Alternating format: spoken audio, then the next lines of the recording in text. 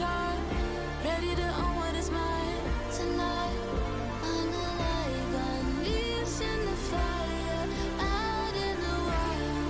You can never stop me. Yeah, I never wait up. Flowers say so they coming on the way up. A true fighter's what they always been afraid of. Cards had a close on my circle when I lay up. Switch the game every quarter like a time zone. Aim for the buzz, tryna build up to this milestone. Pave the way with only items that I might own. Imagine what I'm about to do, be an icon. And the problem just the haters that I might know. It's a night show, the way I'm about to make a movie with these lights. Know the one they be like me, they can try. All gold, everything when I write. Come repeat it, every legend gotta fight. A new world, when I flip, make it tight. Ain't nobody doing minutes how I like. Seat buckled up, going up like a bike. I'm alive, unleashing the fire, out in the wild. Up in the sky, into the light. Watch me dive down, feel like it's my time. Up in the stars, with every stride, our future's bright. Cause I'm on to the next, the way I shape shifts makes them call me a threat. Running on this path, never done, no regrets. There was nothing you can do when the face on the set. You're in front of the best, different league if you wanna get to me. I give him pedigree, yeah, I only got a picture on a centerpiece. I'm alive, unleashing the fire, out in the wild. You can never stop me. Watch me dive down, feel like it's my time. Up in the stars, you'll never forget me. But not holding back on the side, only get better with time. Ready to own what is mine. Tonight, I'm alive, unleashing the fire, out in the wild. You can never stop me.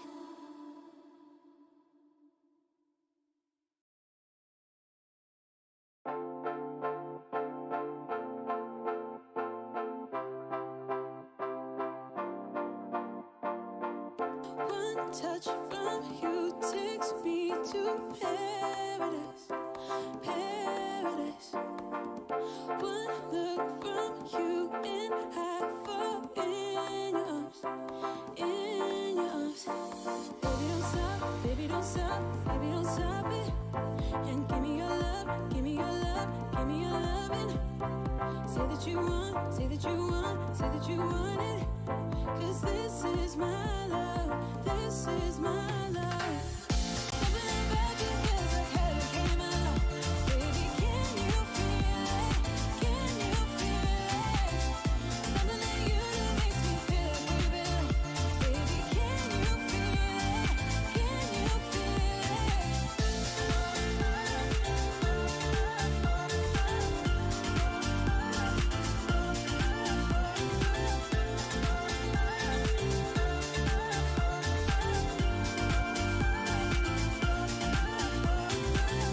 One kiss from you is like a fantasy, fantasy.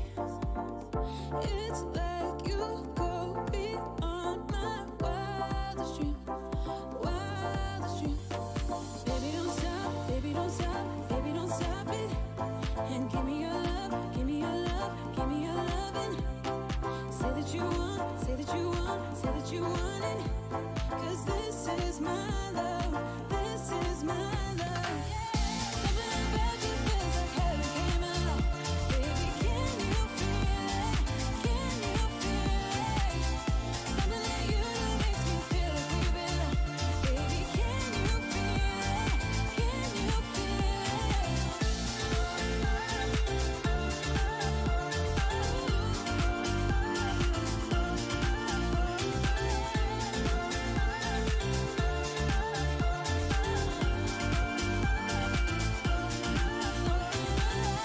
Something about you feels like heaven came along.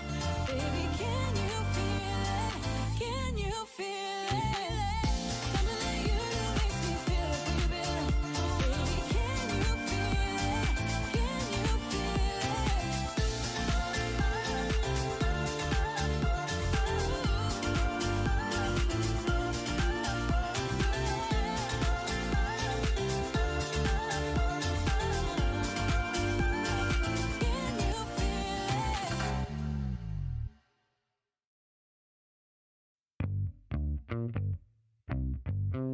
Give it to me now. Damn, you're sexy, but you keep controlling my mind. Yeah. I've been thinking of reasons, but I can't deny. Yeah. 'Cause baby, you are not a girl, and you wanna punish me. Sugar, you got a hold, so come on, do what you please. My mind is saying no, but you're bringing me to my knees. I cannot deny you're looking so tasty. Yeah, damn, you're tasty. Ooh, you're looking so tasty. Yeah, damn, you're tasty. Ooh, so baby, lick your lips and take a bite. Baby, I'm all yours tonight. You're looking so tasty. Yeah, damn, you're tasty. Ooh, yeah, what kind of magic got control of me? Oh, what kind of magic you got over me? Yeah, ooh, 'cause baby, you are not a girl, and you wanna punish me. Sugar, you got a hold, so come on, do what you please. My mind is saying no, but you're bringing me to my knees. Yeah, I cannot deny you're looking so tasty. Yeah, damn, you're tasty. Oh, you're looking so tasty. Yeah, damn, you're tasty. Oh, so baby, lick your lips and take a bite. Baby, I'm all yours tonight. You're looking so tasty. Yeah, damn, you're tasty. Ooh, yeah, put your lips upon my lips. Let me have a taste. Put your lips upon my lips. Let me have a taste.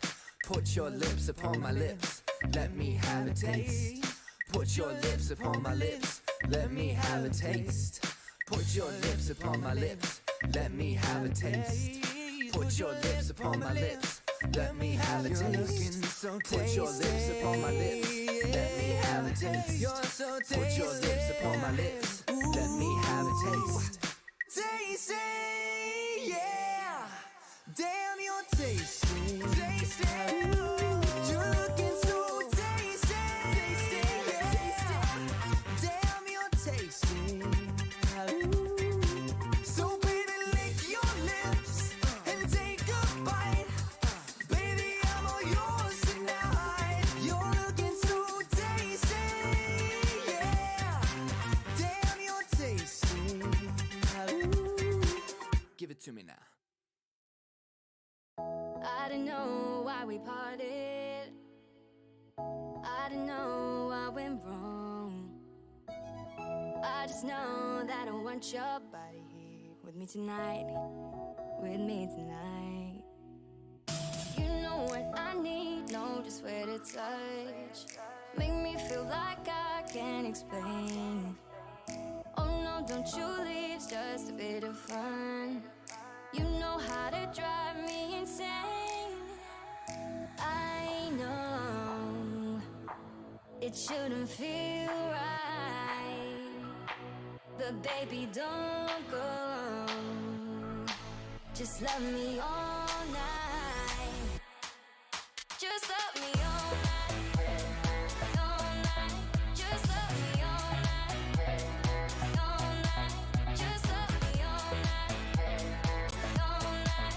Just love me all night. All night.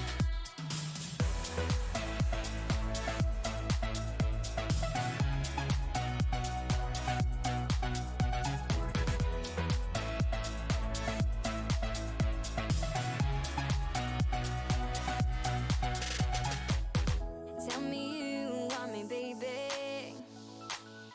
Tell me I'm not alone.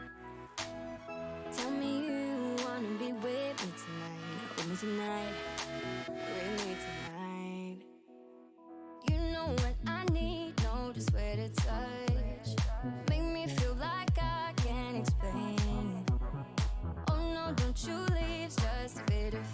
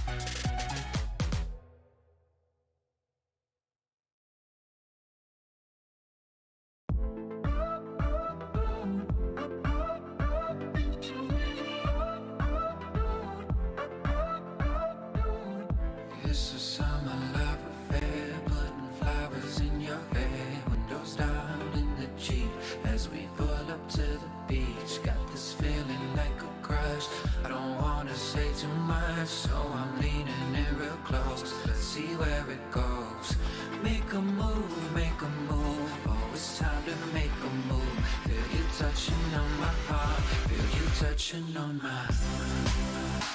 It's a hot, hot, hot situation. It's a hot, hot episode. It's a hot, hot, hot temptation. Temptation.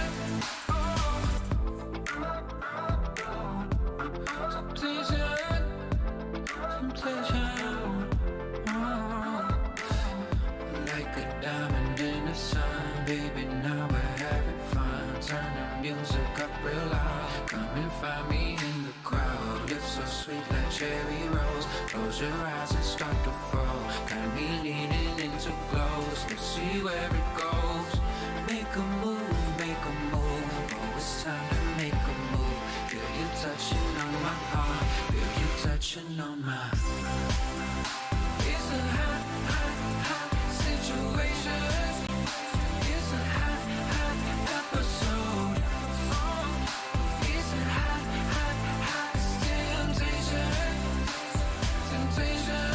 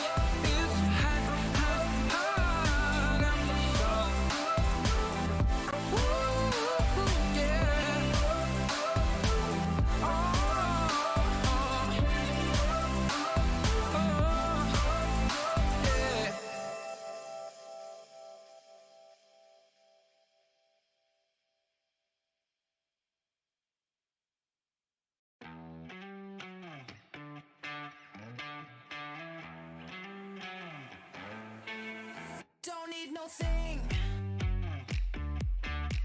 Ain't into bling. Just use enough. You fill me up. I don't care for diamond rings. I just crave the simple things. 'Cause that's what I want. That's what I want. I don't need no fancy car. I'll take you just the way you are. 'Cause that's what I want. That's what I want. That's what I want. Don't need no thing. Ain't into bling. Just use enough. You fill me up. I don't care for diamond rings. I just crave the simple things. 'Cause that's what I want. That's what I want. I don't need no fancy car. I'll take you just the way you are. 'Cause that's what I want. That's what I want. That's what I want. That's what I want. I don't care for diamond rings. I just crave the simple things. 'Cause that's what I want. That's what I want. I don't need no fancy car. I'll take you just the way you are. 'Cause that's what I want. That's what I want. 'Cause that's what I want. That's what I want. That's what I want. That's what I want. That's what I want. That's what I want. That's what I want.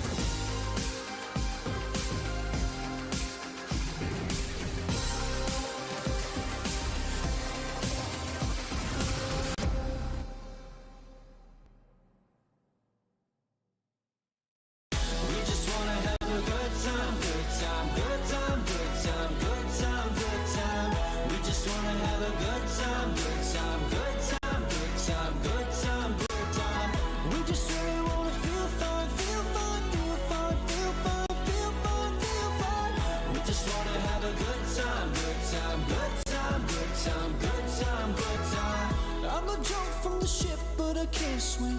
I'ma run from the life that I'm living, like a ghost fading into oblivion.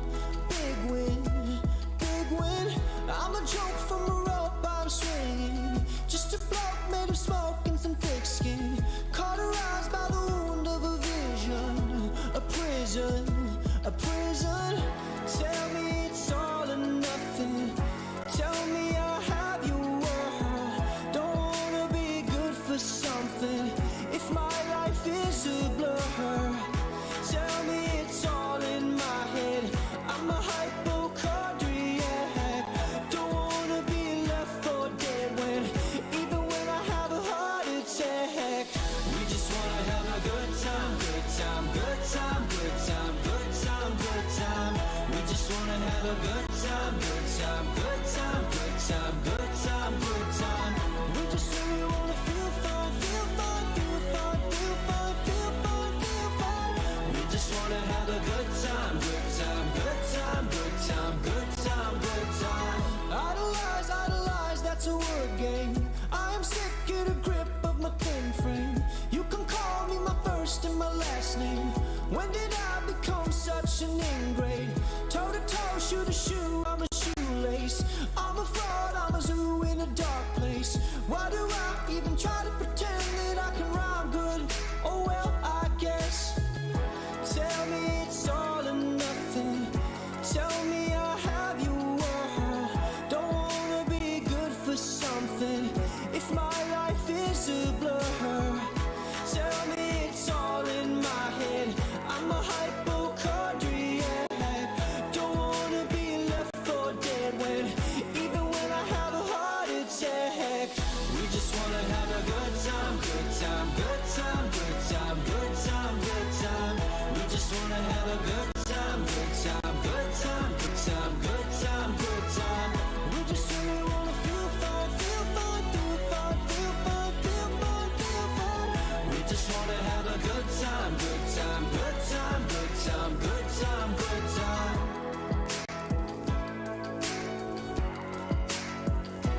Good time.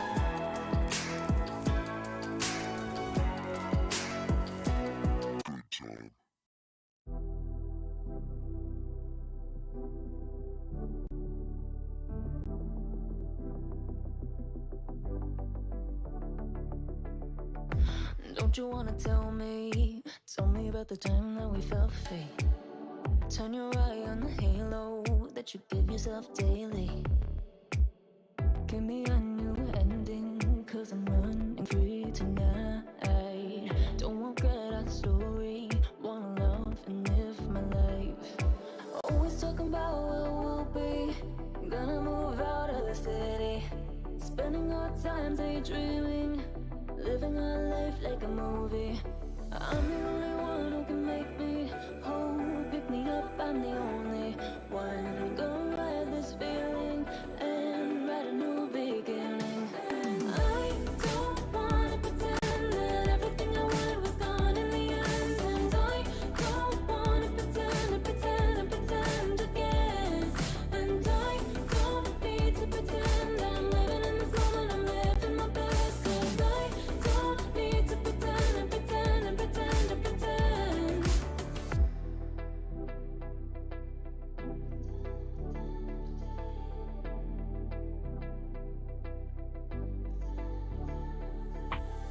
Don't have life in envy, shine a bright energy. With the waves I'm making, gotta make sure I'm happy. I'm the only one who can make me whole. Pick me up, I'm the only one. I'm gonna ride this feeling and write a new beginning. And I don't wanna pretend that everything I wanted was gone in the end. And I don't wanna pretend again. And I don't need to pretend I'm living in this moment, I'm living my best. Cause I don't need to pretend.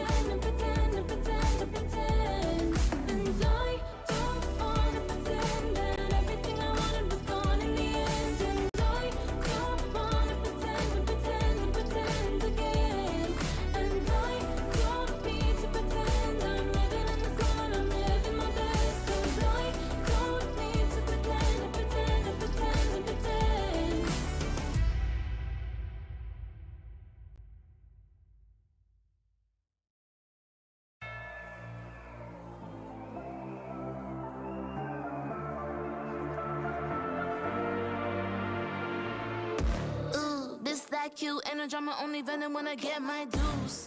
Respect, I'm the next tycoon. Got a pad full of greens, couple M's mine soon. Unbeliever, do you see the confidence? Got some people waiting for me on the fence. I live ever, never see me on the fence. Best believe that when I win, it's common sense. I'm designed to fly, defeat all demise. The best me, no fear, no compromise. 100 degrees, I breathe more to life. You should disconnect and throw in the wires. And a hand that's in this. Gotta back it up a high percentage. Got a heart in my sleep non-stop. Stepping up to the seat, more shots. Getting those. I'm alive, unleashed in the fire. Out in the wild. You can never stop me. Watch me dive and free, and it's my time. Up in the stars. You'll never forget me. But not holding back on the side. Only get better with time. Ready to own what is mine tonight. I'm alive, unleashed in the fire. Out in the wild. You can never stop me. Yeah, I never wait up. Flowers say so they coming on the way up. A true fighter's what they always been afraid of. Cards had it close on my circle when I lay up.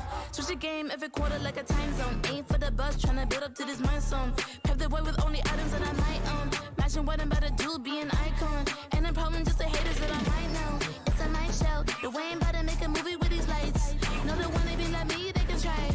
All gold, everything when I write. Can repeat it, every legend gotta fight. A new world, when I flip, make it tight. Ain't nobody doing minutes how I like. Seat buckled up, going up like a bike. I'm alive, unleashed in the fire. Out in the wild. Up in the sky, into the light.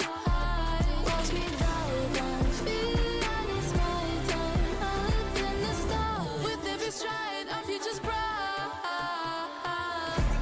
Cause I'm on to the next. The way I shape shifts makes them call me a threat. Running on this path, never done, no regrets. There is nothing you can do when my face on the set. You're in front of the best. Different league, if you wanna get to me, I give him pedigree. Yeah, I only got a picture on the centerpiece. I'm alive, unleashed in the fire. Out in the wild. You can never stop me. Watch me dive and free, and it's my time. Up in the stars. You'll never forget me. But not holding back on the side. Only get better with time. Ready to own what is mine tonight. I'm alive, unleashed in the fire. Out in the wild. You can never stop me.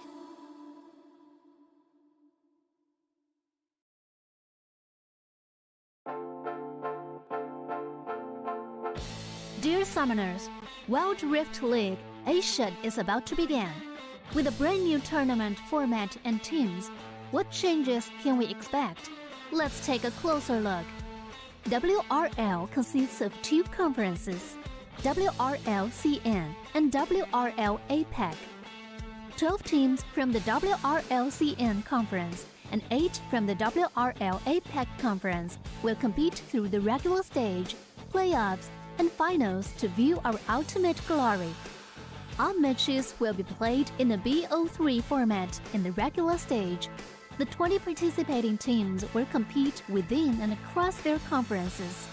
Each team will play a single round robin with every other team within their conference once, and half of the teams from the other conference once. Throughout the regular stage, teams will be ranked based on their points within their conference. The top 8 teams from the WRLCN conference and the top 4 teams from the WRL APEC conference will qualify for the playoffs. The playoffs will also be held separately for each conference, adopting a BO7 double elimination format. Only the top 2 teams from each conference's playoffs will advance to the finals, vying for the championship. Of course, a new tournament brings unique challenges. The Wild Rift League Asia Season 1 WRL A1 Finals will be a 3-day extravaganza. On the first day of the finals, the 4 qualifying teams will play a single round robin in BO1 format. The top-ranked team will advance directly to the grand finals, while the remaining 3 teams will battle it out in a single elimination bracket on the second day to secure a spot in the grand finals on the third day. The two teams that make it to the grand finals will face off in the BO3 showdown to claim the championship. Additionally, in both the WRL A1 regular stage and finals, teams will participate in the Fight for Side FFS match before the official games commence. The FFS match will be played in a 1v1 solo mode. Each team will send one player to compete. They will ban two champions each from the official weekly rotating champions pool, and then select one champion each for 1v1 competition. The winning team of the FFS match will earn the right to choose their side first. Wild Rift League Asia Season 1 regular stage will officially kick off on April 8th, with 20 top-tier teams assembled and ready for action. Who will climb to the summit and seize the crown? Let's wait and see.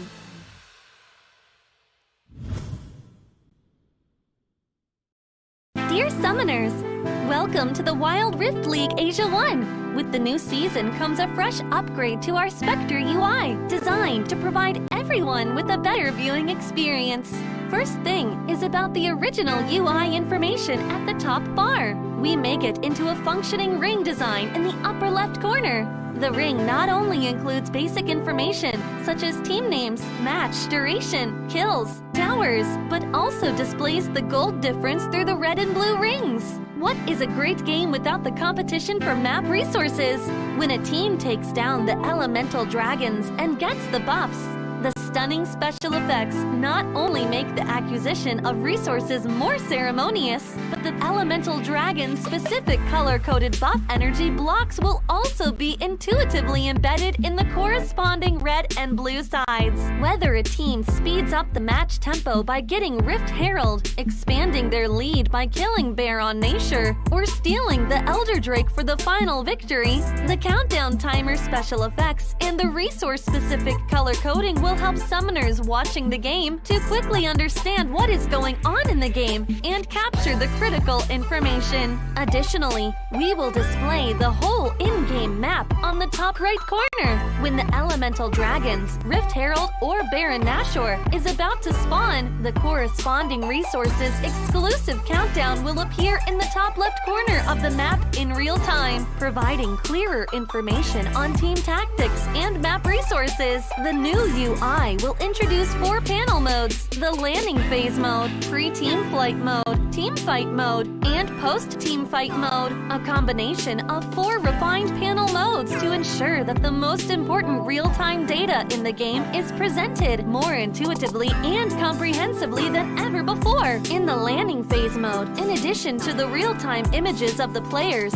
champion selections, summoner spells, and champion experience, we will also supplement real-time gold, KDA, and items during the landing phase. Meanwhile, team stats history will also be displayed based on the progress of the game, allowing summoners watching the game to stay informed of the comprehensive information in real time. In pre-team fight mode, we refine and integrate the information on the gold difference between the matchup to help summoners keep track of the players' items builds in real time through the items column. This makes the state of both teams clearer before the team fight. In the highly anticipated team fight mode, we visualize the damage dealt comparison. The real-time dynamic display of champions' avatars can be more intuitively express the damage dealt of each player during the team fight.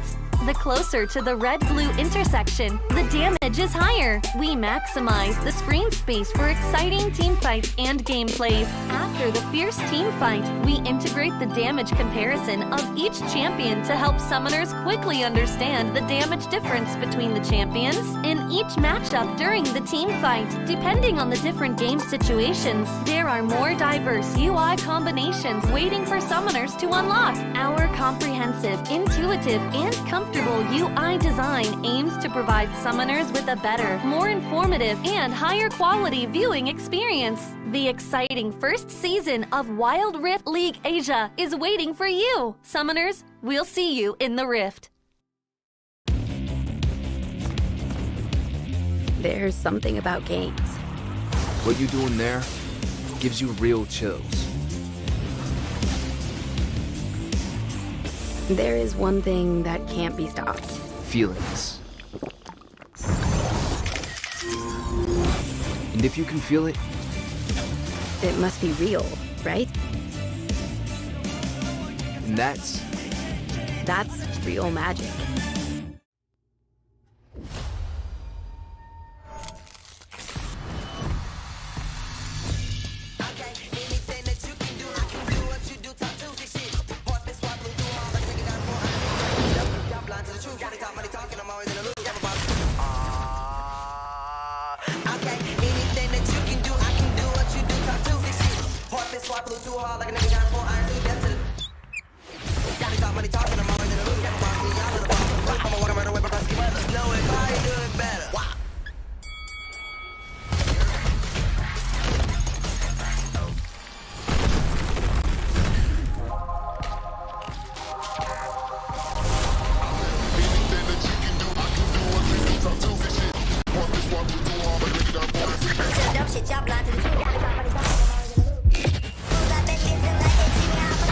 Sun and rain, sleet, snow, any weather. Just know if you can do it, I can probably do it better.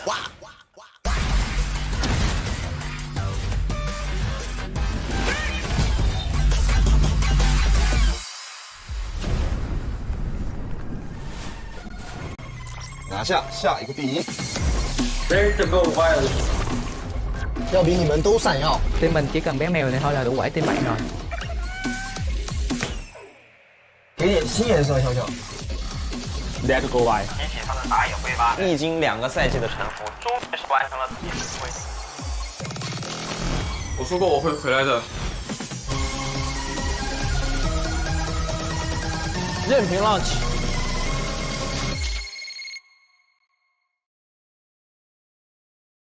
Welcome back, ladies and gentlemen, to another week here at the Wild Rift League Asia 2023 regular season. My name is Jason coming at you. With me is Giyang, and it is now week number 7 here. The standings have kind of solidified, but we do have a few more weeks left for regular play. So with all that being said, what do we have in store for today, Giyang? Well, it's going to be a very interesting set of matches set in store for us right now because we have our first PH versus PH matchup. Nigma Galaxy going up against NAOS Esports game number 1 or series number 1. Follow up by our match between Woohoo Gaming versus Strays Esports, both of which are having, trying to solidify a better spot in the CN Conference standings. And last but not least, we have another APAC versus APAC matchup, which is going to be Buriram United Esports versus Cerberus Esports. Yeah, and with that does mean that back standings are going to be shaken up very thoroughly after today, but the best of week 6 is here. Of course, from the Chinese conference, man, Sani 0711 and Ran 9 with the first pentakill of the entire league. That was absolutely hype.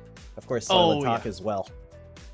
Yeah, we have witnessed Sani's really good outplay into the top lane, punishing the 3 versus 1 dive that the defender actually did onto him, getting 2 kills even, and it's gonna be an incredible highlight for this amazing player of JDG. 0711 is very notable for his plays, allowing J-Team to secure Elder Dragon for their team against the other matchups.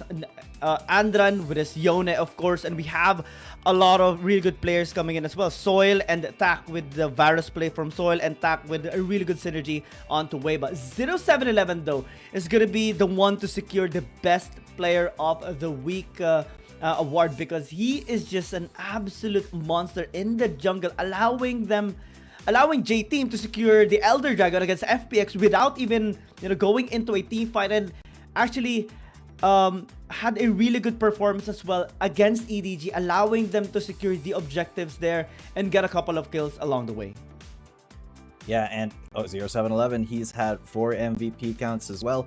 Very, very sick. But well, the best of week 6 for APAC is just the entirety of KT Roaster Y, which, I get that. It's because, they were the only ones who had any games in the APAC conference for week number 6. But yeah, regardless of whether or not they were, they had other competition that week, I still believe that, KT Roaster Y has just been the best of APAC so far. So these 5 gentlemen definitely deserve to be, the best of the week.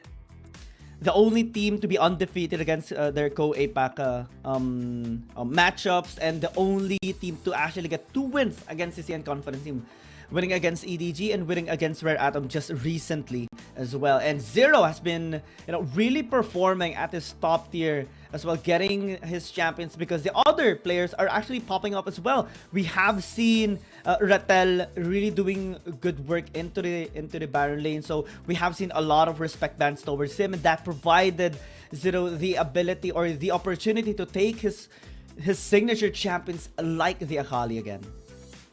Exactly. And I mean, speaking of the Akali, well, it's not going to be the Akali that is number 1 here in the top 5 picks and bans. She is number 4 at 95%, but Camille still being the number 1 picked and banned champion here. 100% PB rate. Aatrox used to be up there as well with 100%, but I think he wasn't, he was either, he was unpicked in 1 game, I believe. And of course, Gragas, Akali, and Jace to kind of round it all out. You can almost make an entire team from this top 5, except you don't really have a dragon laner other than a Jace. And we have seen the Aatrox as well dropping a little bit as the time goes by. Teams are now recognizing that it is very much punishable, especially if you have the suppression, you have the burst damage into taking it down. And I am going to be looking forward to seeing the Varus actually climb up here in the ban pick percent, because we have seen a lot of Varus rising up over the past 2 weeks. Jace as well isn't really that much effective as of the moment. We have seen it being neglected at times, and even if it does get picked off, the success rate isn't really that high. But let's see who or which of the teams here are going to be successful here, because we have again a PH versus PH matchup in the APAC conference. NAOS Esports versus Enigma Galaxy. Of course, that is what we personally are very, very excited about, because that is, the hometown heroes for us here in the Philippines. NAOS, of course, the only other team from APAC that has more than 1 win, and Enigma Galaxy, incredibly, incredibly strong locally. But for the Chinese conference, they have definitely just been absolutely tearing up the competition, especially KBG. My lord, that 9-win streak is just insane. 10 win streak. You're right. You're right. The first double digit. And that's a streak too. They only lost the first game that they ever played. Yeah, against Nova Esports during day number 1, and now they're just an unstoppable monster.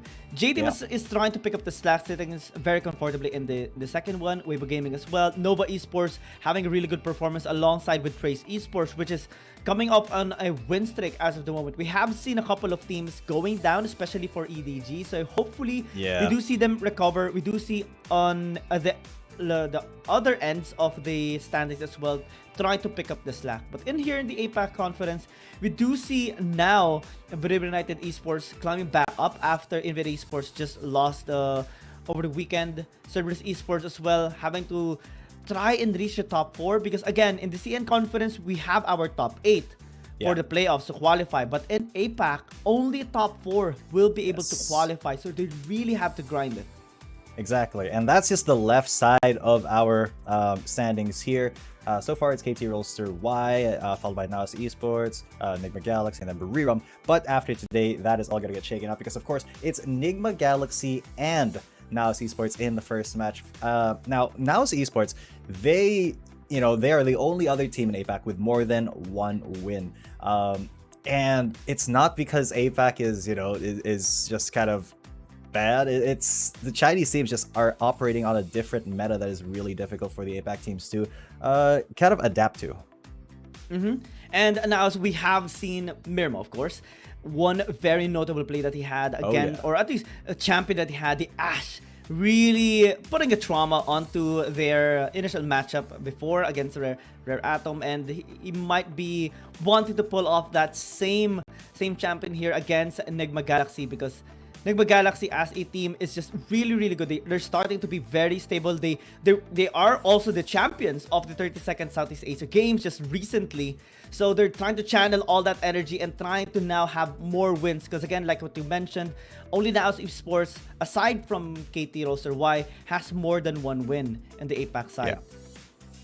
Exactly. And, they are kind of looking to make it a little bit larger of a gap here before NGX can catch up to them, because if I'm not mistaken, if NGX does win this, they will be number 2 in the APAC standings, because you know they did win the head-to-head against NAOS Esports. So it is incredibly important that NAOS focus up and really take the fight to Nigma Galaxy. But that is a tough proposition, because Nigma Galaxy is such a strong team in the local scene. Oh yeah, and 5-per-side is going to be very important as well here, because that's something that we have seen happening over the course of time.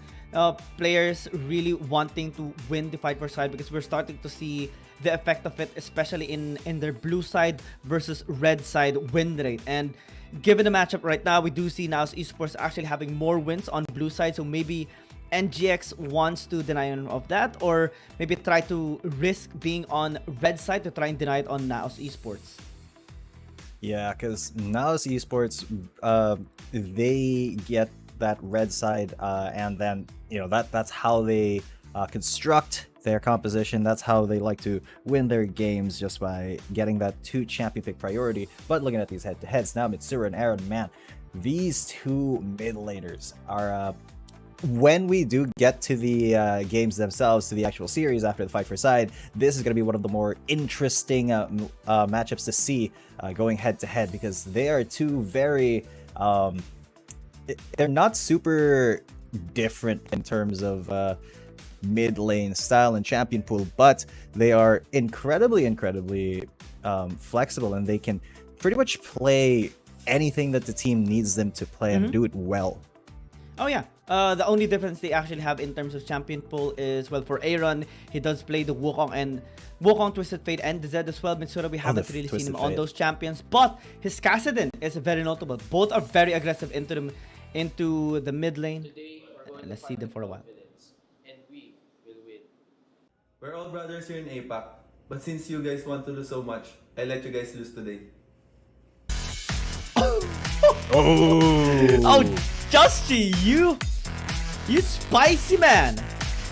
You spicy man. Joshi looking incredibly confident, but on the other side, NAOS, man, that was some kind of standard trash talk. I mean, I like how Joshi got kind of creative with it, you know, like he started positive and then he dropped the anvil later on. So oh yeah, that was pretty cool to see.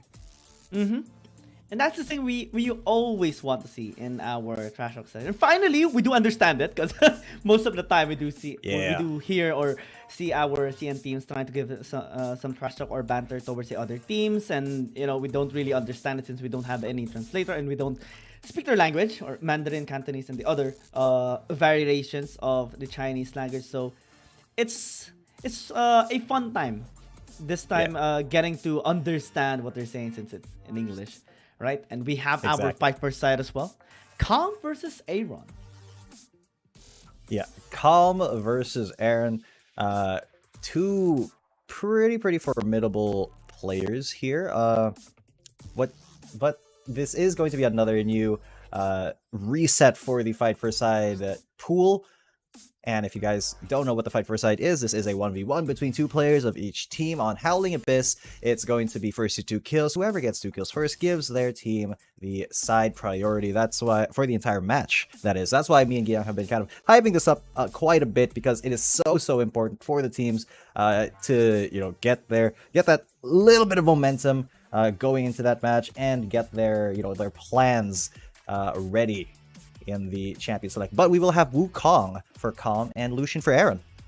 Ooh, both players actually is their second time participating in the 5-per-side, and we have seen a first win already by Calm. So let's see if this is going to be very good here for NAOS Esports.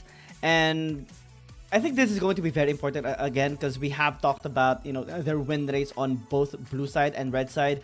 1 out of 3 games for NAOS Esports, and 5 out of 11 games on the red side. And then Nigma Galaxy does have 3 to 6 on blue side and 1 out of 6 games on red side. So maybe we can see them have a handshake going with blue side for NGX and then NAOS Esports for red side, or maybe try to risk the other counterpart, because It's going to be very important. Again, these teams just want to secure their spot in the top 4 for the APAC conference. It's going to be very difficult as the time goes by, and we're already closing in 6th week already, or this is our 7th week rather. So only 3 remaining weeks before we conclude our group stages or regular season. Absolutely. So, you know, this regular season is going to be drawing to a close very soon, very quickly. Yeah, only a couple more weeks left, guys, and after that, it is going to be the playoffs, where it's going to be so hyped. The APAC teams are going to be heading over to the Chinese venue. They're going to compete and actually see the teams that they're going to be going up against, and that is just the dream for these players. Oh yeah, it is the dream. I mean, even us, right? Us, yes, Yeah. we can only hope to be there as well.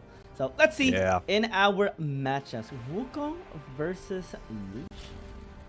Yes, sir. And in this matchup, this is kind of a mid lane matchup too. It is something that Aaron is very, I mean, I'd assume he's very familiar with. And of course, Lucian as a range champion has a huge advantage early game against that Wukong.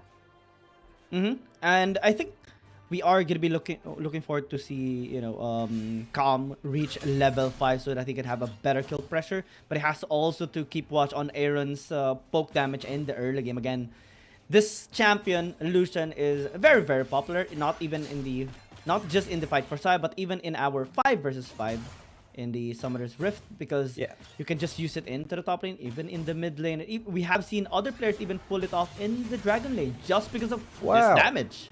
That damage still already taking Calm down to 1 bar. He's gonna have to back out of that. And yes, wow, you know, who would have thought that Lucian, an AD carry, would be useful in the Baron lane? Who would have thought? It's almost like he was designed to be a good bot laner, but that is from the Lucian original design. However, here, Calm, wait, why is he already? He just backed. He didn't fully heal.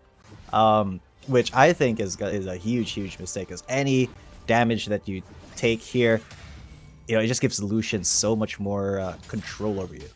Well, big pressure as well, because there's a huge wave incoming towards the tower, and he doesn't want that to be denied onto him. So now he is able to at least be almost on par. Actually is on par again compared to Aaron in terms of XP and gold, but has to again be very careful. Aaron always going to be trying to poke him down, already almost on 60% health. Might need to recall as Aaron is just freezing the wave. Yeah, but now Calm goes into Aaron. There's the exhaust coming in and the ignite onto Calm. Aaron still chasing down. One more auto attack. He flashes the W, and that was an almost kill for Aaron, but he has established his dominance. Really good use of the ignite, because you managed to get some vision onto Calm, even if he tried to go into an invisible one. And with that, he almost got the kill onto this Wukong. Now he has to be very careful, as Aaron does have more zone control as the game goes by, and every time he just pokes, look at the damage, immediately chunked down to half.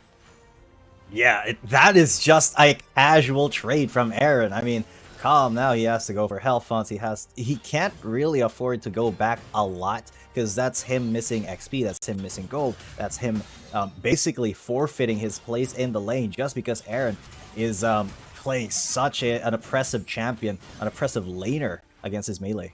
Will we see Aaron on the Black Cleaver or the Blade of the Ruin King is my question, because we haven't really seen the items just yet. Calm might be picking up the Divine Sunder for the additional sustain. It also works really well with the Undying Grasp that he does have on his Keystone. So Aaron is going to be having a bit of a hard time poking him down if ever Calm actually opts to fully engage onto him. So level 4, last recall before level 5 should give Aaron at least some room to maybe take, okay, he's gonna be staying, maybe take 1 plate here for him to have additional 300 gold, and that is really good on his hands. Yeah, because that little bit of gold could be the difference between, you know, completing an item and winning a trade, winning a kill, and, you know, just not. So staying here is a little greedy for Aaron, but it's not like Calm can really do anything about it. Both of them now have their level 5s. Their ultimates are going to be up for the next fight. So Aaron, he's going to go back now. He's going to try to get some more combat efficiency and then maybe going all in on Calm. Yeah, it's a dual purpose. Naturally, the wave is going to be pushing down towards his tower this time around. He can set up a freeze once more. And again, try to go onto pokes onto Calm. So Yeah, anti-healing, Black Cleaver Executioner's Calling has been picked up. And the Black Cleaver. Interesting. Oh, there's the calling already, but he's not able to drift Calm perfectly. And Calm's going to get away with about 40% health. Get himself some items. Get himself, well, the components of his... Divine Sunder. He's not got the full thing. He's got a Sheen at the very least and the Joram's Fist, but yeah, this is a lot of combat efficiency. It just does not give you the full item. Yeah, that is a little bit unfortunate here for Calm. Has to maybe clear out this wave, maybe another more just to get a chance to get that Divine Sunder. But as time goes by, Aaron is just gonna, again, continue on to the bullying. But wow, okay, just one proc of the Undying Grasp actually heals him a lot with one auto attack. Yeah, but the thing is, in a trade against Illusion, you will not be able to proc Undying, Grasp with the Undying more than once, maybe twice in that entire fight, because Illusion does so much damage so fast, and Aaron is really, really good at slinging those spells. And man, Calm just has to pick the perfect moment to go for an all-in and get the perfect Cyclone. Oh yeah. Now there it is. There's the perfect all-in, because there is the exhaust onto Aaron. There's a second knockup as well. And yes, Calm waited for the perfect storm, and he was in the middle of it. Calm before the storm. Yeah, this is why I don't really like the Black Cleaver onto Delusion, because yeah, you do have some mobility. Yeah, you do have some sustain as well with additional HP and some cooldown and armor penetration in its kit. But in terms of damage, Blade of the Ruin King actually does more, especially if you want to poke out, you want to have that additional proc of movement speed when you proc the active of the Blade of the Ruin King. And now because of the Divine Sunder, because of the Steel Caps, and now even a Chainmail being picked up or additional armor for Calm, it's going to be extra challenging now for Aaron to actually do anything, actually do damage, because just one full engage from the Wukong does the trick. Yeah, as long as Calm is able to get, you know, all of his skills to hit Aaron, then yep, he's going to try for it now, as he does go for a fade away. Look, they traded pretty much evenly, but Calm, he's got a better all-in potential right here against Aaron just for the moment. But if once Aaron hits that level 9, oh, Calm's actually going to go for it now. He's going to get the exhaust off. He's chasing Aaron down. He's sticking to him like a glue. And Aaron's going to fall for the second time. Calm takes it once again. NAOS will get side priority. Very expected. This is something that we have talked about during or before the match even started, just because of the matchup. It is notable that the all-in coming in from the Wukong can be very difficult, especially with the consistent damage he can just deal when he does have the crowd control to work around. Is very irritating.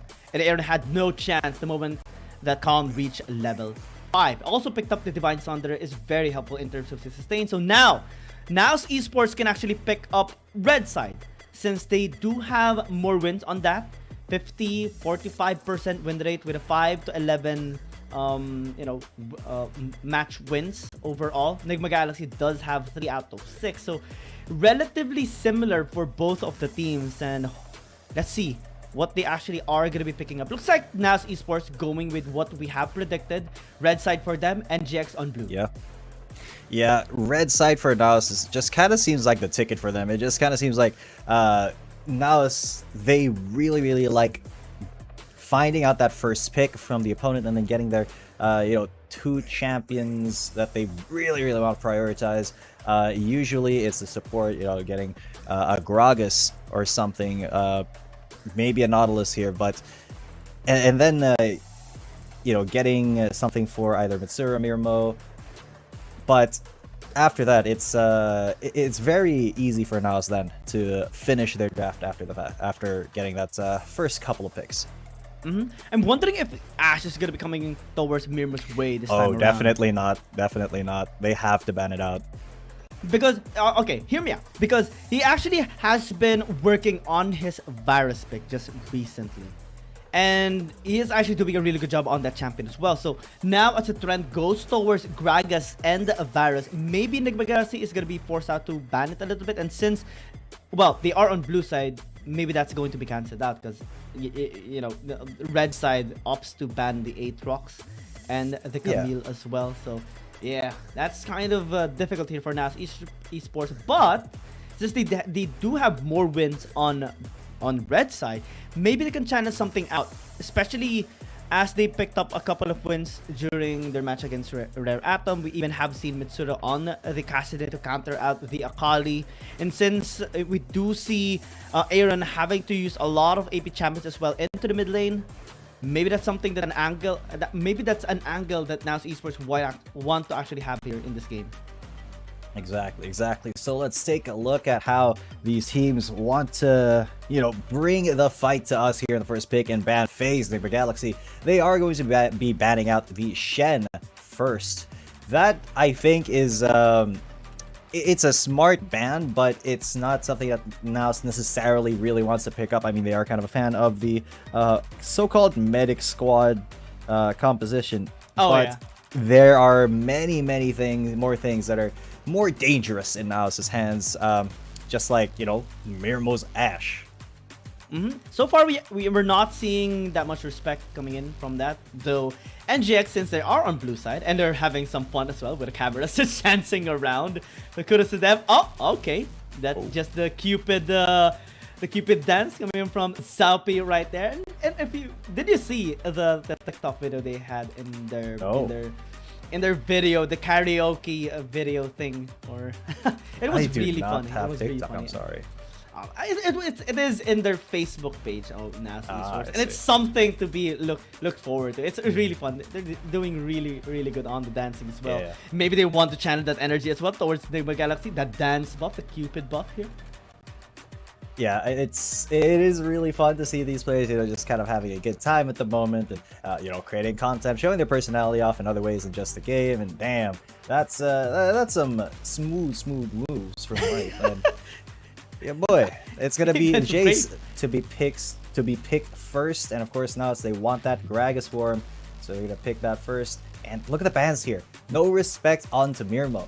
They do not care about his Ashe. They're like, all right, you can pick that. We don't care, but we know that you like picking Ziggs. Varus as well is also available for Demon Kite, and it will be a Ziggs for Mirmo. He has been on this champion quite a lot more lately.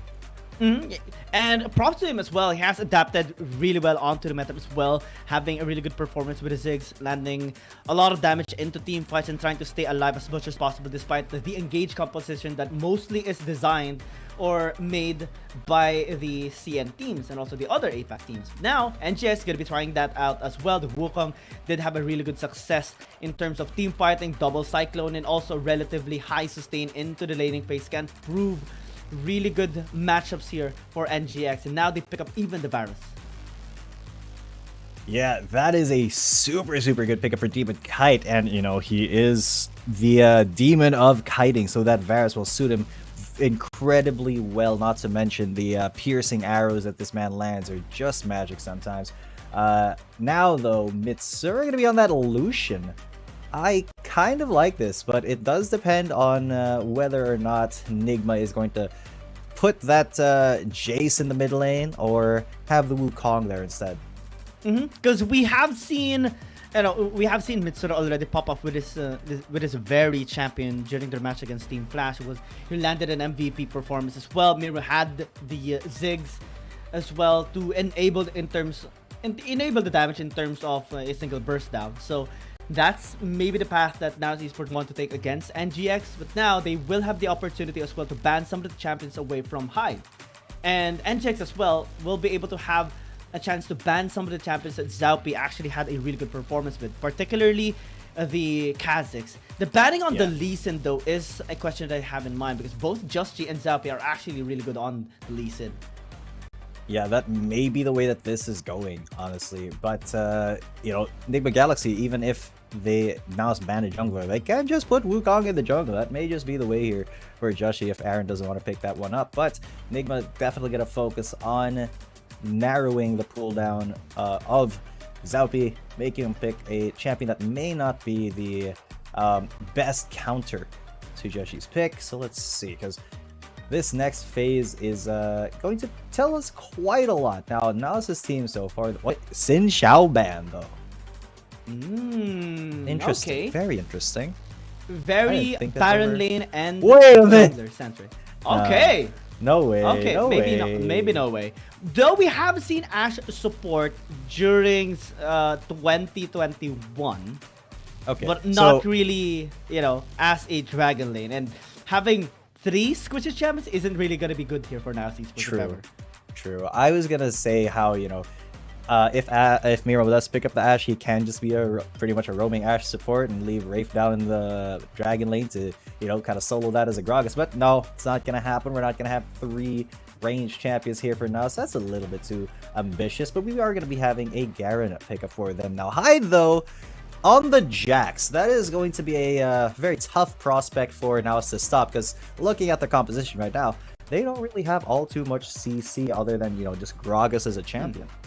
Yeah, and now NGX actually is starting to have a lot of late game potential here, especially with the Jax picked up here for Hyde. They have a lot of crowd control to work around it, and I'm loving this. I love this set because we know now Esports is going to be engaging onto them. They have the Garen, they have the Gragas, so both of which will be trying to soak up a lot of damage into the front line.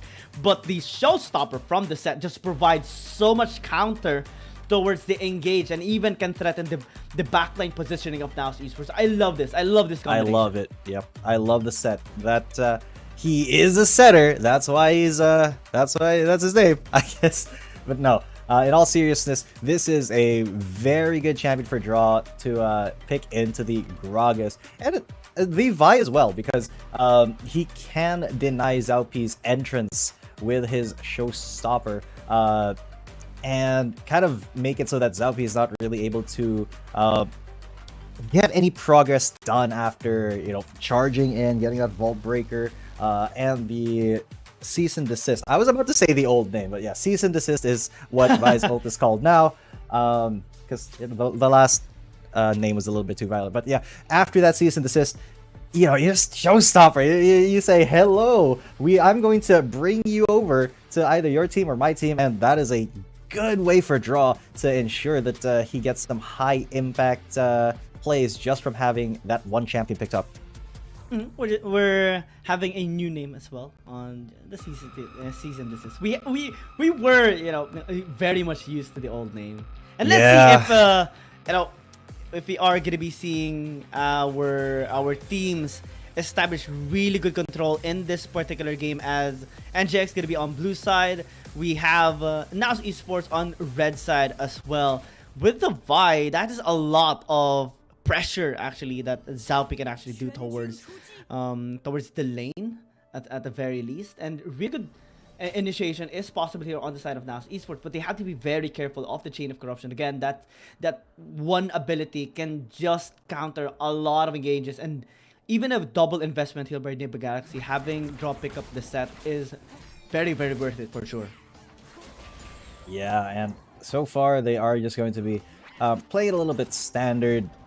There's really not all too much room in the early game for shenanigans against these two teams, because there is a lot at stake. But, you know, now they are getting a little bit of lane dominance in the mid lane, just a little bit, because Aaron on that chase is not having a really good time at the moment. Aaron having a bit of trouble. Again, the matchup with the Lucian is kind of irritating. And it is very common as well when, you know, Jace matchups with the Corki. So now that's something that now Esports can actually get leveraged from. We do see the respect coming in from our supports as well, just helping out their mid laners and having a much more stable laning phase. But that leaves top lane a little bit vulnerable. But given the matchups that they actually have, Hyde should have a bit of a good time here against the Garen. It's not really something like a Renekton, not really something like a Fiora that is really, really aggressive, or something like a Riven as well. So as a Garen, the only job here of NAOS Esports is to just delay. Oh, this is huge, actually. Aaron's gonna come in, flashes in, gets the first kill, and Jushi's still in there. Wraith is incredibly low, but Cobb goes down. He's still in there. Jushi, he's onto Mitsura. Draw's able to flash out. Hyde's gonna be coming in as well. He flashes in and gets a counter strike. Mitsura goes down. That is a big win for Nibba Galaxy at a 3-4-1. Yeah, that is a questionable engage coming in from NAOS Esports as well. Why would he try to go towards the set? Again, he has the punch. He has that one serious punch to just have a big amount of shield and counter you after. Let's check out the replay how it actually happened. Draw got initiated on. But again, because of just one haymaker, Zap immediately had his HP bursted out, and Rave tried to just get a 1-for-1. But again, we have NGX having a better position into the fight. Now Esports was just too deep. We even have seen Hyde going from the top lane just to follow up, solidifying a 3-for-1 exchange better for NGX just because Draw bought a lot of time in that fight. Exactly. And that's kind of why Draw picked the set. Oh, Zalpi's unseen. Hyde doesn't know, but I think he's kind of wasting time here. Unless, okay, so this could be a counter gank opportunity. Joshi and Draw are both up there around the top lane, but Hyde is not pushing the lane, so Calm really does not have a lot of reason to kind of bait this. Rafe gonna be going back to Miriam in the bot lane. Yeah, he's gonna be a little bit vulnerable here. Rafe just trying to answer back, deny some golden XP towards Demon Kite as well. That is a huge wave. Even a cannon being forced out into the tower. Plus, they're getting some plates here to try and catch up. Oh, whoa! The Russian Justice comes down, but Zalpi's the one who gets the kill. And we flicked the bot lane for a second, and suddenly, you know, Hyde was down. Suddenly a gank by Zalpi. So really good here for NAOS Esports. Now, we are seeing Just going into the bottom lane. Will they go? Yeah, the Revenge Jack. Oh wow, what a flash change of corruption. They just brought Mirma all the way there. But and now he's going to be going all the way over here with the Showstopper. Draw just making that set pick really shine here. Joshi as well with a Revenge Gang. It's a 1-for-1 basically on a top versus bot. But now at least we're able to get a kill for themselves. It's a bloodfest here into this game. 4 minutes, we have seen, like, what, 6 kills already? Now, Esports and NGX not giving any room for farming here from both sides. But now, they actually settle down for a little bit. Mid lane might be another opposition here for NGX, as they want to really bully out Mitsura. With his performance onto Illusion, he's actually very, very aggressive as well. So one of which you can just prevent all those aggression is just try to be in the lane as much as possible. Draw doing a really good job, threatening a possible dive. Again, the Showstopper can do a lot of work and deny some mobility as well, as he can just transport or relocate an enemy champion into whatever preferred location he pleases, especially if he lands it perfectly as well. 201 Divine Sunder picked up for Joshi is huge as well, coming 5 minutes. Yeah, exactly. It's only 5 minutes. With Joshi, he's getting pretty big. Zalpi, he's had some impact. He has a kill under his belt, but you know, at the moment, Joshi is just a little bit more proactive. And the objectives will spawn. They will do a 1-for-1 trade. Rift Herald for Drake, but this does mean that Calm needs to be a little bit careful in that top lane. He's a Garen, he is kind of tanky, but with NGX on that Rift Herald, they may want to rotate over into the top lane afterwards. Yeah, now Esports picked up the dragon already. A good attempt on the steal there by Mirmo, but again, this fight is still here for Joshi. So 1-for-1 trade on the objectives. NGX will try to deny as well. The Ziggs having the opportunity to bash the mid lane tier 1 with the RH and the Satchel Charge. So NGX does have really good work here as well. And now Esports had the opportunity to scale up with an Ocean Drake for the sustain. So now what's next possibly is a tower takedown attempt coming in from NGX, possibly on top side to deny some lane control coming in from Calm. And also maybe try to bash in the tower in the bottom lane to deny that control of Mirmo in the wave.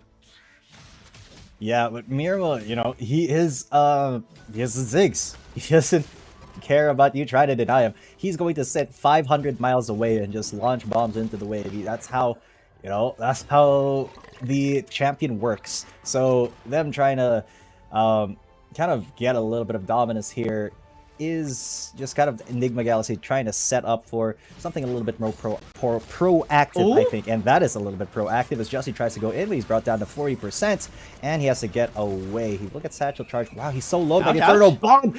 It hits, but Jussie lives just barely. Draw blocks the bomb for him, and he's going to be able to get away. No. Oh my god, Draw the hero. Draw the hero. He is keeping his boy alive. Joshie's able to make a safe back. Yeah, and they denied a possible take of the Rift Herald into the mid lane tier 1 just because of that one counter that Wraith actually did into the engage of the Wukong. Just one body slam prevented him from getting a good follow-up, and also Mirmo dealing a lot of damage. Mega Inferno Bomb thrown out as well, completely forcing that Wukong to go back into the base. Now they reset. Now they are into the bottom lane. Mitsura immediately backing away. Yeah, and already Mitsuri's trying to get a little bit of control here, but he's going to get jumped on. Of course, there's a showstopper onto Drum. He's going to get out of there. Zaupi's in as well. He's right under the tower, but now he's going to be the target here for all members of NGX. They dive, they get the kill, they get the tower, and a swing of momentum here for Enigma Galaxy. Yeah, now he's supposed to... Oh, round 2. Oh yeah, they had no reason to actually go and try to desperately defend that tower because the tower is already at the brink of destruction. Especially they had the RH and they were trying to dive. Oh, Mitsura, he's going to live, but just barely. Aaron not able to close out the kill. Mirmo saving his buddy. Mitsura 1 HP. And okay, now Aaron's gonna have to run away from this. He's gonna have to get away from a Gragas.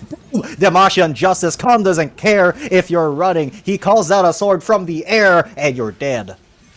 Yeah, that was a bit of an overextension coming in from Aaron. Had no reason to actually dive there. It wasn't a vicious stake, trying to get a kill onto Mitsura, maybe onto Mirmo as well. But again, you have overstepped your boundary and the punish is inevitable. Yeah, it is incredibly inevitable. Well, it's incredibly difficult to get away from that. You're a little bit too greedy, trying to chase some kills, but, you know, the rest of the team, you did consider, like, they would be coming in. This is kind of where APAC teams drop the ball versus Chinese teams, right? APAC teams do not really have a handle on how to disengage as cleanly and as properly as the CN conference teams, just because the Chinese conference teams, they're so methodical and so scientific in their approach to team fighting, while the APAC teams, they kind of just, you know, hold forward and hope for the best. We'll like extending or limit testing. Yeah. And that is actually limit testing. As long as you're going to be able to back away successfully, and that's going to be fine. If it's not, it's going to be a learning experience for you. And Aaron, that is a bit of a learning experience. Fortunately, NGX wasn't really punished thoroughly after that, since there are no objectives. Towers are still standing very firmly into the mid lane. So everything right now is dead even. NGX does have a little bit of a gold lead as NAOS Esports want to take the second RH. They want to unlock mid lane. Can NGX contest? Draw, taking a bit of damage already, MIB. Oh, okay, so there is Draw already incredibly low. He gets the shield. He's still going to try to go in. He does go with the Wraith, but he gets taken out. Now Demon Kite is in trouble. He's going to get launched on, but he was able to at least get Calm off him with the ultimate, but Calm's still chasing. He's going to get the kill. One auto attack. He didn't even use the Demacian Justice, but now there's the Sizz and the assist onto Joshi. He tries to Cyclone away, and he's successful. Hyde is going to be able to keep him away from the rest of NAOS, and Shelly's going to get a charge onto that mid lane. Hyde's still going to be there, but that is NAOS turning the tides and grabbing a huge gold lead here. Yeah, NAOS Esports now are taking control of this game. Immediately a 2,000 gold lead after a couple of kills and the tower that they have taken down into the mid lane. Now they have a really good access towards the dragon as well. And now let's check out this replay, because Mitsura was engaged by Justin. MIB actually did a lot of damage onto Draw and had no way to regenerate himself anymore. So Stapper was immediately denied. A really good backline access towards Calm as well, towards, you know, NGX. Demon Kai completely zoned away, even though again by Calm, because again, this is a Garen. He is very tanky. And it's just a nightmare now. Another fight breaks out in the Dragon Pit. Zaupi and Calm have already flashed away. Mega Inferno Bomb comes in. Joshi's low. Hyde's low as well. Aaron and Draw have been chased away. Demon Kite's at the back of the pit. Now have successfully denied Enigma Galaxy this dragon. They are still in the fight though. Demon Kite is there, and one person has backed. It was Hyde. He should be able to get there fairly quickly, but not enough to stop this dragon from being taken. Enigma Galaxy a little bit too hesitant here. Draw already got jumped on. He had to flash out. Demon Kite with the Shades of Corruption got one, but Aaron, he's not going to commit to this, no, is he? Because Joshi's incredibly low. They're just going to take that dragon, give it over to NAOS Esports, and just try to survive now, honestly. NAOS Esports are making really good use of their formation. Rage is serving into the front line. They have the Garen as well to soak up the damage and also zone out the members of NGX. And as they do that, Mirmo and Mitsura are doing a really good job just dealing the damage there, completely zoning away NGX and taking the dragon for themselves. And now is becoming a little bit irritating here for NGX, because 2 dragon stacks onto NAOS is very huge. They can post for the soul point here, or the 3 dragon stacks here in Wild Rift, And that's going to be a massive win condition that they can actually threaten to acquire against NGX, because the composition here of NGX thrives on team fight. Yeah, they do have scaling. Yeah, they do have some sort of crowd control to work around into the team fights. But if Draw is going to be brought down very low in terms of HP, he's going to be completely denied of some sort of engage. That happened into the top river fight a while ago that enabled NAOS Esports into unlocking mid-tier 1 and also get that second dragon. Now, what should NGX do?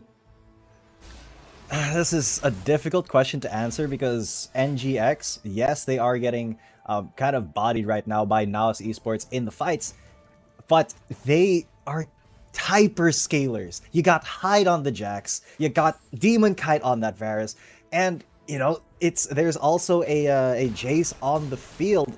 Aaron is really, really good at that champion, so all you have to do is kind of not risk it, but they're gonna risk it right now because Jesse's already in. He's got the first Cyclone off, but he's incredibly low. He has to flash out. There's a cease and desist, and alley-oop. It's gonna be Mirmo's kill. Draw's gonna be trying to get in there in the middle of things, but he's gonna be risking his life. He's gonna be wasting it though, as Mirmo almost dies. Hyde is trying to chase him. Wraith keeps him safe, but in the back, Demon Kite just disappears. He got absolutely obliterated. So did Hyde. The match injustice, and now NAOS Esports have taken everything away from Nigma Galaxy. 4 for 1 by NAOS Esports. Very huge outplay coming in from this red side team. And this is very reminiscent towards their match against Team Flash. The way they were just actually able to kite away the members of NGX is just so good coming in from NAOS Esports. And Mitsuru just popped off, even threatening the backline. Let's check out another replay on that because Justy went too deep once again.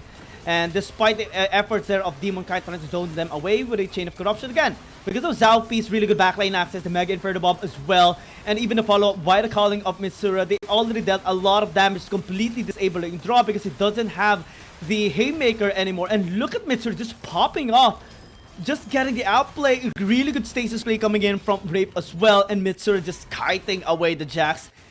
Absolutely outplaying NGX in that fight. Yes, big outplays, but this is kind of very typical of APAC. I mean, again, in the middle of me saying that an NGX, they have to scale up and they have to kind of hold back, they went in, they risk everything, and that is a very APAC, that is a very PH mindset, because if you don't risk anything, you don't gain anything. It's just that they don't have, like, the technical and calculated way that Chinese teams go about team fighting. So, when you risk everything. You go all in. And sometimes it just doesn't work out, especially when you're behind. Now, with NGX being a little behind, it's going to be very difficult for them to actually come back up because the Jace is going to be starting to lack some damage. Wukong going to be falling off a little bit. Even though he did have the Amaranth Twin Guard picked up already after the Black Cleaver and Divine Sunder, the damage still coming very strong from NAOS Esports, especially with the items here by Mitsura. Black Cleaver, the Muramana, and the Blade of the Wiking, standard Lucian items that we see really working here against NGX. They have a lot of Black Cleavers as well, even onto the Ganon. So in terms of armor, it's not going to be that much coming in from NGX. Even the set is lacking durability, and we saw him really dying very fast into the team fight as well. And as long as they can bait out the Haymaker, it's gonna be fine here for NAOS Esports because they have a lot of tools to work around. They have the disengage with the cask as well. They have the zone control with the Mega Inferno Bomb, and Mirmo has been very, very safe, free hitting into the backline as well, throwing the bouncing grenades and landing a perfect MIB onto 5 members of NGX at one point.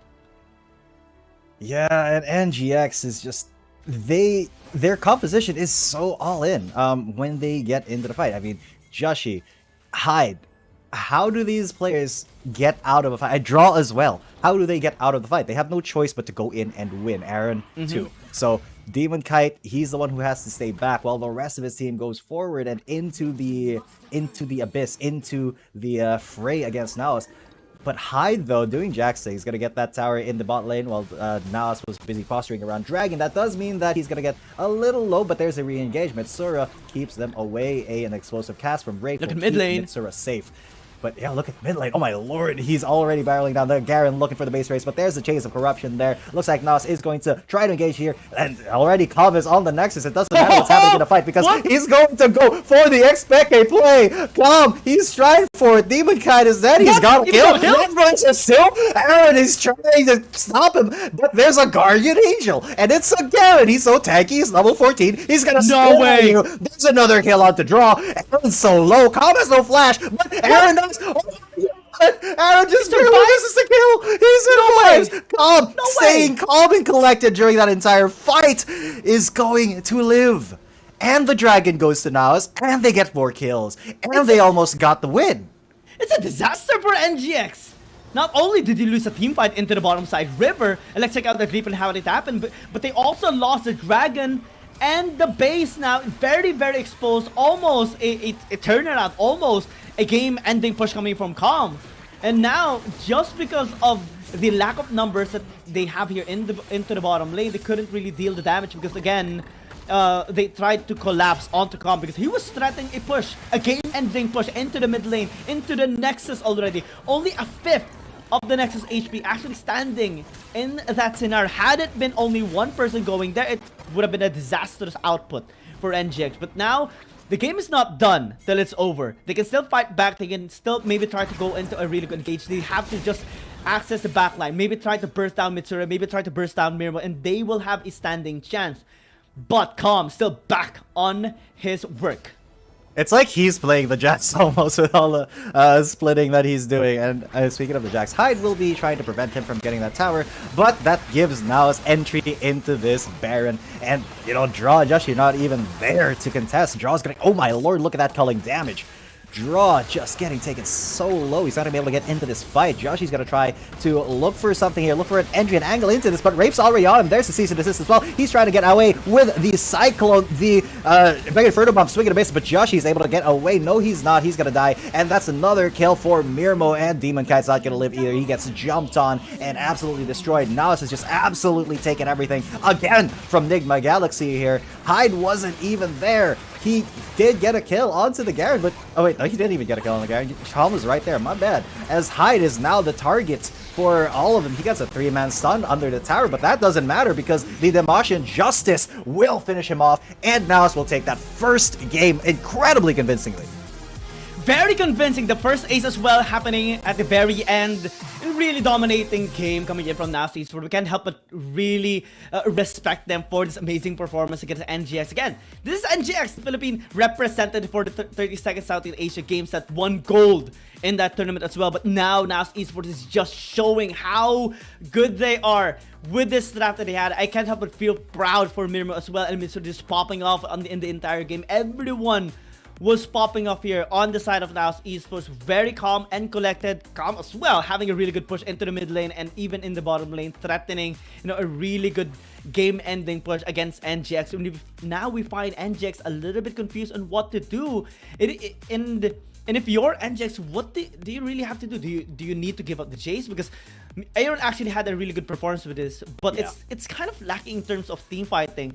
Draw as well tried out the set, but it's really not doing good into the latter fights because we saw him being outplayed at times, being brought down to low, and then with the set in low HP without the haymaker, is pretty much negligible.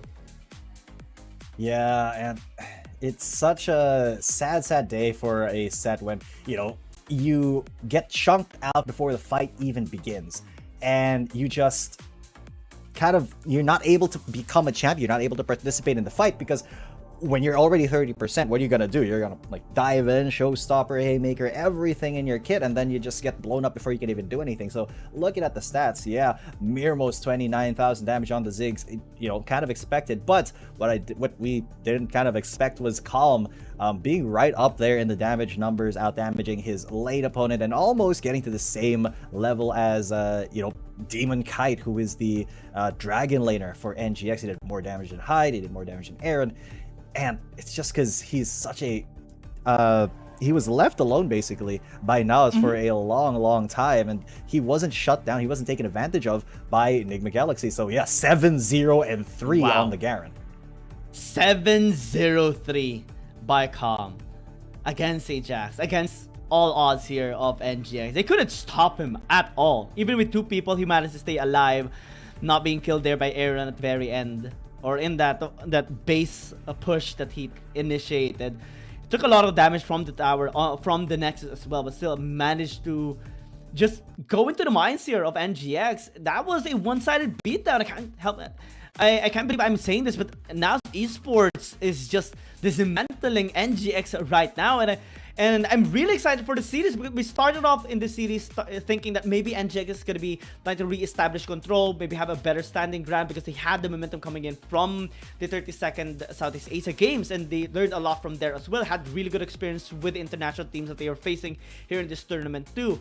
But NAOS Esports, with this composition that worked against Team Flash, that didn't work as well against some of the Chinese teams, Xiaopi popping off with the Vi just shows a lot of growth, not only individually but as a team in terms of synergy as well. That was demonstrated in all of the fights that they have won 4-for-1 and even an ace for 1 in the late game.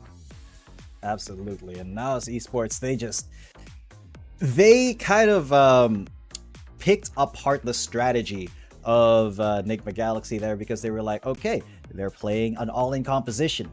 What we can do is we can play have a Gragas, right? A champion that kind of denies the all-in, and we saw it time and time again. Draw, getting explosive cast out. Just Joshi as well, not being able to come in because of Rafe, and Rafe has just been really stepping up as that Gragas, especially in that game. And man, NAOS Esports are looking so clean. But Enigma Galaxy, I don't think that they should just go for the all-in composition. Once again, I think that they need a little bit more flexibility and a little bit more kind of dynamic play style to their composition in the next one. And we actually go back towards our matchups, right? Aaron versus Mitsura, Mirmo versus Demon Kite. We've seen both Mitsura and Mirmo actually popping off really well. But the MVP is going to come for sure. His Garrett performance is obnoxious. I mean, man, I don't even remember the last time we have seen an MVP with a Garen. I think this is the first one. Yeah. I'm going to be checking it out later on the stats we have, on the database we have. But his performance 703 and almost threatening a game-ending push into the middle lane is just mind-blowing. And I'm really excited for game number 2. I just want to start it already, but yeah. Exactly. Exactly, because it's getting us so hyped now. Enigma Galaxy, we thought they were gonna have a really good chance here, but NAOS just absolutely shut them down. Let's see if NAOS can go for that 2-0, or will Enigma Galaxy give us a gift? Bring us to game number 3, because they really have to work on reading and responding to NAOS's picks and bans, especially now that NAOS is going to be on the blue side. But before that, we're going to be going on a little bit of a short break. My name is Yu10 coming at you. With me is Giyang. Stay tuned. Don't touch that browser. We'll be right back. Dear Summoners, Wild Rift League Asia is about to begin. With a brand new tournament format and teams, what changes can we expect? Let's take a closer look. WRL consists of 2 conferences, WRL CN and WRL APEC. 12 teams from the WRL CN conference and 8 from the WRL APEC conference will compete through the regular stage, playoffs, and finals to view our ultimate glory. All matches will be played in a BO3 format in the regular stage. The 20 participating teams will compete within and across their conferences. Each team will play a single round robin with every other team within their conference once, and half of the teams from the other conference once. Throughout the regular stage, teams will be ranked based on their points within their conference. The top 8 teams from the WRLCN conference and the top 4 teams from the WRL APEC conference will qualify for the playoffs. The playoffs will also be held separately for each conference, adopting a BO7 double elimination format. Only the top 2 teams from each conference's playoffs will advance to the finals, vying for the championship. Of course, a new tournament brings unique challenges. The Wild Rift League Asia Season 1 WRL A1 Finals will be a 3-day extravaganza. On the first day of the finals, the 4 qualifying teams will play a single round robin in BO3 format. The top-ranked team will advance directly to the grand finals, while the remaining 3 teams will battle it out in a single elimination bracket on the second day to secure a spot in the grand finals on the third day. The 2 teams that make it to the grand finals will face off in the BO7 showdown to claim the championship. Additionally, in both the WRL A1 regular stage and finals, teams will participate in the Fight for Side FFS match before the official games commence. The FFS match will be played in a 1v1 solo mode. Each team will send 1 player to compete. They will ban 2 champions each from the official weekly rotating champions pool, and then select 1 champion each for 1v1 competition. The winning team of the FFS match will earn the right to choose their side first. Wild Rift League Asia Season 1 regular stage will... Alright, ladies and gentlemen, I know that was a little bit quicker of a break than you were expecting, but we're back. My name is G10 coming at you. With me is Gi Young, and we are now in game number 2 of a match that we have been absolutely ready for, hyped for. Enigma Galaxy versus NAOS Esports. The score right now is NAOS 1, Enigma Galaxy 0. The teams hurt us. Because we stated a while ago that we want the game number 2 to start already.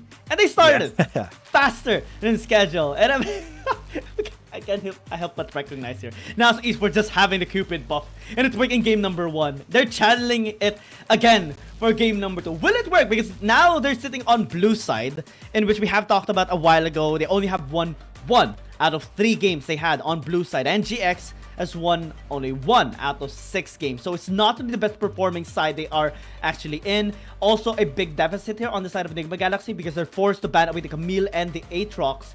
Yep. Possibly, you know, a respect towards Mirmo's Ziggs, probably. Force him into a different champion. Maybe the Virus instead will not be the answer. No, they will be banning out the Jace here. The Senna, though, is going to be unbanned, is going to stay unbanned. And this is honestly a really scary champion to let through for NAOS Esports because Mirmo on that Senna is so proactive. Such a great team player. You know, with this kind of composition, it's usually Mirmo who does the roaming support thing as the Senna and leaving Wraith in the bot lane to kind of solo lane that. And it's been really effective for them, honestly. In the games that they have done it. So I'm kind of excited to see how Enigma Galaxy responds to that.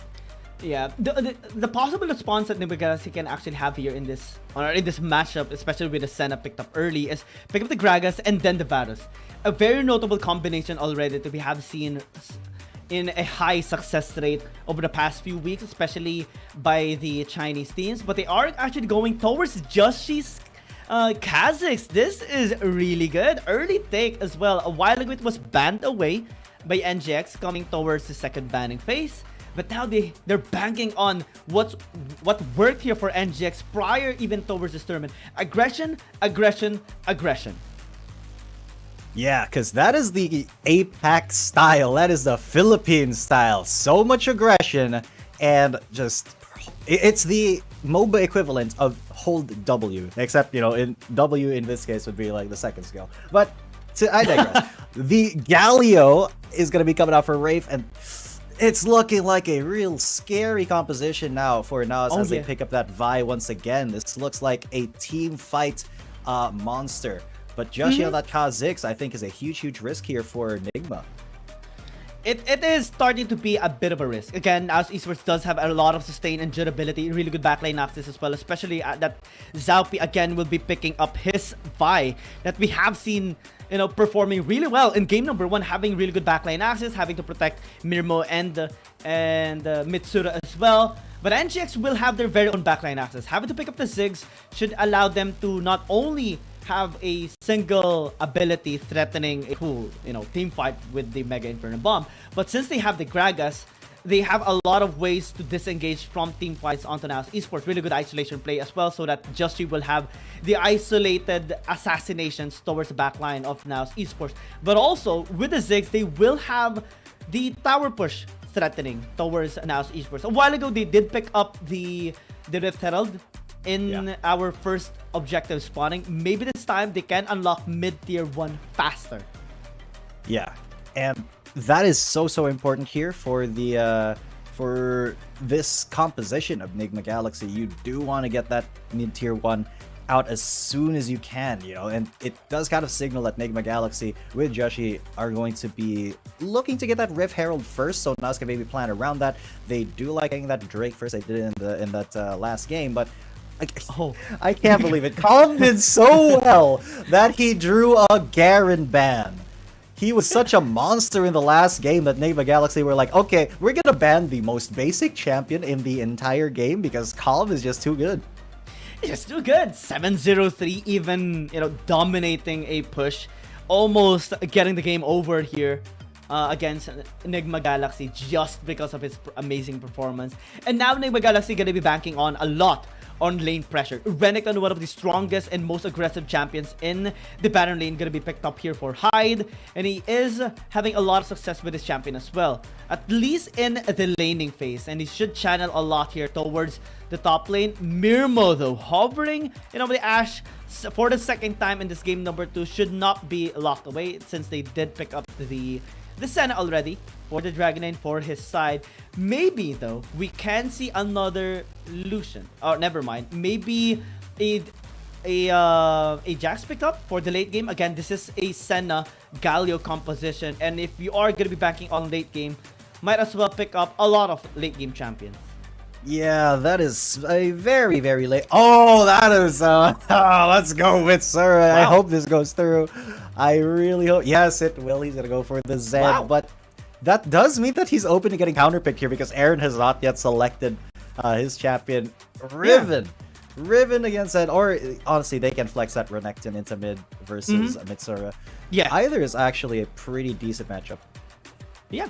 I'm liking this. I'm liking this composition. This stays coming in from both sides. The Jax, the Zed coming through. First Zed actually coming in from Mitsura. And now we see Enigma Galaxy responding accordingly. Renekton into the Baron lane with the help of the Gragas should work better compared to the double scaling Jax and Senna into the Baron lane, because the supports again will go towards the Baron lane to help them out. But with now NGX having really aggressive champions, starting from the early game, this should give them the leverage in terms of setting up the fights into the early game, that in which, you know, in game number 1, they actually did a really good job with draw as well with the set. But after a while, we saw them, you know, scaling down a little bit, not being able to work around their usual aggressive playstyle. But with the Riven, with the Renekton, this should work, especially in enabling as well Joshi with the Kazakhs.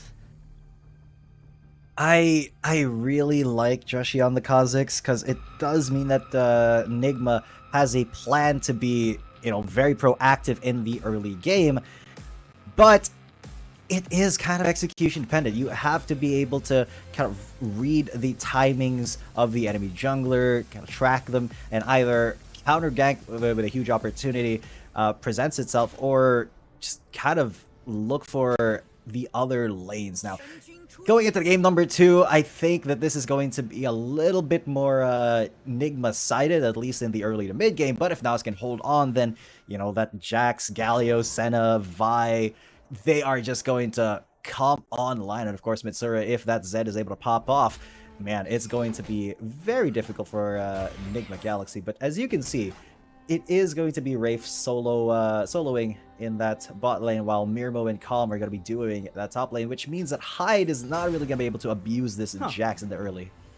Early rotation as well by Mirmo, just pulling out Hyde here in the laning phase. Again, the Renekton, given the melee matchup, plus, you know, the Senna in the lane will be a little bit irritating. A lot of gold and XP can be denied here onto Hyde, waiting for draw to actually go there as well and have that kill pressure. That's the only way that Hyde and draw can actually win in the 2 versus 2. They have to really threaten and engage, especially at level 3. But now, given that a lot of XP has been denied onto this Renekton, it can work out better now for NAOS Esports.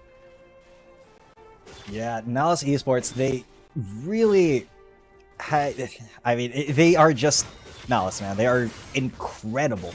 It's just that Nigma has historically been a little bit better. Oh god, Demon Kite gotta get engaged on here. Rafe, even for a support, even for a Galio, he's not afraid for those to get spicy in those 1v1s. But speaking of getting spicy, Calm and Mirmo are going to get a lot of damage onto draw there. Man. Distract attention. I love the title. Yes. Yes. That's exactly what he did. Because that's exactly what he did. I mean, remember when when everybody was posing towards the dragon and they were fighting, and he was just in the mid lane taking down the inhibitor turret and then getting on that Nexus. That was a big play. A big play that NAOS Esports executed perfectly, securing their third dragon in that game number 1. With the Jax though, I only have one question. Can he channel or can he perform very similar towards game number 1? Because again, kill pressure is very high towards NGX. They can actually try to zone him out. Ooh, this is a little bit spicy, but my screen actually froze there. I did not get to see that, unfortunately. But he managed to stay alive. Yeah, managed to get away, stay alive. No first blood left. No first blood yet. My bad, but left. But here, Mitsuru's gonna get engaged on. Aaron's gonna get the stun. Draw with a huge body slam flash. But Mitsuru's gonna get away because Zed is just very slippery. Yeah, the combination isn't really the best form as well here for NGX at the moment because they didn't have the cast ready for draw, but... Okay. Sophie, I'm so sad. I'm so sad for him because I saw what he was planning to do. I read that, right? He was gonna go with the Q flash, but he got stunned up under tower, and he actually goes for the season. This is onto the Cosmics that win. You get the kill onto the Riven, sorry, and it's a great turnaround here. Joshi had to flash into the jungle. He's gonna get chased around by Rafe, and there is the Gallo getting that kill. Zelpy survives 2-0 for NAOS. Able to proc the shield just in time as well. The tower attacking is perfect. Dawn's Shadow coming through as well by Mirmo allowed them to just have a really good counter play, and NGX find themselves losing 2 people and getting nothing. Man, and then you could, let's take a look at that again, because that honestly kind of blew my mind. He missed a little bit of a miscommunication there with the explosive cast, honestly. Yeah, and Zaupi getting the initial takedown onto Aaron, plus Joshi dying onto the hands of Rafe isn't the best thing happening now for NGX. They lost a lot of plays into topside too. Yeah, now Rafe, he's gonna get under. He tried his best to get away, but unfortunately the honey fruit did not proc fast enough. He's now a bunch of jump sticks on the ground. Joshi gets a kill at the very least. But NAOS, I mean, we talked about how Nigma would be like a little bit more proactive in the early, but NAOS is actually looking like the ones who are, ready to scrap. I don't know. Now it's starting to be problematic here for NGX. Again, they do have the early game, but if they are going to be making a lot of mistakes similar to game number 1, it's not going to be looking good for them. Now, Esports has been very disciplined. A lot of good synergies are actually happening in this game as well. Since they have double global with the Dawning Shadow and the Hero's Entrance, they can just easily answer towards those engages coming from NGX. And I actually was a little worried for the engage of NGX earlier because, again, Body Slam Flash, if you have no cast, then it's not really going to be fully maximized in terms of layering of CC. And now, look at the Death Brush. Engage. Yeah, but Rafe is actually in it already. Mirmo now with the Dawning Shadow. He gets that. And Aaron's going to get aggressed on. He's got ulted, but they have already taken Rafe away. Now have to get away from this, even though they are getting, like making the health bars a little bit lower. Mirmo is kind of stuck behind enemy lines there. He is going to die, but there is one kill to very least. Demon Kite going to get jumped on, but Zalpi's so low. Zalpi has to get away. He's 1 HP, and he will survive for now, but Calm will not. Maybe, yeah, definitely not. That is 3 kills for Enigma Galaxy. They take the lead, the kill lead back, and they are going to be on that dragon really free. Oh no! Dude, that's OP! So aggressive, so greedy, trying to face check that, but now Aaron's incredibly low. Mitsuru's taken down, and Rafe was not really able to do anything about it. Enigma Galaxy, they may have been able to turn this game around here in the early. Yeah, that is technically an ace that they have gotten there. Just because of a too proactive or too ambitious play that NAOS Esports orchestrated at the 5-minute mark. Not really the best position to actually be in if you're against this kind of composition, because they can just engage. This is a very direct approach of a composition here. NGX only engages. They have disengaged tools, but 3 of which at least will be going in. And if you are going to be setting up a death, it's not going to be looking good for you, especially at the state of the game. Now Calm even is being threatened and immediately bursts it away. Unlucky for NAOS Esports, but this is kind of what, you know, they their composition was going to do. They have to scale up here, honestly. That Jax needs to get 2 items. Zaupi at least needs to get a little bit more tanky, and Mirmo, of course, is not doing the damage that he needs to at the moment yet. So with all that being said, it is going to be the 2 first big objectives here for Enigma Galaxy, and they're trying to get Shelly to not charge, but she will charge and she will take that turret away. First story for Enigma Galaxy. They're operating at a 3.3k lead. Zaupi's now going to get hunted down, isolated maybe. Joshi's still looking to go for this kill, but Zaupi makes it into safety. Calms there. No, he's so greedy, Zaupi. He's going to keep being under tower, please. It. The rest of the team is going to be coming in, though. NAOS, oh god, they've already started it. There's the hero's entrance. Zaupi is going to go down, but they have got the crocodile there under the tower. He's not going to die. Hyde, with his dominance, is able to live. Joshi is still looking for more from the back. Calm is low, but they are stacking up. They don't want to get isolated, and, you know, they saw Joshi just say, alright, you guys are stacking up, I'm just going to back away. Now this is not the time for NAOS Esports to actually going with those aggressive plays, because NGX is just too far ahead. They are 4,600 gold ahead against NAOS Esports, and we saw that ambitious play coming in from Zaupi once again. But if they don't have both the Hero's Entrance and Dawning Shadow, he won't be able to survive that long enough. And we saw even Hyde being able to survive, just popping up that Dominus and slicing and dicing away. Now as NGX picks up another tower into the bottom lane, all outer turrets going to be destroyed this time around, as they are also threatening a topside push. And there's nothing that Mitsuru can actually do, especially with Draw in here. And Aaron just going to be getting it for the team. 8 minutes, NGX unlocks all outer turrets.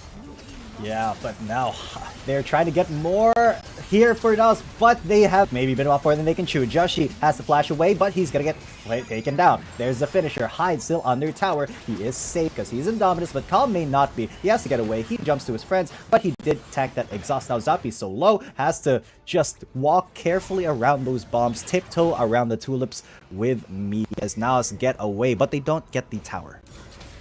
Yeah, no tower. That is going to be good here for NGX. They do get the top side shortly after as well. And now it's going to be very difficult for NAOS Esports, especially in their scaling, because they can't really go too deep. Tower diving is very possible as well for NGX. Aaron. Yeah, he's gonna get a death mark, but Mitsuru is not strong enough to actually win this 1v1 yet. The wind slash will miss, but now Aaron is the one who is hunted. The hunter becomes the hunted, and Zaupi's there. No cease and desist. I don't think they need it. He's ticking down with the ignite, and he will go down. A little bit greedy by that Riven. Mitsuru played that absolutely beautifully, and they get a tower. At least they stifle the bleeding a little bit. Yeah. NGX not being able to capitalize onto the moment because they didn't really go towards top lane.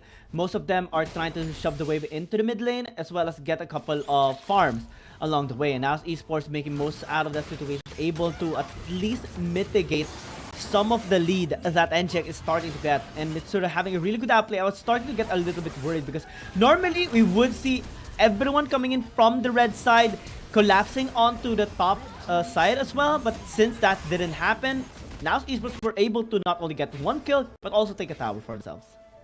Yeah, and that does make it a little bit easier for them to get back in the game, but this will not, because it's just targeting the Jax. He's not going to be able to play the game, not going to be able to scale. And what do you do there when 4 people pile onto you? Even if you're a fed Jax, that is basically a death sentence. There's nothing that he can actually do as of that moment. And NGX says, you take 1, we'll take 1 as well. And now they have really good position, really good timing as well on the death timer to set up on the second dragon. Oh, this is going to be very scary for NAOS Esports. You have no way to contest this. This is not the design of their composition. But they are trading it up for the RH. At the very least, gonna be very scary though, since NGX, when they do get, you know, the third dragon, that is a big win condition for them. Yeah, but now Enigma Galaxy, they are invading in the jungle. They're getting a lot of map control here, and they're trying to break the base open here of NAOS. They get that 1 tower, And this is going to be very systematic for Enigma Galaxy. Another charge here for Shelly, though, would be very good. Zaupi does get it. He's desperately trying to take that tower before anybody from Enigma Galaxy notices, but Aaron's there. He's going to be able to queue in. He's going to hunt Zaupi down. Mirma saves him. And they should be out. Oh no, draws right there. Explosive cast actually helps him, but that's a double body slam. And that's all she wrote. Draw not going to continue with that line of thinking. Yep, NGX going to be needing to catch the huge wave into the top lane as well. So at least NAOS Esports was able to take a bit of a damage towards the towers here of NGX without sacrificing anything. But again, scaling is in favor of NGX right now. Second Dragon, Mountain, and Infernal has already been taken here by this red side team, and even is having a 5 towards 6,000 gold lead against NAOS Esports. With the scaling composition of NAOS Esports, they should be able to at least come back a little bit towards the 16 or maybe 18-minute mark, depending on how NGX is going to be going. Ooh, comms. Once again, the target here for Joshi and Hai. They're just... Oh, unfortunately, that hero's entrance still went through, but Rafe may be looking for a re-engage. This is not the best idea for NAOS Esports, as Hyde and Joshi are incredibly strong together, and if they catch you, well, you can say goodnight. As NAOS, they are once again just trying to survive here. 6,000 gold lead for Enigma Galaxy, and this is kind of what we were expecting in a little bit more in Game 3, but it's just working now because Enigma Galaxy actually had the lead to work with, so when they actually engage these team fights, when they go for these big plays, they are rewarded.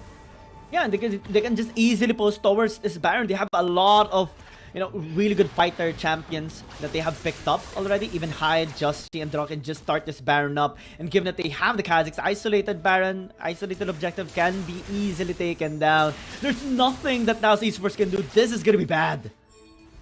Yeah, and how does NAOS Esports even get into this fight? The Baron's already gone. Aaron is right there. NAOS just kind of postured in their jungle. Oh no.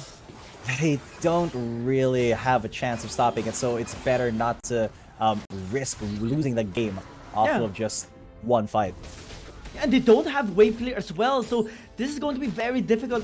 One of the reasons why Senna is very risky to pick into this game, because if you don't have magic dealing champions, that's going to be very bad for your team. And given that the NGX even banned away the Corgi a while ago, that is already a big counter towards the scaling lineup that they have. They really have to win a team fight, really win a pick-off. Hyde gonna be the target. Hyde, yeah, and they have hidden from him. He's gonna pop the Dominus, but that may not be enough to stop him. He gets Death Mark, and yeah, he will get finished off. Now there's a good fight for NAOS to start. They are in there like swimwear. Joshi is gonna try to you know, just dance around the edge. They got 2 kills already, 2 for 0. Great picks for NAOS, but that does mean that the Riven is up there banging on their tower and looking to kind of break this open. Calm, he's gonna get incredibly low, but Joshi's re-engage was maybe been a little bit too ambitious, but that is so ambitious for that Ziggs to beat our Demon Kite, who's not in the best position, but NAOS, they're so incredibly low. Only Mirmo is really good still. Zaupi is not gonna be able to live, as NAOS got super greedy. Look at this Riven now.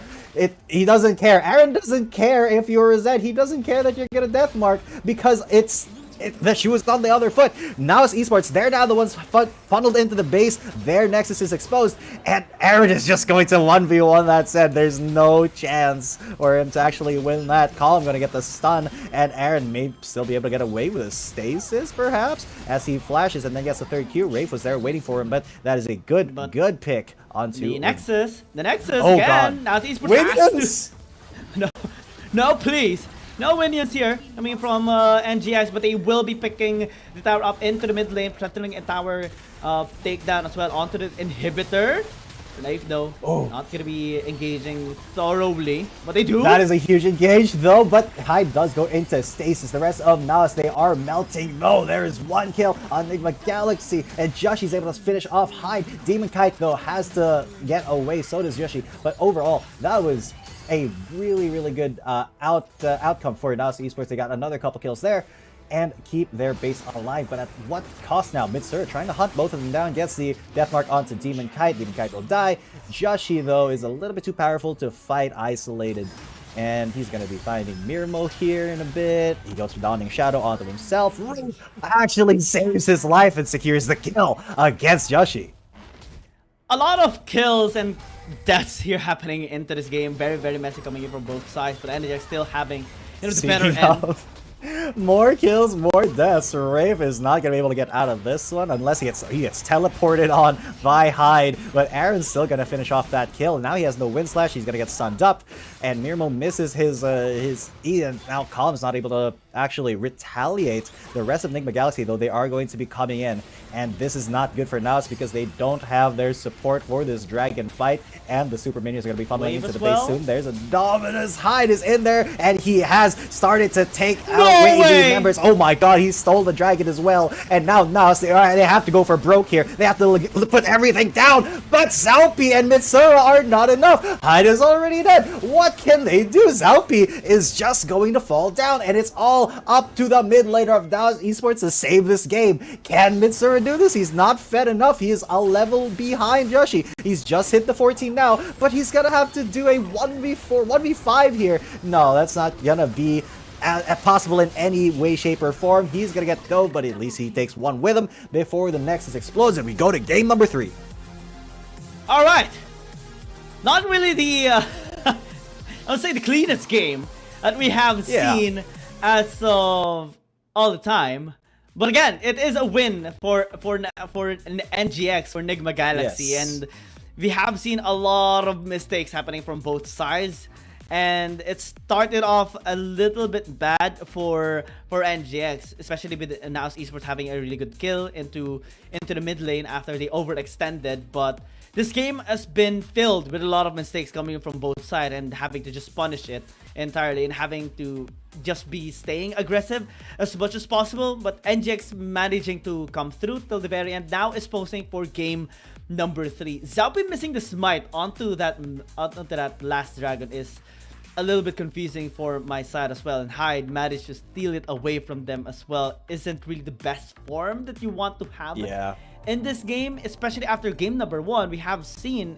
NAOS Esports actually doing a really good job, but in this game, NGX pulled through at the very end, having to have a more stable performance, though they have been, you know, being a little bit reckless as well, but still able to get all the objectives, all the towers, and the game as well.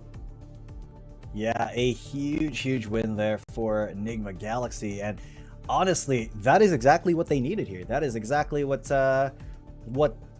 they wanted from the first game, and if they didn't even really change their strategy all too much. They still have very all-in champions. They just have a little bit more utility because they do have that Gragas. I think that is an incredibly important champion to have, especially when you're playing against an APAC team or a Filipino team, because Gragas just is able to deny so many things.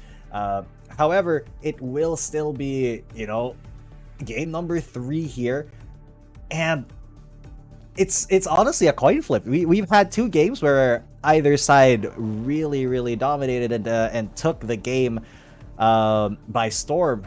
But in the 3rd game, like, all bets are off. It's basically back to a best of 1. So how do you think that's going to shake out?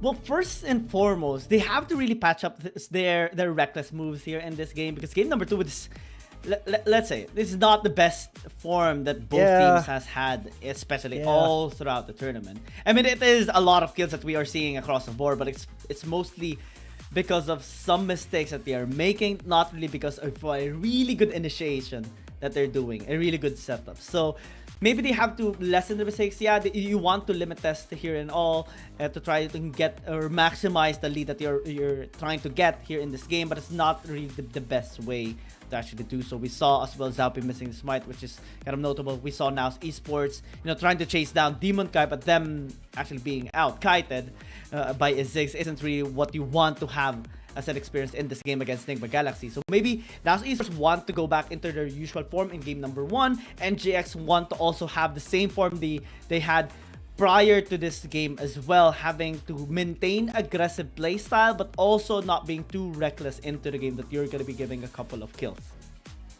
Exactly. So with all that being said, man, this is shaping up to be a spicy game. Yes, both teams are not like at their prime form, but that doesn't actually matter here, because no matter if you are not at your prime form, but your opponent as well is you know, kind of on the lower end of their performance, it becomes a toss-up of who's able to extract the most performance from their composition, with their less than optimal execution. So at this point, we do have to see who can kind of overcome that hump and go back to their best form in this game number 3. Yeah, because let's admit it. I mean, we saw as well from the stats a while ago. And NAOS Esports Enigma Galaxy isn't really good on. Well, NAOS Esports isn't really in its best form on blue side. NGX isn't really on their best form on red side. So with that in mind, and with this game as well, that is something that the teams are going to be taking note of, especially in the side selection. But in this game, it's also important to take note the amazing performance here of Just with the Kazakhs, able to get them all the advantage in this game objective-wise, especially with the Baron that they took very early as well, and having to be stable at the very least here for NGX. Yeah, absolutely. Joshi did an amazing job as a Kazakhs. I mean, I had my doubts at the start of the game. I had my doubts during Champ Select, but he definitely showed up and made me eat my words here. And let's see if he's going to be able to perform much better this time around. Now, Esports want to prevent the reverse sweep from happening from NGX. NGX wants to get another win for themselves. So I'm very excited for game number 3. I can't wait. Yeah, and neither can I, neither can our players, but you guys will have to, as we're going to go for a little bit of a short break before we go into game number 3. Stay tuned. We will be right back. Dear Summoners, Wild Rift League Asia is about to begin. With a brand new tournament format and teams, what changes can we expect? Let's take a closer look. WRL consists of 2 conferences, WRL CN and WRL APAC. 12 teams from the WRL CN conference and 8 from the WRL APAC conference will compete through the regular stage, playoffs, and finals to view our ultimate glory. All matches will be played in the BO3 format in the regular stage. The 20 participating teams will compete within and across their conferences. Each team will play a single round robin with every other team within their conference once, and half of the teams from the other conference once. Throughout the regular stage, teams will be ranked based on their points within their conference. The top 8 teams from the WRLCN conference and the top 4 teams from the WRL APAC conference will qualify for the playoffs. The playoffs will also be held separately for each conference, adopting a BO7 double elimination format. Only the top 2 teams from each conference's playoffs will advance to the finals, vying for the championship. Of course, a new tournament brings unique challenges. The Wild Rift League Asia Season 1 WRL A1 Finals will be a 3-day extravaganza. On the first day of the finals, the 4 qualifying teams will play a single round robin in BO1 format. The top-ranked team will advance directly to the grand finals, while the remaining 3 teams will battle it out in a single elimination bracket on the second day to secure a spot in the grand finals on the third day. The 2 teams that make it to the grand finals will face off in the BO7 showdown to claim the championship. Additionally, in both the WRL A1 regular stage and finals, teams will participate in the Fight for Side FFS match before the official games commence. The FFS match will be played in a 1v1 solo mode. Each team will send 1 player to compete.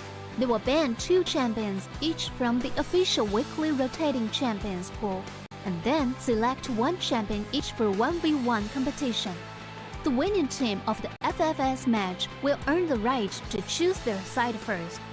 Wild Rift League Asia Season 1 regular stage will officially kick off on April 8th, with 20 top-tier teams assembled and ready for action.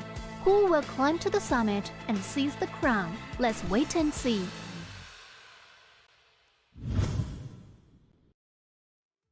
Welcome back, ladies and gentlemen, to the Wild Rift League Asia 2023 regular season. Match number 1. We are in game number 3. Enigma Galaxy and NAOS Esports are duking it out. My name is Yutan Kibanachi, with me is Giyang, and this game will tell us all we need to know.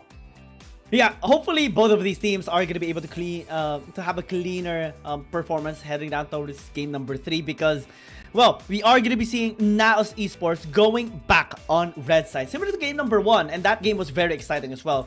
Calm had a really good performance with the Garen, and we have seen Mitsuru as well kiting so much alongside with Mirmo and Zaupi having to pop off in that game as well. But NGX had a really good performance in that particular game as well. The only reason why they lost in that game because NAOS Esports had the leverage early into the match.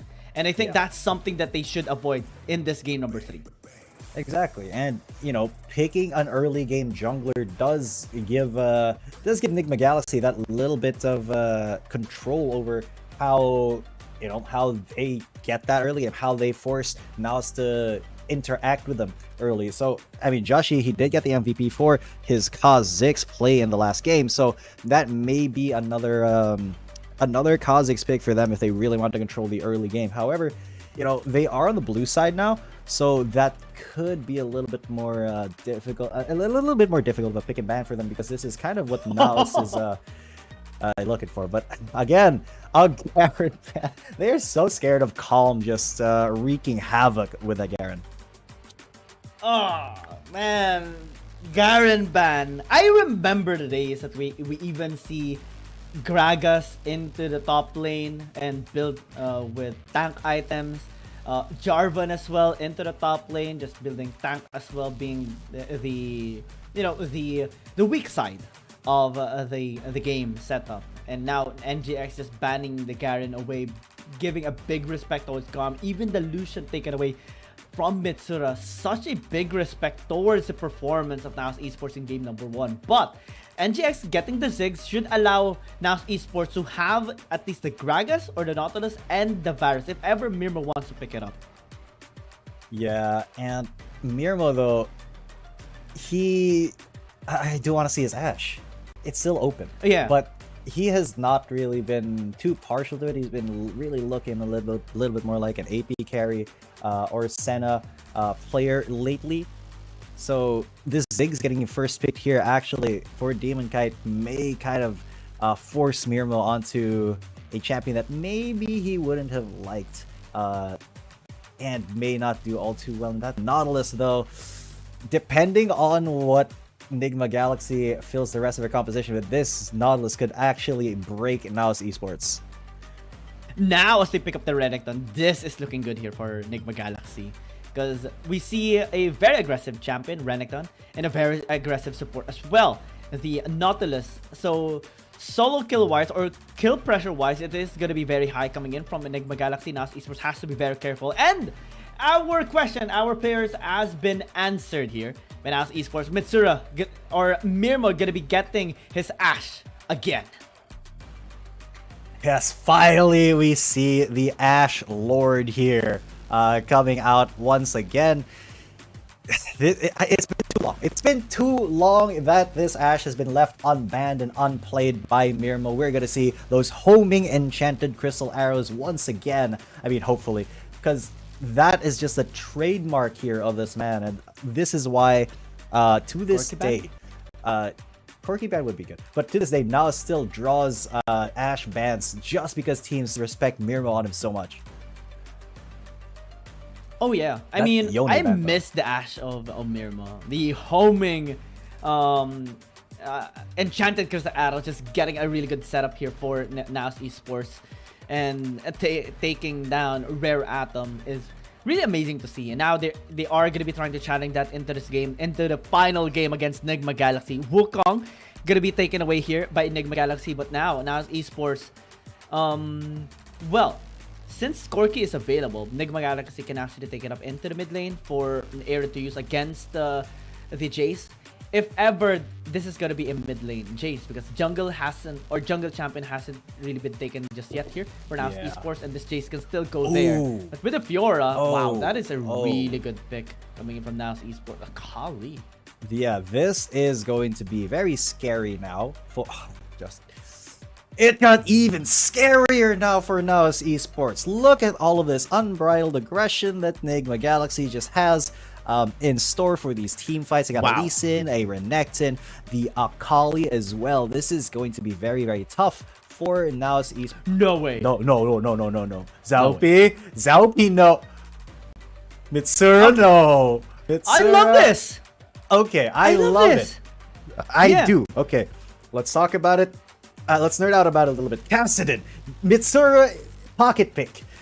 But is it good enough to go up against Aaron Zakali? Because that is a scary, scary champion, especially when it comes to the late game. The team fights, the perfect execution is going to be so difficult for Mitsura to kind of follow up on and try to chase. And especially with Aaron, the kind of talent that he brings on this Akali is just a huge thing for Enigma. Yeah, and I'm just gonna be stating this out right now.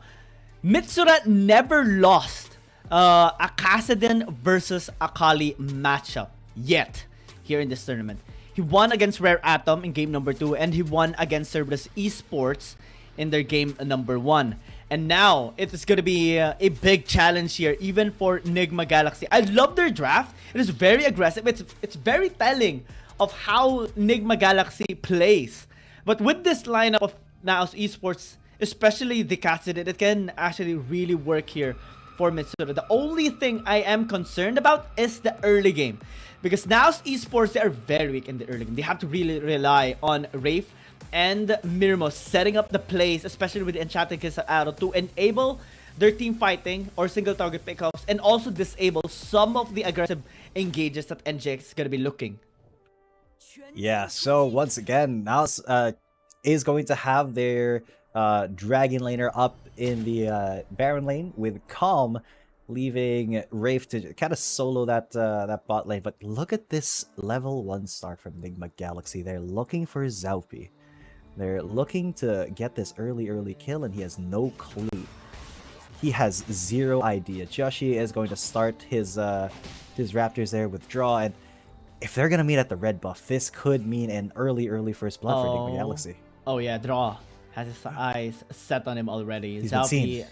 Well, NAOS Esports does recognize that, okay, maybe there is an invade happening, and Zaupi just gonna be playing it out safe. He realizes that his camp has been taken already, so that is at least some gold and some XP denied towards this Jace of Zaupi. But NGX still has to answer the pressure into the top lane. Fjord and Ash can just slow down and poke away this Nautilus and Renekton into the top lane of NGX. Oh, same goes with Wraith getting poked out here by Demon Kite, but he is not afraid to scrap with that Ziggs, man. And look at this, just even Kha'Zix and got 1,003 gold per minute in the last game. That is quite a big number. Wraith though, in that bot lane, he is so reliable to just 1v1 the Dragon laner. But Joshi loves this invade, Draw flashes in, tries to look for something onto Zaupi, but Joshi just gapping Zaupi there may be what Enigma Galaxy need. Oh yeah, Hyde taking a bit of damage already there. Oh man, he's low. Just because of the pokes, the slowdown from the Ashe, and it's something that we don't really calculate that much into our games because, well, very less times we do see this champion being picked up. But now, the flash and then the stun he gets at Mirmo's incredibly low, and he will burn down. Aaron not even able to get an assist from that, but Calm, they are not getting him. That's first blood for Enigma Galaxy. A little bit too forward Mirmo was there while Calm was backing away, so a little bit of a miscommunication. Maybe you want to get a little bit of poke, but do not ever underestimate the damage potential of a Renekton. Well, that is something that we have anticipated already. Renekton and the Nautilus can do really good work, and the only thing that NAOS Esports can do is try to bully them, but also provide a lot of space to work around, because it's going to be very difficult when they actually engage. You don't have any disengage tool into the top lane, mid lane. Mitsura taking a bit of damage there. I mean, Rift Walk is going to make it like, it's just Mitsura safe. It's the Mitsura safe button here whenever he gets the gank. Rift Walk away.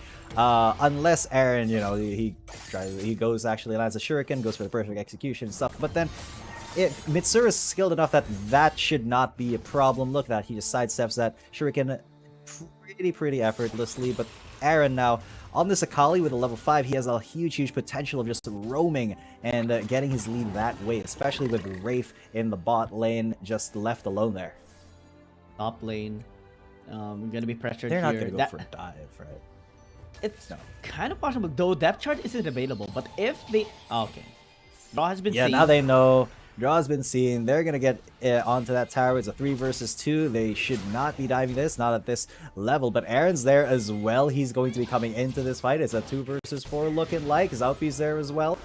Oh, this could be a touch and go. A little bit dangerous for Enigma Galaxy. They're behind enemy lines. They're on that red buff. Mitsura's right there. Mirmo and Zalpi. They get the dredge line and they re-engage. NAOS is now on the case. There's a riposte onto everybody. And NAOS is actually the ones melting the health bars here. Aaron in a little bit of trouble. But, oh, there you go. Mitsura with the rift walk. Aaron almost dies. But the shield is enough to keep him alive and safe. Enigma Galaxy, they overstep their bounds, but they are not punished heavily for it. Now Esports able to kite away as well due to the slow that Mirmo actually has. Really good enchanted gets an arrow into the backline as well to negate or at least prevent the follow-up coming in from Enigma Galaxy. And now they reset. Still NGX having a bit of a gold lead here. 1,000 gold, especially with the kill that they had earlier. And also the resources that they have gotten along the way. But now as they go into the first objective, we have our Ocean Dragon and Drift Herald coming up. NGX might actually want to get this RH early into the game since they do have the Ziggs, but they also have to be very careful coming in from the Enchanted Kisser Arrow because that is the way for NAOS Esports to work around into a fight. If they can get a single target pick off, if they can get the arrow connecting onto Demon Kite, that is going to be huge. Yeah, because once Mirmo actually starts letting these arrows loose, then we'll actually see the true power of NAOS being able to collapse off of, you know, one of Mirmo's arrow picks, because that is how NAOS should be looking for these picks. They should be setting them up with that arrow very early on, even as early as now. But it does look like they are just going to go for an objective trade here. Not even a trade. Enigma Galaxy's got to engage. There's a depth charge, but the Crystal Arrow will get that Renekton in his tracks. Wraith actually put him into safety with his explosive cast because the... oh no. God, there's going to be a steal, though. A steal of NGX. That means they get both big objectives, although they do not get any kills onto NAOS. This is looking like NAOS is falling behind quite a bit in the early game. That is huge, actually, because not only did 2 objectives get denied here for NAOS Esports just because of their slight hesitation, mid lane tier 1 is going to be... taken out in a short while because now the RH has been used there and they can just use the satchel charge to take it down. And it's going to be very difficult now for NAOS Esports to actually answer back just because of that slight hesitation. Fortunately, the satchel charge isn't, you know, wasn't able to destroy the tower just yet. It wasn't in the threshold yet here in this game. And NAOS Esports is going to be able to at least have their tower in the mid lane standing strong. Let's check out the replay and how it actually happened. They started late into the RH. Dominant has been popped. Enchanted Kisser Arrow for the disengage, but they already used everything there. Even Wraith's explosive cast has been invested, so they had no reason to stay. They tried to get still the objective, but with, of course, Joshi there, it's more so possible to be taken by the Lee Sin. Man, that was just Joshi, and well, honestly, Enigma Galaxy being in the right place at the right time and really taking advantage of the hesitation that NAOS had. I mean, they just were not sure of themselves. They were not super confident, did not commit. And that fear of commitment could get you killed in a match where, you know, your opponent is always committing. And he did commit to that Sonic wave. But Rippers actually take him down. He got absolutely greedy there. And that results in 2 kills here. Draw goes down as well. Calm is not the person you want to be giving these kills to. That Fiora. As Wraith is going to be 1v1ing Demon Kite here. Support versus a Dragon later. Woo! Swing and a miss on the explosive cask. That might have actually killed Demon Kite if it hit. But that is still 2 kills for NAOS Esports. A little bit of greed being showed by Enigma Galaxy here. Yeah, NGX gonna be picking up the tier 1, but that top side fight was very well orchestrated by NAOS Esports. Really good use of the repose by Calm, buying enough time for Mirmo to use that Enchanted Kisser Arrow, and really good funneling or focusing here by them as well. But Mirmo, oh no, he's alone. Yeah, unfortunately, the rest of the team just said, "All right, Mirmo, you're on your own." Aaron and Hyde jumped hard on him immediately. Sura actually missing the Rift Walk there means that Aaron will not be chased down.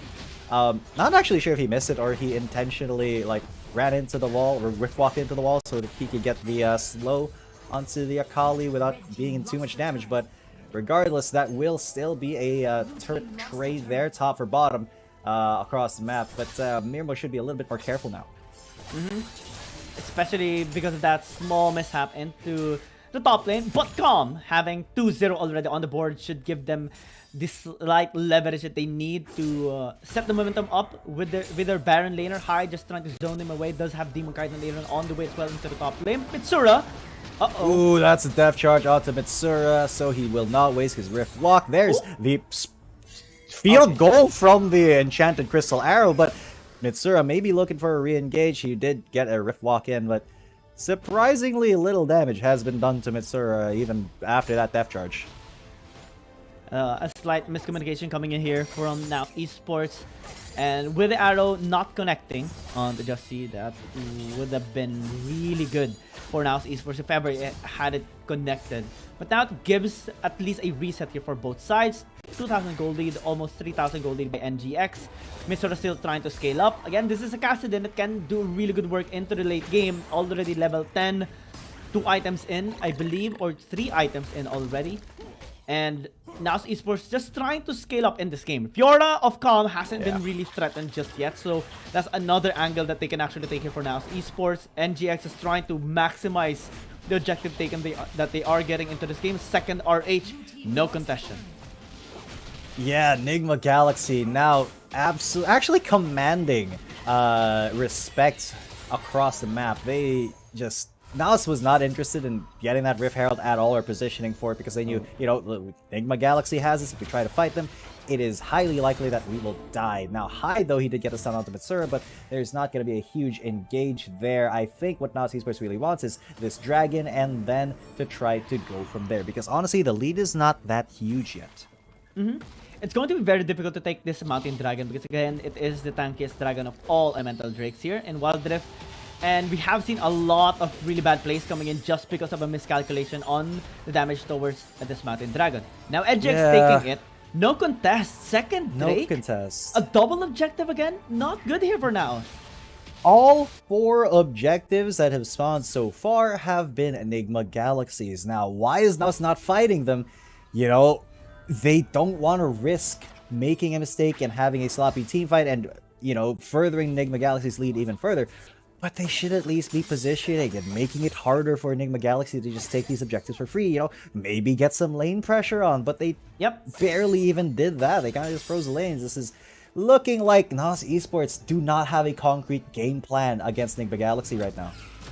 Well, they are putting a lot of respect towards the lane pressure of NGX as well, but it's costing them as well to lose a lot more. And now there is a push initiated into the top lane. They can use the RH as well. Spawn it into taking this tier 2 tower down. Yep, NGX just going to be pressing down into the top lane as well with the RH. But NAOS Esports can actually position really well here. Enchanted Crystal Arrow is available.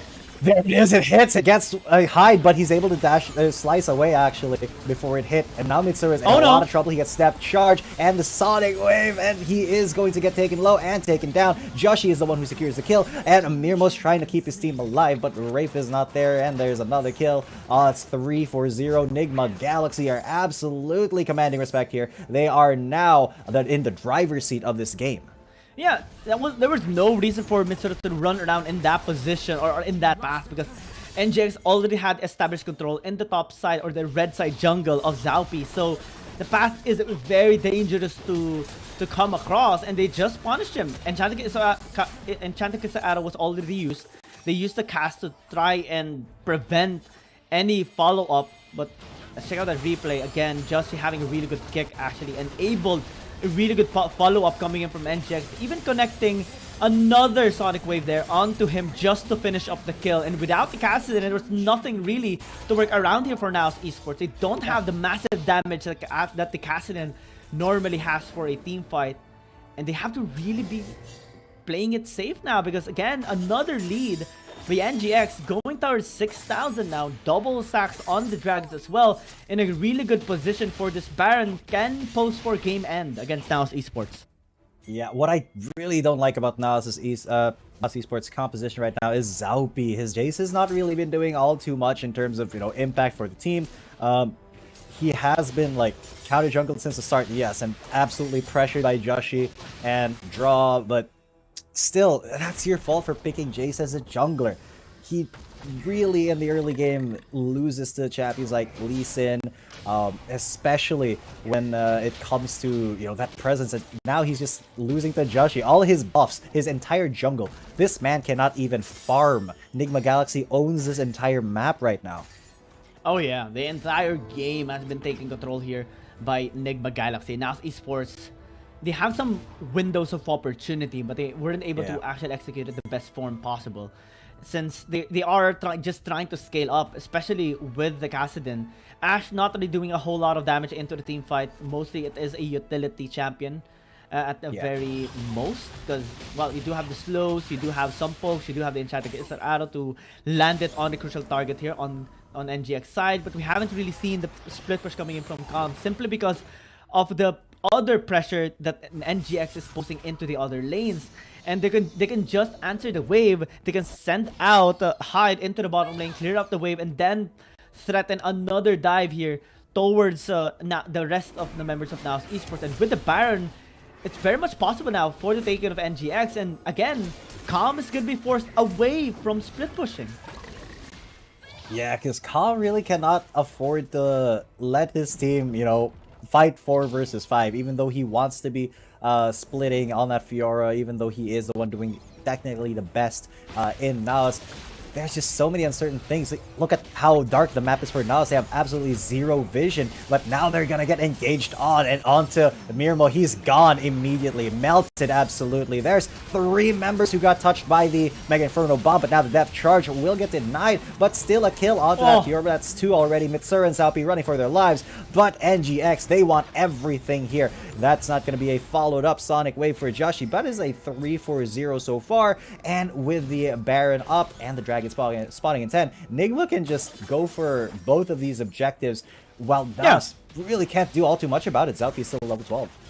Yeah, they have no... Well, Zaupi is here, but again, the still chances are very low.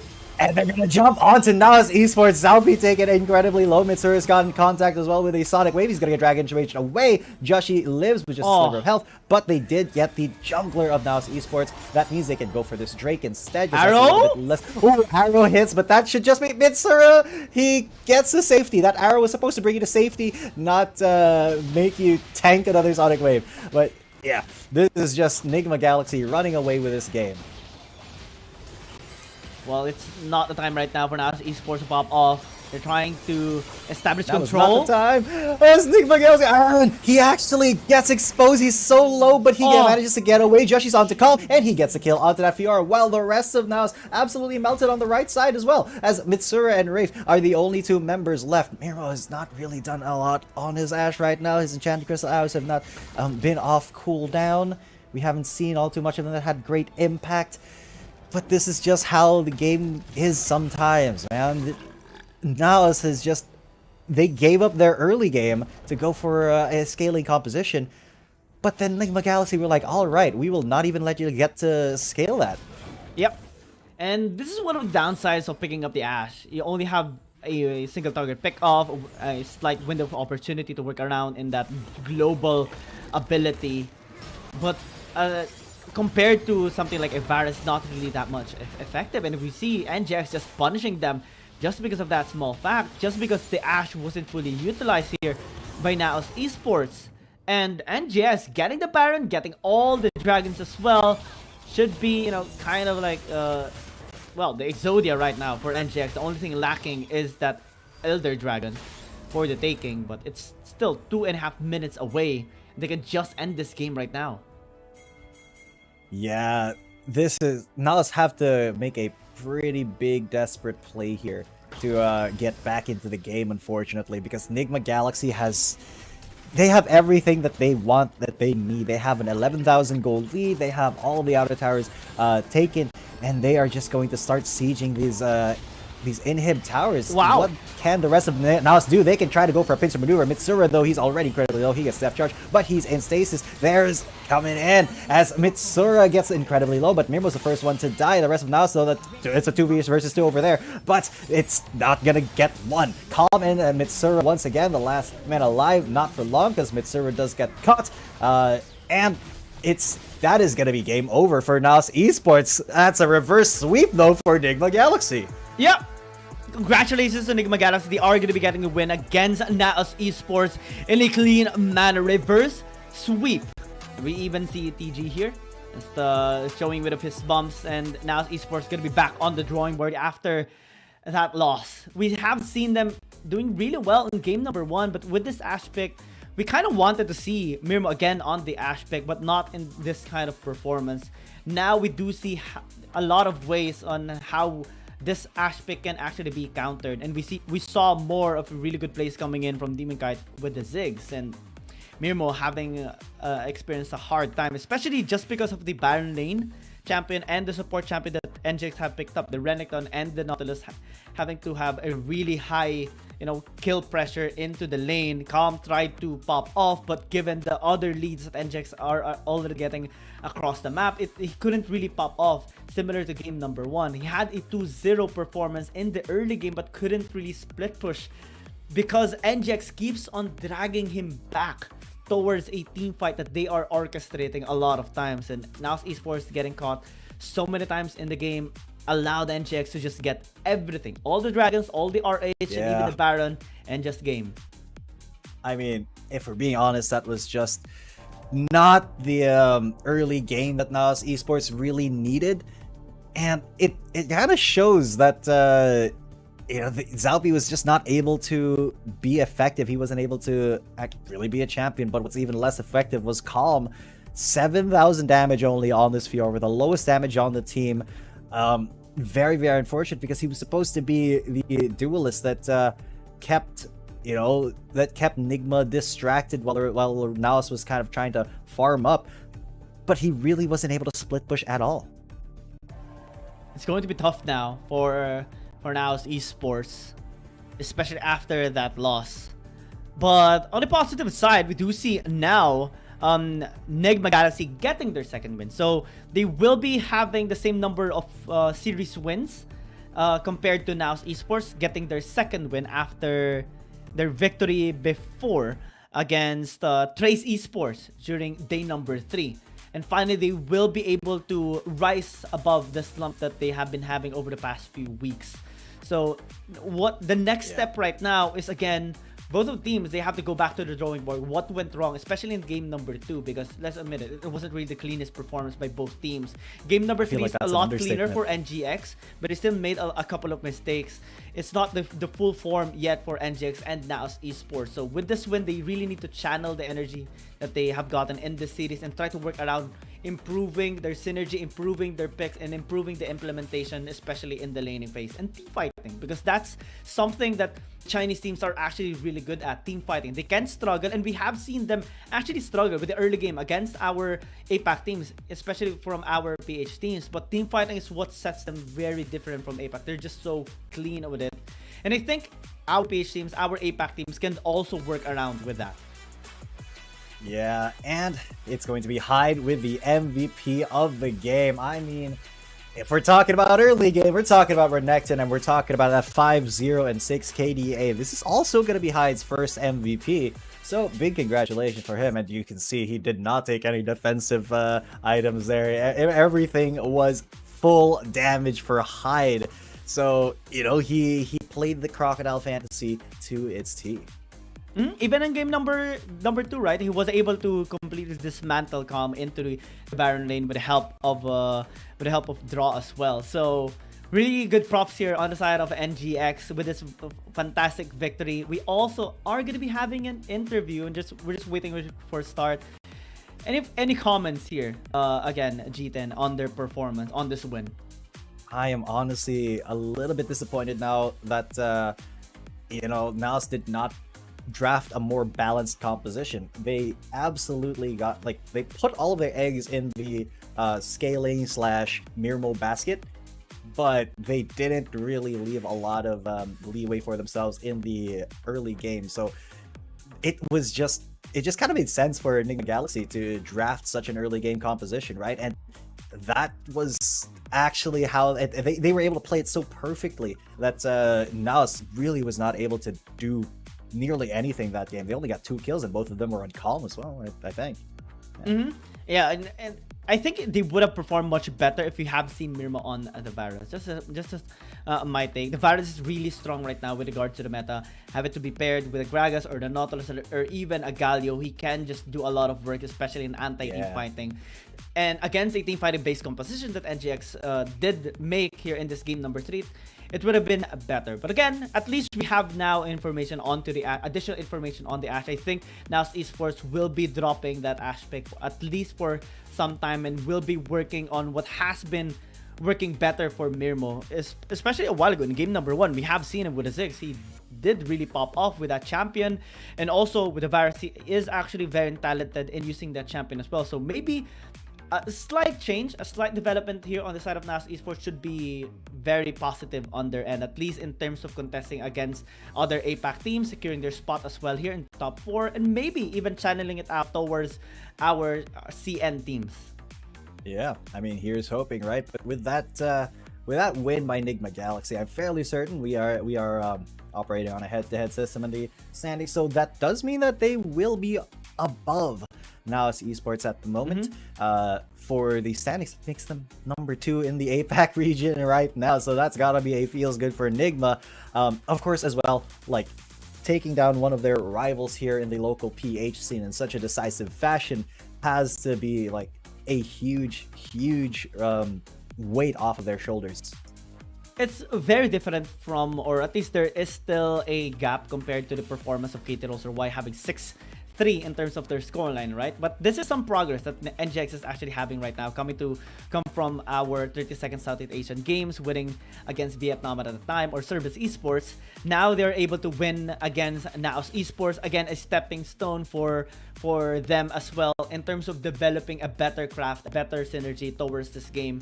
Should be good for them. I'm gonna be looking forward to the next time we are gonna be seeing them as well in the next couple of weeks, because again, this tournament is not done. We're still at the 7th week of our regular season. A lot more chances for our teams to redeem themselves. Yeah, there's still quite a few chances here, but you know, they are rapidly diminishing because we are under our last, I think, 3 weeks of the competition after this. So it's like week 7, 8, 9, 10. And let's take a look at our interview with Enigma Galaxy. 感谢2位解说老师，欢迎大家来到赛后采访，我是子琪。那我们恭喜帕赛 NGX 战队的拿到了本场比赛的胜利。我们邀请到的是打野选手 JSG， 那我们先请他和大家打个招呼吧。Hi JSG, congrats on taking them down, and thank you so much for joining me. Would you mind a greetings to our audience up here? What? Would you mind a greetings to our audience up here?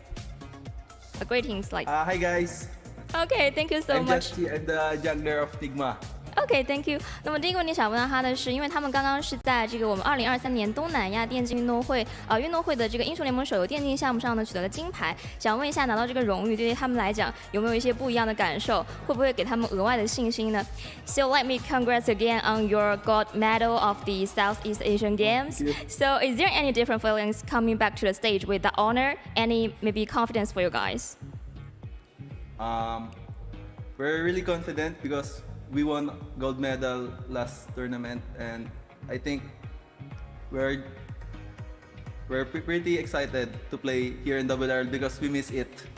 OK， 那我们的 Jesse 选手说呢，他非常有信心，因为他们刚刚取得了金牌的好成绩。同样的，他也非常想念我们亚洲联赛的舞台，所以回来是非常激动的一件事情。那第二个问题想问到他的是，在第一局呢，这个情况对于他们来讲好像是有些困难，想问他觉得第一局的问题主要是出在哪里呢？Quick talk about game 1. Seems something is really stumped, really hard for you guys. So how do you like to describe that game?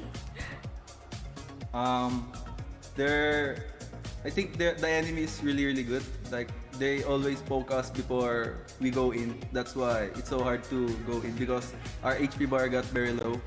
And Okay. yeah, they did pretty well. OK， 那我们的 Jessie 选手呢，对于对方给予了很高的肯定。他说，因为其实对面这个阵容对于他们来讲呢，是很难去处理掉他们就是前排很硬的这个问题，所以每次他们尝试想要去开团的时候呢，他们就会死掉，就是被对面防御住，所以他觉得这是他们输掉的一个很主要的一个问题。那么下一个问题想问到他的是，他怎么样去看待在最后一局呢，对面选择了艾希加上卡萨丁这样的组合，因为这个组合还是不太常见的。想要问一下，他们看到这个选择之后，有制定什么样的计划去应对呢 ？So come about the last game, the NAOS composition. Actually, I was kind of surprising about their composition of the Ash and Cassadin. So what is your plan after seeing their composition? When we see their Cassadin pick, our team planned to invade in early game because we know that Cassadin is not really good in early game. And we have Lee Sin and Nautilus who is pretty strong. And yeah, that's why we fight always. OK， 那我们的 Jessie 选手说呢，他们其实当时看到他们选择卡萨丁之后呢，就决定一定要在前期去快速的解决掉比赛，因为他们知道他们前期的作战能力是非常强的，他们的团战能力也很强，所以他们觉得如果能够在前期快速解决掉比赛的话，对面是没有办法拖到后期去发育的。那最后一个问题想问到他的是，他在前面的垃圾话环节有讲过说，他们和今天的 NAOS 呢都是来自于 APAC 赛区的兄弟战队，想问一下他去对战这样 APAC 赛区的兄弟战队，跟之前打我们的 CN 赛区的队伍有什么不一样的感觉吗 ？So in the trash talk, you were just said you were brothers in APAC. So any different feelings to play against your brothers in APAC and the Chinese team? What? So what is the different feelings to play against your brother teams in APAC and the Chinese team? Maybe the difference? The different, like their play style? Yep. I think Chinese team is pretty good in positioning and in team fight. They're really strong compared to APAC teams. Like they're really solid. Like if they want to kill someone, they will kill it. OK, thank you so much. 那我们 Jessie 选手说到呢，他觉得就是国内的，就是我们CN 赛区的队伍可能会更加的强势一些，他们的整个阵容是非常坚固的，那么他们的站位也是非常好的。就是如果说他们需要去切掉对面的哪一个选手，他们可以很精准的去切到那个位置。他觉得这是 CN 赛区比 APAC 赛区可能更强力一点的地方。OK, thank you for taking your time. That's all for the interview. Thank you so much. OK, back over to you guys. 让我们稍事休息一下吧。All right, really good answers there that we heard, and I like the mention of how is it to play against your brothers, and that was just a very cool interview. They had really good answers as well towards the picks of NAOS Esports at that time, towards Mr. Cassadin, giving the Cassadin its first loss against Enakali as well. So the score is 2-1 right now. They even have a really good answer towards Mirmo's Ash as well. And generally just looking forward to having a better form, especially as they will be facing off against Chinese teams again in the future. And we will have as well our next series. We have Wu Gaming versus Trace Esports. I am excited for this. Yeah, me too. I'm really looking forward to it, and I hope you guys are as well. But before that, we'll be taking a little bit of a short break. Don't go anywhere because the WRLA will be right back. We'll see you in a bit. Dear Summoners, Wild Rift League Asia is about to begin. With a brand new tournament format and teams, what changes can we expect? Let's take a closer look. WRL consists of two conferences, WRL CN and WRL APAC. 12 teams from the WRL CN conference and 8 from the WRL APAC conference will compete through the regular stage, playoffs, and finals to view our ultimate glory. All matches will be played in the BO3 format in the regular stage. The 20 participating teams will compete within and across their conferences. Each team will play a single round robin with every other team within their conference once, and half of the teams from the other conference once. Throughout the regular stage, teams will be ranked based on their points within their conference. The top 8 teams from the WRL-CN conference and the top 4 teams from the WRL APAC conference will qualify for the playoffs. The playoffs will also be held separately for each conference, adopting a BO7 double elimination format. Only the top 2 teams from each conference's playoffs will advance to the finals, vying for the championship. Of course, a new tournament brings unique challenges. The Wild Rift League Asia Season 1 WRL A1 Finals will be a 3-day extravaganza. On the first day of the finals, the 4 qualifying teams will play a single round robin in BO3 format. The top-ranked team will advance directly to the grand finals, while the remaining 3 teams will battle it out in a single elimination bracket on the second day to secure a spot in the grand finals on the third day. The 2 teams that make it to the grand finals will face off in the BO7 showdown to claim the championship. Additionally, in both the WRL A1 regular stage and finals, teams will participate in the Fight for Side FFS match before the official games commence. The FFS match will be played in a 1v1 solo mode. Each team will send 1 player to compete. They will ban 2 champions each from the official weekly rotating champions pool, and then select 1 champion each for 1v1 competition. The winning team of the FFS match will earn the right to choose their side first. Wild Rift League Asia Season 1 regular stage will officially kick off on April 8th, with 20 top-tier teams assembled and ready for action. Who will climb to the summit and seize the crown? Let's wait and see.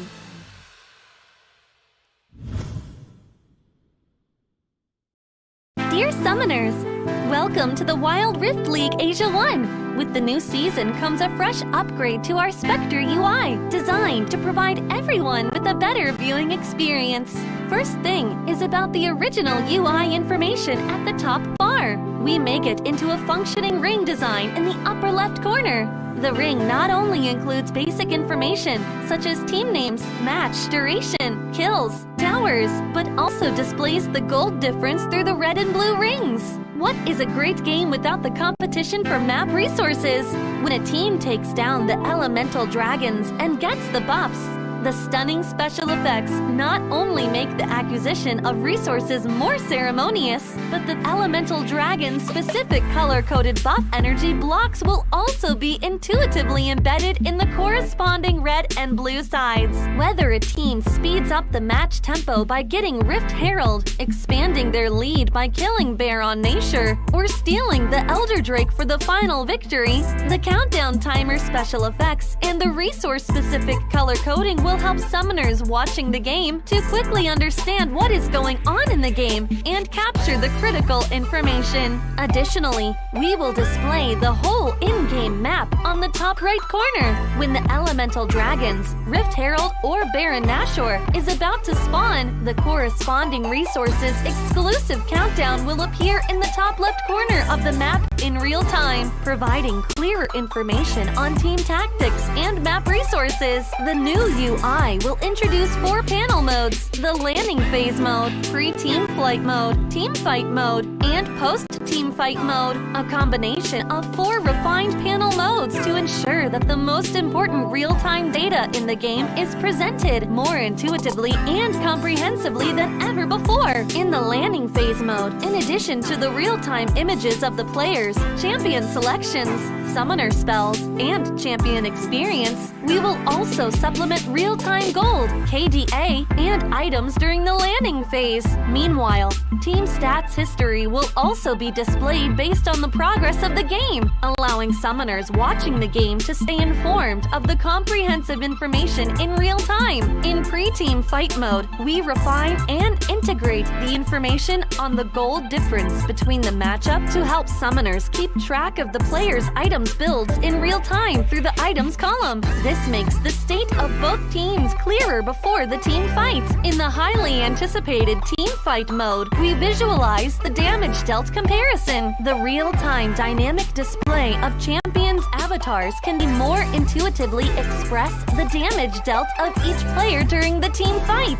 The closer to the red-blue intersection, the damage is higher. We maximize the screen space for exciting team fights and gameplays. After the fierce team fight, we integrate the damage comparison of each champion to help summoners quickly understand the damage difference between the champions in each matchup during the team fight. Depending on the different game situations, there are more diverse UI combinations waiting for summoners to unlock. Our comprehensive, intuitive, and comfortable UI design aims to provide summoners with a better, more informative, and higher quality viewing experience. The exciting first season of Wild Rift League Asia is waiting for you. Summoners, we'll see you in the Rift. Dear Summoners, Wild Rift League Asia is about to begin. With a brand new tournament format and teams, what changes can we expect? Let's take a closer look. WRL consists of 2 conferences. Welcome back, ladies and gentlemen, to the Wild Rift League Asia 2023 regular season. My name is Yujin Kabanacho. With me is Giyang, and now we are in match number 2. It is gonna be a banger here. Instead of APAC teams, we do have Chinese conference teams this time, and it is going to be Trace Esports versus Woohoo Gaming. It is going to be an exciting one because Woo Gaming is coming off of a 2-game win streak, just winning after OMG 2-0, then winning against NGX just last Sunday 2-0 as well. So they're trying to establish really good control right now against their Chinese standings, similar to Trace Esports, right? But they actually have a similar, or at least a similar position right now in this tournament. 7th place and 5th place respectively, as Woohoo Gaming trying to close the distance between Trace Esports. Yeah, but Trace Esports, it is going to be a little bit of a challenge for them, I guess, because Woohoo Gaming, they have shown some pretty decent performances, but it's Trace Esports, man. Weibo is just a magician and has shown this consistently. Man, just he has brought Trace Esports back from the brink here, and that is such a huge task. And now they're in contention for the playoff spot here. Oh yeah, I mean, they have been popping off recently. 4-game win streak after the win against OMG, even Edward Gaming, Team Flash, and Fennel just last Saturday as well. Everything all 2-0. And I think they're the only team right now to have either 2-win or 2-0 or 0-2 in terms of performance. So it's a coin flip between Trace Esports, right? But they initially actually struggle against the top tier teams like Nova Esports and JDG. Both WHG and Trace Esports doesn't have like same team that they have battled so far just yet. Only OMG's their similar team that they have battled so far, both of which have secured 2-0 against OMG. So now, as we do see the comparison in our stats, Woo Gaming is actually very, very aggressive in a sense, but they have to really be careful of the early game aggression as well with Trace Esports, because naturally we do see an invade between our Weibo and Tax Synergy, invading onto the jungle camps and also establishing really good setups into our lanes. Oh man, absolutely. Because honestly, Trace Esports, they have had like the most kind of Cinderella run in this tournament. I mean, they lost against Enigma Galaxy in the first day, but then they have taken down some huge teams like OMG and EDG, and as you said, Team Flash Fennel, they have dominated these APAC teams after that one mishap with Enigma Galaxy, but it's because Weibo wasn't there yet. It was Talk in the jungle. So now that Weibo is here, and we do see Talk here as well in the support role. I mean, look at that KDA, man. He is that high impact support here for Trace Esports as well, that can just it can keep you from dying and stop the enemy team in their tracks as well. Mikey had a really notable performance with the Alistar, securing both MVPs during their recent match. but he has to be really careful of Tak. He's just so deadly, especially with the Gragas. He picked it 6 times during the last 4 series, or 8 total games, because they had all 2 zeros there. Yeah. But he secured 4 MVPs in the 6th time he has used it. That is how impactful he is with his Gragas. Naturally, we can, assume that maybe Woohoo Gaming is gonna be taking this Gragas away, trying to secure blue side and maybe pick it up early, deny it from Tak, because he's just so good with his champion. He has a lot of synergy with Weibo, and also we can see Trace Esports maybe picking up a Virus along the way, because it has really a good synergy with any engaged champion. Yeah, that could be the route here, because honestly, Gragas is he's just such a good champion. I struggle to say, like, I struggle to find the words to explain how Mikey's Gragas has just been dominating, absolutely dominating the games for Trace Esports right now. But it's so difficult to think of how Woohoo Gaming is gonna play into that, because Woohoo, they are, they do want to get this win. They want to bring themselves up the leaderboard. They want to get into that top 6 spot. But it is not looking too easy for them, right? Because the Alistar does kind of sort of counter the Gragas in a little way, but honestly, it's kinda, because he has used it against a Gragas in that matchup and did win. But the Alistar is that pocket pick that it has so much high engage, but I think the problem with it as well that we kind of saw too in the last match was that, just like other champions like Jax, like NAOS, there is kind of no getaway button for the Alistar, right? He's an all-in champion. If he goes in, he headbutt pulverize, bam. He gets huge engage, but there's no way out for an Alistar. So if he does pick the Alistar, it's going to be a very interesting thing to see how it's dealt with. Alright, let's hear from our host. 接下来呢，将由 WHG 战队对阵 TE 战队。WHG 战队的状态呢虽有起伏，但整体处于攀升的趋势。而 TE 战队呢，则是状态火热。身为表情包大户的他们，能否今天凭借乐观心态继续延续胜利呢？让我们一起来期待一下。Hello everyone, welcome back to the 2023 Wild Rift League Asia 1. Here's Michelle. We are coming back for Woohoo Gaming versus Trace Esports. Woohoo Gaming tends to get up and down, but they are rising at the whole. And the Trace Esports is hitting their stride. As a Emoji family, can they go on with their winning streak in an optimistic state of mind? Let's check it out in the Rift. 那么接下来，让我们有请2支战队登场。Now let's give up to Woohoo Gaming and Trace Esports.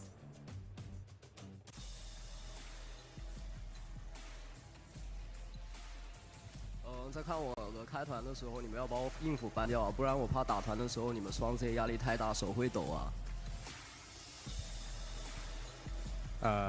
唔好意思，你是谁呀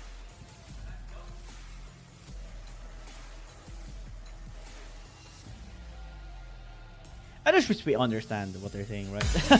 Yeah, but that was a quick response, just a few words. Because we came from an APAC versus APAC match, right? Wherein they spoke English as well, PH versus PH, and now coming back to Chinese versus Chinese, I can't help but comment. I wish maybe along the way I'm gonna be trying to study a couple of words, so at least we would get some bits of understanding on what they're saying. But we do understand the matchups that we have talked about a while ago. Mike actually really strong here for Woohoo Gaming. Played 3 times only, or 3 games, or 3 series rather. But everything were wins. It's gonna be also trying to have the same amount of impact that he did, notable with the 6 MVPs that he has secured during the course of playing against Thunder Talk, OMG, and Enigma Galaxy. And I think it's going to be an interesting interaction that we are going to be seeing with him and Tak. Yeah, I mean, Mikey versus Tak, I think, is going to be a huge story, but I think the bigger story will be, can August rein in Weibo? Because that man really is kind of the heart and soul of Trace Esports right now. And the combo of, as you said, you did mention this, Talk plus Weibo just invading, setting everything up for their team. It becomes so difficult to track, you know, two champions across the map and see how they really how they kind of set themselves up behind your own lines to try to get a kill for their team. So it's going to be a difficult task for Woohoo Gaming, but if they are able to do it, Trace Esports could end up dropping this. They are on a little bit of a streak here. They have won 4 matches in a row, and they were all 2-0s. I mean, if nothing else, even if Trace Esports loses, it will still be a 2-0. So no matter what, we are in for a little bit of a quick match. Well, it's going to be an interesting matchup if ever, right? We even see Jaja having a really good performance, good synergy with Tak. Whatever champion uses, may it be a Senna, may it be a Pharos, may it be a Ziggs. But hold a thought, because we are going to be starting with our fight for side. First, we have Closer versus Weibo. Interesting, so I don't think we have seen Weibo actually participate in a fight for side just yet. It is going to be his first game against Closer, that we have seen a couple of times already, picking up the Lucian against Acker when they battle against Fennel, picked up the Akali versus Taddy's Yone when they battled against Team Flash, and more so like that, you know. And since we do have other champions now in the rotation, we are going to be bidding goodbye with the ADCs. Yeah, I mean, it was fun while it lasted. It was you know, last week's ADC ADC pool for the fight for side was really cool. We had some great 1v1s. We saw some Teemo play mostly Lucians, but there are a couple of interesting ones as well. Of course, it's going to return to like the regular pool right now, or at least change the champions around, and a lot of them are very meta champions. So let's see what Closer and Weibo want to go with, because I can see quite a few options here. A Xin Xiao is kind of staring me in the face, and that could be a little bit of a cheeky pick. Well, yeah, Xin Xiao looks fun. Pantheon though looks awesome, and I Pantheon has actually won already, right? He's already won a fight for a side, right? If I'm not mistaken. I believe so, but we don't see it a lot. I believe so. Yeah, Camille, it's one of the rarer ones. Did we see a Camille already in the fight for a side? I just Camille gonna be picked up for Closer, and as I said, Xin Xiao looking a little spicy. Weibo's gonna pick it up, and well, he is a jungler. He is a jungler. He should be able to utilize the Xin Xiao to his full potential. However, Camille in regular play, 100% pick man rate, very, very strong. And such a great duelist because she has true damage and a shield that is adaptive to your own damage. So this is going to be a little bit of a tough one for Weibo. But if he plays his cards right, Xin Xiao's knockup should be a huge tool to deal with this Camille's aggression. Oh yeah. I mean, in a 1 versus 1, we do see, Camille being really good and fully utilizing his first skill, right? And there was a debate in the change that was made on the first skill before, because normally, or at least before, you can actually proc it twice or have an auto attack reset on it, but now it becomes like just an additional damage overall on your next auto attack. But with the Xin Xiao, you can have that big knock-up ability with your first skill, and at least maybe try to use the Crescent Guard as well to put your opponent in the tower. The only thing that the Hextech Ultimate can do here for Closer against Weibo is pinning him down close to a tower, or putting him in one specific location, and also maybe have a little bit of an additional damage that the Hextech Ultimate provides. But I think it will be depending on how the laning phase will go, because we don't really even see like the Xin Xiao being on a Baron lane. So in a way, wave clear is going to be a lot better for the Xin Xiao, since you do have your second skill, right, to poke out the Camille as well. But if the adaptive defenses can be used, then that's the win con for Closer. Exactly. So, with all that being said, Closer's Camille is going to be an absolute menace here. But what I'm seeing happening is, Hextech Ultimatum, and then instantly Crescent Guard to knock him away, and that just kind of negates the whole Hextech Ultimatum thing and gives away a little bit of damage. But yeah, if you guys were curious as to why we even have this 1v1 in Howling Abyss, it's first to 2 kills, and it does determine which team will get side priority in the regular game. So, Weibo and Closer going to be duking it out here. Let's see who's going to be coming on top of this. Well, I am banking a little bit onto the Camille because, well, this is a champion that really thrives on 1 versus 1. Especially if you pick up the Divine Sunderer as well, or Trinity Force, depends on which one is your preference. But in this case, given a melee matchup, the Divine Sunderer really does a lot of work, especially with the sustain and the burst damage capability. Tactical Sweep, a standard approach in the laning phase, but Weibo has been hitting him quite a lot of times already with the second steal.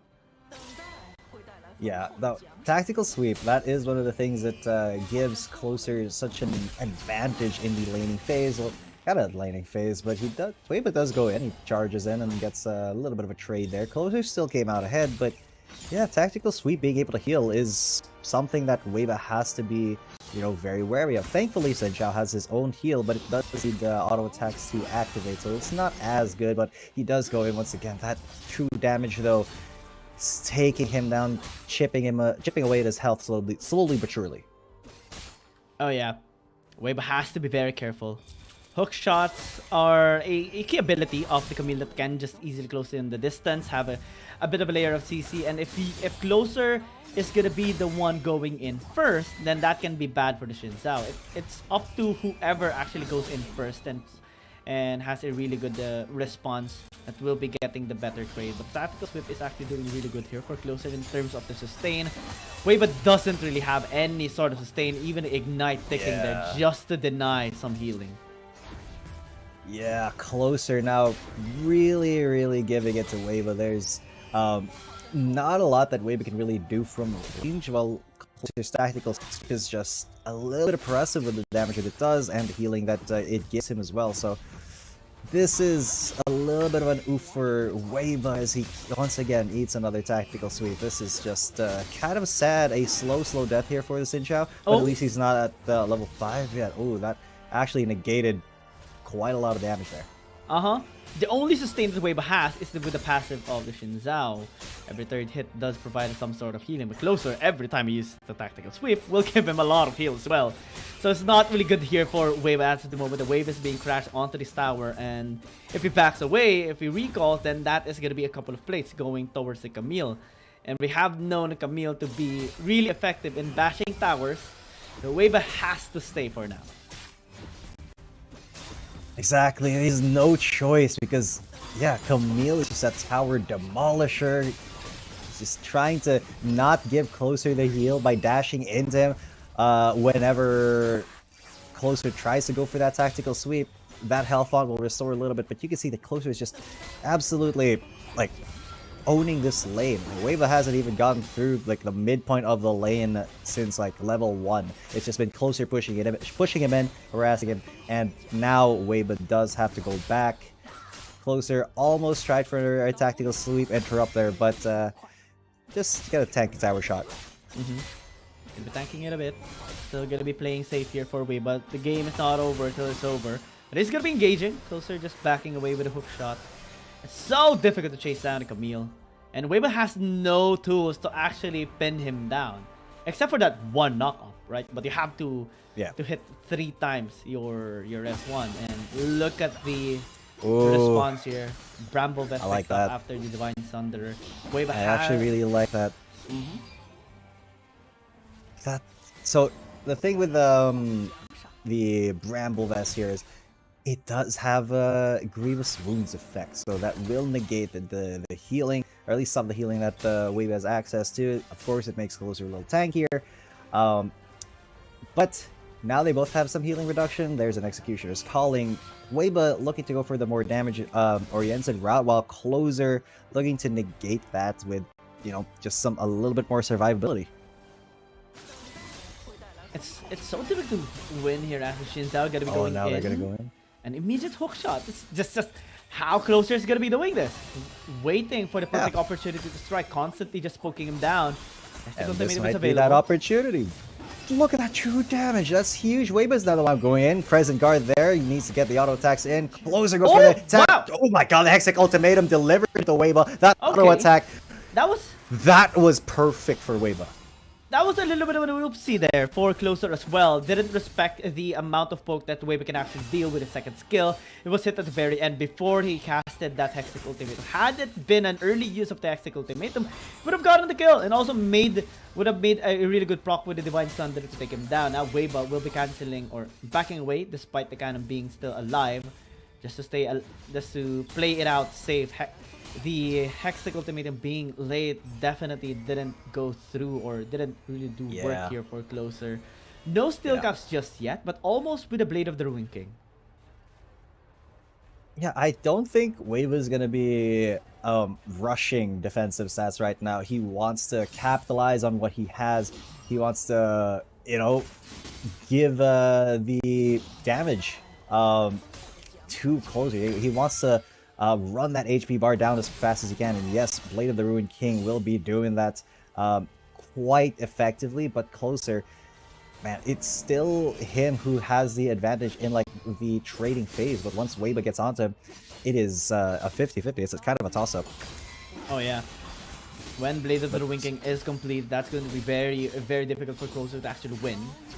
Because the sustain is going to be going high for Weibo. And Closer has to really pay a lot of respect, maybe buy a lot of armor as well. Possibly complete the Thorn Mail. Also combined with the Steel Caps should provide a lot more safety from the auto attacks of Weibo. Because a while ago, he really got the damage in. And now with the Blade of the Ruined King completed, that should provide a more DPS. It should. As Weibo comes back into lane. Got with a Ruined King, just going to go back. It's not going to be the Thorn Mail completed here, unfortunately, for Closer. Now he's going to go for a little bit of lifesteal, but the Blade of the Ruined King completed, the Steel Caps as well. It's looking like Weibo wants to fight as soon as he gets into lane now. Oh man. Yeah, that's exactly what he does. He goes for it. He jumps onto Closer. He forces the hook shot to come out, and once again keeps going. Man, that tactical sweep though does a lot. Yeah, the kite away by Closer is key to the victory for him. He has to really play things safe. I think if he can time the auto attack of Weibo, he can actually go in with the tactical sweep and then a Hextech Ultimatum, and with the Crescent Guard ability, Weibo won't be able to push him away because he recently attacked him. Oh. Hextech Ultimatum under his own tower. That is a very brave attempt by Closer. But Weibo is just going to be able to survive that. So that is them kind of pulling apart the field. The Ring of Fire should be closing soon. Yes, it is. So it is now sudden death. If Closer does manage to get a kill onto Weibo, when the circle is small enough, this could still go into Woohoo Gaming's way, honestly. Yeah, not a Blade of the Ruined King though. So with it being incomplete, it can be bad for him compared to the Thorn Mail. Weibo still having innate aggression, still relying on the tactical sweep pokes here for Closer. So far working, but the sustain from the Blade of the Ruined King and the Divine Sword is working here for Weibo. Knock up. Ooh, that was a little bit dangerous for Closer. Now he knows that he cannot get that close to Weibo. He's gonna have to eat both of those health fonts. Weibo as well going to get his, but he is still a little bit healthier than Closer. But look at that, the Ring of Fire is slowly closing now. Ouch. That's actually some really good speed. That hurts quite a lot. Closer down half health. Weibo incredibly healthy still, and then he engages once again. No choice but to go for it. Hextech Ultimatum and then hook shot away. And Weibo is so healthy. This Xin Xiao is just going to go in once again. Closer, even with your shield, you should not be able to do this Oh! auto attack. Oh my god, it can go either way. Alright. Who gets the That first kill auto sweep attack? is available. And it's gonna be Closer who actually finishes off the kill. Woohoo Gaming will win it and get the side selection priority. Now that is a fascinating way to end that game. Woohoo Gaming Closer winning at the very end. Again, the sustain from tactical sweep can do a lot of work, especially whenever he is able to cast it, and was consistent with it as well. Now, Trace Esports gonna be denied the side selection priority. It is gonna be Woohoo Gaming picking whichever side they want to be in, and they are actually really good on both blue and red. 5 out of 8 games on blue side, 6 out of 10 games on red side, but they might want to deny Trace Esports on blue side pick, because Trace Esports has won 11 out of 15 games on blue side and 3 out of 5 games on red. And as we discussed it, yep, Woohoo Gaming gonna be picking blue side. Makes a lot of sense, and that will be their way. Yeah, because honestly, against Trace Esports, you need every single advantage that you get. So while it is much better for Woohoo Gaming to be on the blue side, Trace Esports, they have had some good red side wins as well. You know, notably against OMG and EDG. So some higher tier teams here in the Chinese conference. So they should still be very comfortable with this side selections. It remains to be seen how this will actually play out in the picks and bans, but we'll get there in just a little bit.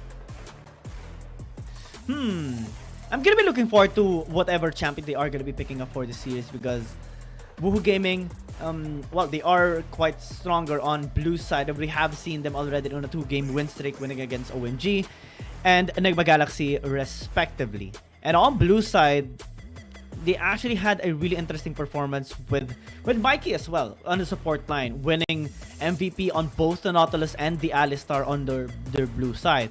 But Trace Esports red side is going to be quite dangerous for them, because again, given the blue side priority of game, they can actually just ban away some of the champions of Weibo, maybe attack as well, especially the Gragas that we have been talking about earlier. Maybe if they can force him out on the Galio and maybe take the virus away as well with the first pick, that can be key here for Woohoo Gaming.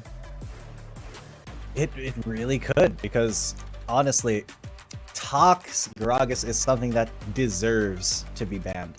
This man cannot just get that Gragas for free, so if it is unbanned by the end of this phase, I'm gonna assume that Woohoo Gaming wants to take the Gragas first for Mikey. Kali first gonna be respected here towards Rose. Camille, Atros gonna be banned away. Gragas ban, in which we discussed numerous times already in the series, will be respected by Woohoo Gaming. They have first pick priority as well. Maybe they can pick the Nautilus or the Virus in here, because Mikey as a support is very flexible. We can just rely on his Alistar performance, and that can pave way for Woohoo Gaming to have enough comfortability to take the Virus as their first pick. Maybe the Jace as well, if they really want to have a good flex pick, or maybe have a good mid lane champion as well, since the Yone has been denied. That can be a good pick as well. Aatrox is up, though that may be a bait here. Ooh. As a first pick, I don't think so. Interesting. Will it be Thresh? It's nice, but normally we don't see it as a first pick, right? Because it isn't really high priority. Yeah, it's gonna be more of a Nautilus angle here for Mikey, which, you know, it makes sense. It makes a lot more sense, because Nautilus has just been a huge impact support, and getting it early now is kind of a way to negate that Aatrox in certain team fights, right? But you do need to get on that early. Looks like the Aatrox was hovered there, but Trace Esports want to prioritize that Varus a little bit more. Well, they can pick up the Aatrox still, and I think they're just trying to organize the picking, so like Weibo will not need to swap anymore with anyone, since he does pick up the Aatrox here on the the second champion pick phase. Virus as well gonna be really good if they can pick up maybe a Galio here for TAC. That would be very amazing here for team fighting on Trace Esports. Yeah, man, the Aatrox pick by Trace Esports. Now, while Aatrox is not 100% pick and ban, he's 98% pick and ban here. So this is still an incredibly strong champ. Yes, he has gotten hit with nerfs, and well, still the Nova skin for Riven looking really good in that AR stage. It looks so nice. But Trace Esports, what an aggressive composition that they're drafting. A Renekton already. Do they think that Riven is going to be going to the top lane then? Possible, very possible here, since we do see a lot of Rivens popping off or being picked up whenever there is a Ziggs as well, and we have seen a lot of times that Lemon picked up the Riven as well into the top lane. Trace Esports responding accordingly, since it would be banned away by Woohoo Gaming if ever. What is lacking right now on both sides is mid lane and possibly jungle as well, and top lane, depending on which side you are looking towards. Woohoo Gaming will be taking away some of the supports here from Trace Esports that can be utilized by TAC. I am mostly concerned about the Galio being open here for Trace Esports, but if it is going to be banned away by Woohoo Gaming, they should be worrying about nothing in particular. Yeah. They will not be worrying about all too much here then. Rakan, though, being banned out. Really pinching TAC's available pool here still. Now, Trace Esports, though, what do they think that Woohoo Gaming is going to be putting in that top lane? They did ban the Jax, they banned the Garen as well. But now, are they going to go pick TAC support? Because, like, already the Nautilus is there. They don't really have to... they don't really have to counter pick. And Alistar, again, this has been something that is Mikey's pick usually.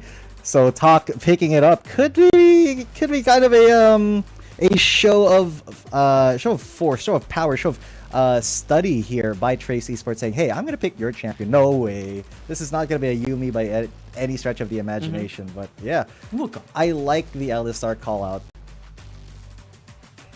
Yeah, I mean, this is the first time we are going to be seeing TAC as well with his champion, so it's going to be very notable.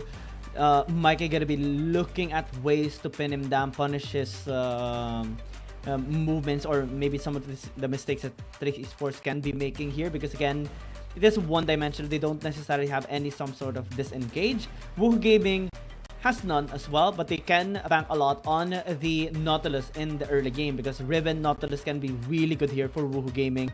And looks like it is gonna be a Riven jungle. It's like what you mentioned. It's not gonna be the Wukong in the jungle and the Riven in the Baron lane. Can spell out better here for Woohoo Gaming, because again, the Riven does have, some sort of gap close and good amount of CC prior to level 5. So maybe that can result to kill pressure for Woohoo Gaming.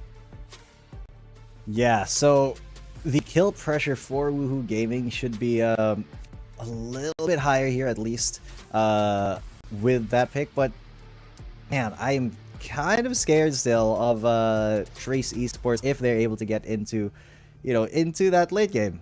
They have the Aatrox and the Alistar, and it's TAC and Weibo. So once they get going, like, how do you even stop them? It's really gonna fall onto Woohoo Gaming to not let Trace Esports scale up. So they do have a bunch of really strong mid game, but that early is going to be a little bit of a 50-50 for me, because there is a Renekton in that top lane. Oh yeah, let's see who is gonna be coming on top of this game number 1. Will it be Woohoo Gaming or Trace Esports? I am excited for this. I love the composition that both teams have drafted so far. It shows aggression, it shows scaling, it shows maneuverability as well, and adaptation here, especially with TAC on the Alistar first time in this tournament. Mike adapting as well with the Nautilus pick will be helping out Lemon into the top lane later on. And given the matchup as well, it should favor a little bit towards the Renekton and Alistar due to the lack of crowd control that can be funneled onto Mikey's engage. Mid lane as well has been well established for Trace Esports. Corky versus Jay just win as well. So really a bit concerning here for Woohoo Gaming. Yeah, so again, Woohoo Gaming has some really good kill confirms in their team composition. And some really good ways to get in on a fight and engage. But it is so difficult for them to get an early lead here because, I mean, mid lane wins. Top lane wins for Trace Esports. I mean, mid lane wins for Trace Esports. Top lane wins for Trace Esports, and bottom lane is you don't really win. You just kind of scale with these two, with these Ziggs and Varus, and then just kind of participate in team fights later. Though Jaja with the Varus can actually have a bit of a kill pressure as well due to the slow, due to the auto attacks. Oh, true. Can be winning against Ziggs. Lisao though is taking a bit of damage there from Lemon, and with that in mind, I don't think he will be aggressing further, especially without any support. Weibo is there. Will be spotted by a ward though that was placed by Mikey. So really good job at least on jungle tracking. While they do spot out August as well in the top side river. Nothing to be concerned about in the first 2 minutes. Yeah, a little bit of a slower game start, of course, as these are Chinese conference teams now. We are out of APAC for the moment, and the explosive games that we saw earlier in NC versus NAOS going to be not seen as much here. It's going to be toned down quite a bit because Chinese conference teams, they do like to kind of not commit to a lot of fights because they just do not be the ones who are wrong in an initiation, while APAC, they just, you know, hold W and pray for the best. But these Chinese teams, man, they're so calculated when it comes to team fights, so we are really not going to see a lot of early action. Maybe this time around, as the supports go into the top lane, we can see maybe an engage coming in from Trace Esports since they do have more crowd control in a sense. If they can get the damage done, especially with the dominance, that can pave a way for them to take a kill onto Woohoo Gaming. But they have to be very careful. Cyclone is available. These are going to be going in. Yeah, but Lemon's going to get knocked up as well as Mikey. A little bit of damage here and there, but really, it is not kill time for these guys. Yes, Lee Sao taking quite a bit of damage. He's going to get low, but they are level 5. So once the ultimates come online for the supports, that could be the big engager. But we do see Rosen closer, getting a little bit frosty here. Yes, there it is, the big engage. That's 2 men knocked up. Lemon incredibly low, but he got his Cyclone. Oh my god, the Ignite will take him down, and Mikey now running for his life. Will auto-attack the Honey Fruit, will get that heal, but now Taka and Lisa have to get away. They have to run. August tries to flash in, but he gets denied. Headbutted out of there, and then disrespected. Talk with the emote. That's Trace Esports with the first kill of the game. They're still going. Weibo has now showed up, and they will not go anymore. And they had a really good engage as well. Really good follow-up coming in from Elisa. The moment we saw the headbutt pulverized, the HP of Lemon got decimated. Despite flashing out, we saw the flash in coming in from both Lisao and Taxwell to just get that one more auto attack. We will see a replay of that in which Mikey had no way of countering them because, again, you may have the depth charge ready, but the amount of crowd control isn't really long just yet, and almost even Trace Esports got double kills in that, despite the attempt there by August to flash in a Broken Blades and throw in, you know, a possible knock-up. Tak was able to disengage successfully, even headbutted him away. That negated all attempts of a comeback there. Yeah, unfortunately, that was a little bit too ambitious for August to try to get something going here for Woohoo Gaming. But, you know, just a little bit further and he would have actually gotten the knock-up. Yeah, and unfortunately, it just was not in the cards for him. And Alisar is really good at getting you out of an engage when you try to engage on him. So, with a Rift Herald up, it is going to be Trace Esports who are looking to hunt Woohoo Gaming in away from this Rift Herald. They're going to do a lot of damage onto Mikey and take this Rift Herald for themselves.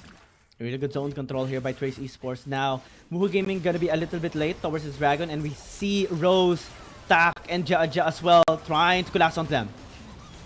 Yeah, because they've already gotten a kill, and the Dragon will still go to Woohoo Gaming, however. So, boom, already. that is at least a trade of objectives. But another kill for Trace Esports and more gold here from the Rift Herald, doing a lot to this. Oh my god, the World Ender has come out. They tried just to get the tower, but Weibo's already so low, he has to flash out.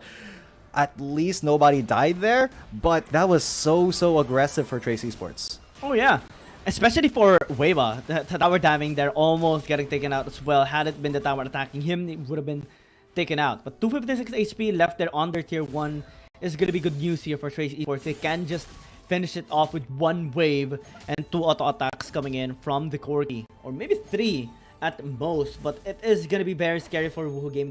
They might need to send a couple of reinforcements there to try and defend it. Maybe have the Ziggs there and the Nautilus stay in the lane as much as possible so they can have a maximized wave. Oh, speaking, that is a big stuff, big stun, big chains of corruption. But now August is in the mix. He messed up that broken blades, but Jaja did flash it out. Oh my god, Mikey, 1 HP. What are you doing? Spark just went in front of him and gave Jaja the angle. He basically told on his buddy. He was like, hey, come here, shoot me. It's a prank, bro. But at least I'm not gonna get engaged on flashes before the thingy hits, the cyclone hits from Lemon. So Trace Esports very clean at disengaging. The first tower will be going their way as well. Talk draws the flash with just ahead, but no pulverize here, so they still have that in case they want to disengage. But so far, Trace Esports are just really controlling this game well. They also baited out the Cyclone there coming in from Lemon, so now top lane is going to be more vulnerable than ever. Lisa going to stay and push it with 1 more wave. We even see Tak just staying there as well, just to make sure that he's going to be safe here, or his allies is going to be safe. Rose and Closer having a bit of their own island. Jace versus Corki matchup. It does take a long time to actually break out. But speaking of breaking out, tower is gonna be taken down here by Trace Esports. Mid lane as well has been taken out, so only the bottom lane outer turret is remaining standing for Woohoo Gaming. Slowly but surely, Trace Esports is taking control. Yeah, and unfortunately, Woohoo wasn't even able to trade that tower in the top lane for one in the bot lane. I mean, it's still being worked on actively now, but you know, they haven't been able to really get these big macro objectives yet. And even during that dragon take, when they did get the dragon, it was a little bit, you know, it was a little bit risky. They still lost a member for that. So, Woohoo, they really do need to get a little bit more proactive. Yeah, Talk's just there. He's like, okay, hello, I am going to be here, going to prevent you from harassing my team. Now, the rest of Trace Esports are gonna hang around this bot lane. They can easily just take any towers right now, especially with the champions that they do have. As long as the game goes by, it should favor Trace Esports as well, because they have a double scaling champion composition. The Varus is going to be doing a lot of damage with the pokes, Corki as well, and also the consistent DPS of this champion can do a lot of work in team fight. And Woohoo Gaming has to really have a really good engage towards them. They have the champions to work around with. They have the abilities or the skill sets to work around for a team fight, especially with the Cyclone, Mega Inferno Bomb, and the Wind Slash coming in from the Riven. But if Trace Esports is going to be continuing on their onslaught on small skirmishes, then that's not going to be looking good for Woohoo Gaming. Yeah, Rose was in a tiny bit of danger there with August and Mikey like looking like they wanted to come through and get a gank on, but no, he will be playing it safe, just giving the tower. Not dying for that is a good decision here.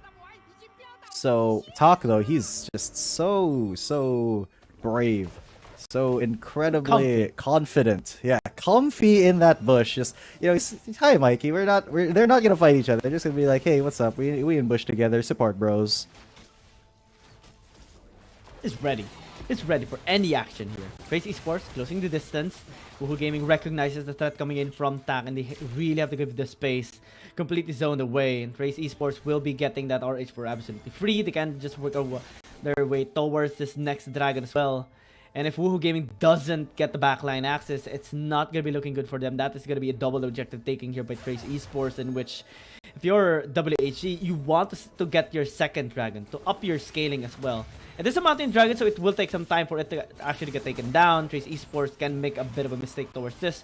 Good vision established here by Woohoo Gaming. They can actually collapse now towards Rose, but they're hesitating for a bit. Yeah. The Rift Herald as well, gives me somebody in the mid lane. Lemon tried to go onto Rose there, but it's not going to be successful. Talk with the head, but pulverized onto Mikey, brings him to the team, and that is the Nautilus down. Mega Inferno Bomb onto 3, but the Dragon has been started. August has been chased away. That is a jungler. He cannot smite now, and it's Trace Esports that are taking control of this fight 100%. They have chased Woohoo Gaming away, and now they're going to get the Dragon. Everything is going the way of Trace Esports. Everything. Even closer right now is being forced back away. Weibo cutting the ropes, cutting the escape path. Looking for more kills here, trying to get onto closer. Lemon will get knocked up as well, but man, Trace Esports so aggressive. They haven't even taken down the tower, and they're already chasing into the tier 2. But yeah, it's just a formality now. Sure, they'll just take that one. Oh man. And look at the other side lane control as well in the top lane. It's just now, built up the wave and is pushing towards that top turret for Trace Esports. But that is going to be quite a lot of farm for the Renekton to soak up. Let's check out the replay because they spawned the RH into the mid lane to pressure Woohoo Gaming. Immediate engage onto Mikey. There's nothing they can actually do, especially with the virus. Percent HP executing damage, and the front line has been breached already. They have no way to soak the damage coming in from Trace Esports. Weibo popped off using the World Ender and just followed up, even cutting the escape path of Woohoo Gaming, getting that tier 1 as well into the bottom lane, and now they're sitting very comfortably in a 3,000 gold lead for Trace Esports. Without any access towards the back line, I'm starting to get worried here for Woohoo Gaming. Yeah, starting to get worried. I mean, it's so difficult to see them, or to see how they can even get into a team fight. How can they proactively find a way into, the middle of Trace Esports composition? It's so difficult. First of all, you have to contend with Talk just being in front of you all the time. You have to get past that big moo cow, and then there's Lee Sao as well on the Renekton. I mean, the cow crocodile, they do so much damage, and then man, Weibo as well. This is why you don't leave the Aatrox open. And what's weird is that they didn't. I mean, Woohoo Gaming didn't even first pick it. They left it to get picked up by Trace Esports. So was that a mistake? It might have been. It seems like it already, because now we're seeing so much stability coming in from Trace Esports. Really good scaling as well, especially with the Aatrox. Now they're setting up a Death Brush. Oh, that is a big catch. Lemon still alive, just barely dodges out on the piercing arrow. That Death Brush was successful in getting the pressure, but not the kill. As Trace Esports, they are just trying to look for more plays that they can do, because Woohoo Gaming is kind of weak against them at the moment. Oh man, this is just so difficult now for Woohoo Gaming. How do you come back from this? There is the Bloodthirsters picked up here by the Ribbon, by August. So, well, it is going to be upping his damage sustain as well, and some shield that can be provided in preparation for a team fight. But Trace Esports still has a lot of ways to pierce through the armor and the shields here coming in from Woohoo Gaming. Not a lot of times you do see them engaging or at least committing onto a split push. We do see Closer trying to as much as possible, given the hull breaker that he has purchased, but he's completely being taken down or shut down here by Rose in all of his intentions. And Lemon just might be in trouble. Ooh, boom, yeah, because he's already been knocked up. He's got the Cyclone, but it doesn't matter. He gets stunned up. He goes for the second Cyclone, and he actually gets away. Now maybe the re-engage, but that is a little bit ambitious, as Weibo did not pop World Ender there, so they should know he still has it. So, if they do try to engage onto an Aatrox, he can just wipe them all out. And in a 4v5, that's not a good time. So Woohoo Gaming will not commit to that. But you can see, like, from this one game, the entire difference between the Chinese conference teams and the APAC conference teams. Look at the kill score, and look at how the game feels right now for Woohoo Gaming. It feels like they can't really do anything, but it's only 0-3. Just because of how Trace Esports is maneuvering across the map, able to unlock all outer turrets as well, have a good position towards the red side jungle. Look at the vision that they have established. Blue side and red side is well lit here for Trace Esports. They have so many wards placed deep into jungle camps here of August that all their intentions, all their moves are being watched here by Trace Esports. Now in preparation for the third dragon, Trace Esports can just set up another vision here onto the bot side river, maybe position as well into a really good engage, just like a while ago. So prior to the series, which Mikey, we haven't really seen him pop off just yet. No proper dredge lines, no proper depth charge initiated as well to access the back line. And if Jaja and Rose is just going to be sitting comfortably into the back line free hitting, then we can just immediately say that Trace Esports is going to be winning this. Yeah, I mean, even if it's just 3-0 and Woohoo Gaming really haven't given them all too much, it just does feel like because of the map control, the macro, Trace Esports is just so far ahead of them in terms of tempo and momentum. And of course, gold is still a factor. It's like a 4,000 gold lead, but man, Trace Esports is just really feeling themselves right now. Still, a dragon has not been committed to. It will be half started once again. Woohoo Gaming may be looking to stop them there. Talk once again. Headbutt pulverize onto Mikey. There's a Chains of Corruption. He will go golden. And Trace Esports, their health bars are a little bit low. Only Mikey's really damaged here on the side of Woohoo Gaming. This could be a fight that Woohoo Gaming wants to take. But Lee Sounds in the middle of it. Down the damage. Oh. He's already taken down the Riven. The rest of them. Oh my god, the steal though from Woohoo Gaming. They got the dragon at least. Lemon with the second cyclone closer there. Gonna get chased. They're getting closer and closer. Look at these health bars from Trace Esports, but still, no kill. It's another kill though for Trace Esports. That's 2 more. They actually just got 4 for nothing. And now they're gonna go into Baron. Lost the dragon. Yeah, they lost the lost dragon. but they might actually be able to take this Baron away. They have a Honeyfruit to work around to heal up Rose a little bit here. Jaja though is gonna be in trouble a little bit. I think they have to either take this fast or take Spark first, because again, the bouncing grenades, also the Mega Inferno bot is gonna be on cooldown later on. But so far, things are looking good here for Trace Esports. Right. MIB down, that should be Baron here for Trace Esports. Easy takedown. They lost the Dragon, but still got 4 kills and the Baron. Yeah, and that is a huge swing in gold. Well, it didn't really swing the other way. It just increased for Trace Esports. Let's check out the replay, because Jaja was infiltrated a little bit into the backline, especially because of that Mega Inferno bomb. But Lee Sao, with the engage, just so good with the follow-up as well by Tak, infiltrating the backline follow-up, coming in from Woohoo Gaming, and as well as, just the Aatrox, doing Aatrox things. There's no answer, and I really love how they were able to just, hold on. Oh god, that is a very low August. One more auto attack will do it. But the Jace is down as well. Just a fight on 2 fronts, and Trace Esports won both. Lemon trying to Cyclone, trying to get Rose. He is successful. That's the first kill for Woohoo Gaming, but it's still 1-10, and now he's going to have to sacrifice his life for that. He gets taken out to dinner. Lee Sao as well does not care. He's in the bot lane, taking the inhib turret. Spark is not really going to do all too much to him. He's a max level Renekton. What are you supposed to do against this man? He's kind of got Spark inside that fountain, and now the rest of Trace Esports going to be coming in, taking down the Nexus. It is 1-11 here in terms of score, and Trace Esports is 1-0. Yeah, it did take a little bit of a long time, 18 minutes and 52 seconds, but that was a one-sided beatdown in which Trace Esports was just scaling up towards the late game. They did have a late game scaling composition nonetheless. They had the Corki, they had the Aatrox, they even had the Barret as well. But their execution was on point, completely denying any sort of attempt there by Woohoo Gaming in trying to establish a really good early game. And we didn't really see that much combination coming in from the Riven and the Wukong and the Ziggs as well from Woohoo Gaming. Not much of a good engage coming in from Mikey as well. So now it has been more of a shine for Tak, actually, with the Alistar. Even in the interaction into the top, and we saw them just having a really good time, really good follow-up coming in from Lisa as well with the Renekton. The moment that Tak engaged with the Headbutt Pulverize, immediately comboed it with the emote as well.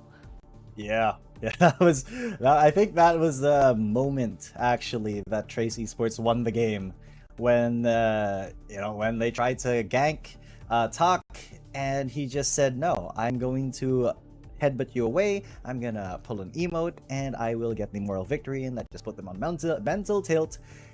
And honestly, it was just a slow burn of a game here that went ever so slowly towards Trace Esports' side. The only kill that Woohoo Gaming actually had in that game is from Lemon. in which he had a kill on the Rose in that topside fight, but everything else has been a dominating victory here by Trace Esports. Almost all of the objectives has been taken. Woohoo Gaming tried to get, you know, a complete of the souls for them, especially with one steal that August actually had in that particular game, in the last dragon, but it did result, or the casualty there, or the consequence was 4 kills that Trace Esports has gotten. Definitely a net profit for Trace Esports in the entirety of the game. And they're going to be channeling their energy towards the second game as well. I mean, all of their games has been either 2-0 or 0-2. And now, given that they secured game number 1, based on that stat alone, it's not looking good for Woohoo Gaming.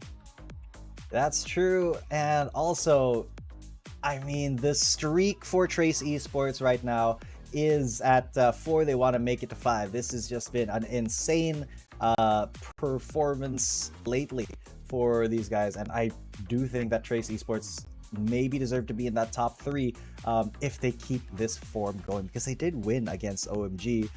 They won against Thunder Talk as well, and winning against, you know, a Chinese conference team that is a little bit lower. Wait a minute, my bad. EDG, I was thinking about WHG. I was looking at their own stats. My bad. Trace Esports won against OMG and EDG. See, so winning against a lower tier team that's, you know, just 2 places under them in the rankings can catapult them. They're number 5 right now. This can make them number 4, and if they continue into the rest of the weeks, I think the Trace Esports will end up number 3 here.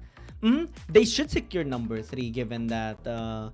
I mean, if they win in this series, they would be taking the 3rd spot right now, having 8 wins in their name compared to Weibo Gaming and Nova Esports that recently has just gotten 7 as of the moment. But they will have their own scheduled games in this week as well.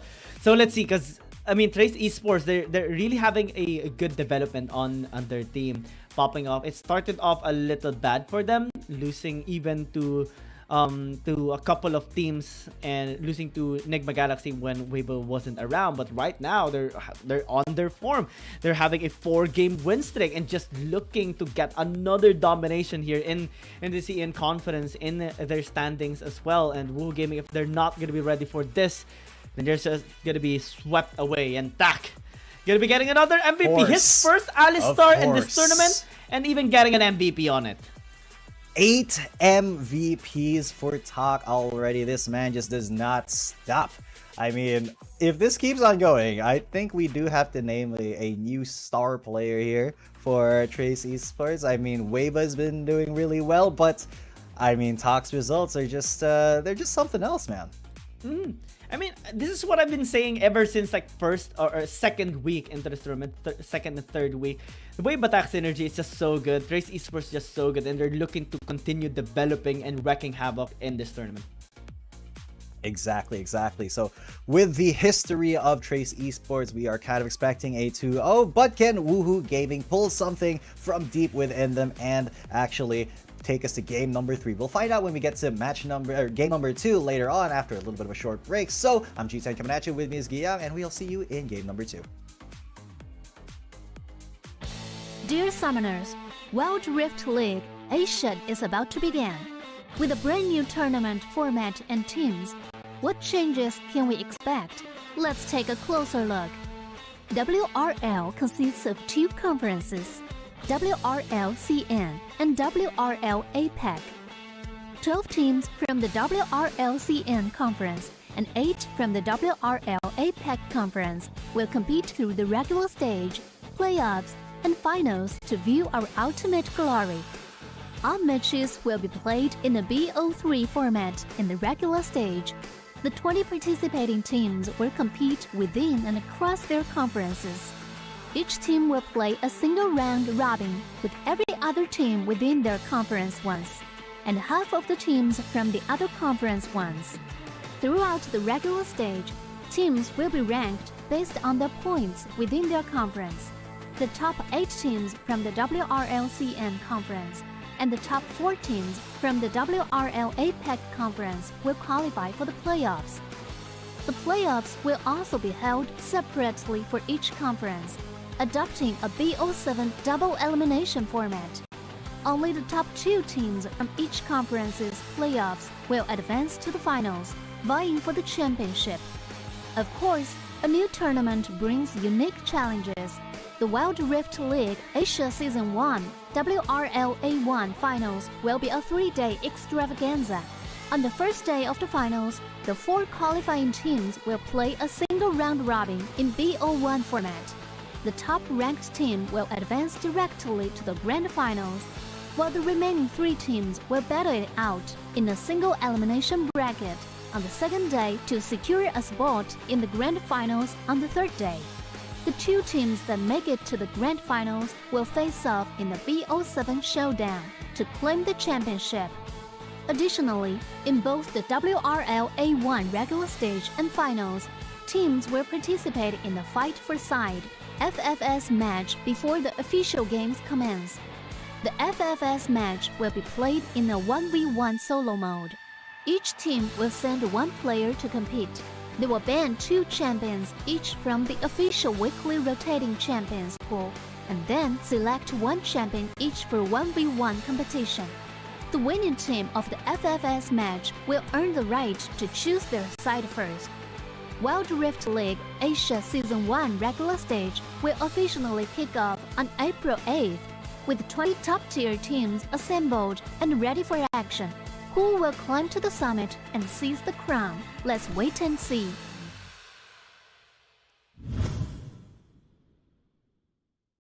Dear Summoners, welcome to the Wild Rift League Asia 1! With the new season comes a fresh upgrade to our Spectator UI, designed to provide everyone with a better viewing experience. First thing is about the original UI information at the top bar. We make it into a functioning ring design in the upper left corner.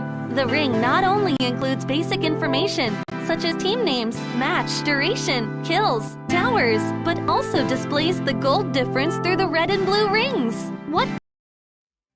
Alright, welcome back, ladies and gentlemen. You are still watching the WRLA 2023 regular season. I'm G10 Kumanatcha. With me is Giyang, and we are in match number 2. Game number 2, Trace Esports had a very slow burn, but they did dominate the first game. Now let's see if they can close it out 2-0 once again.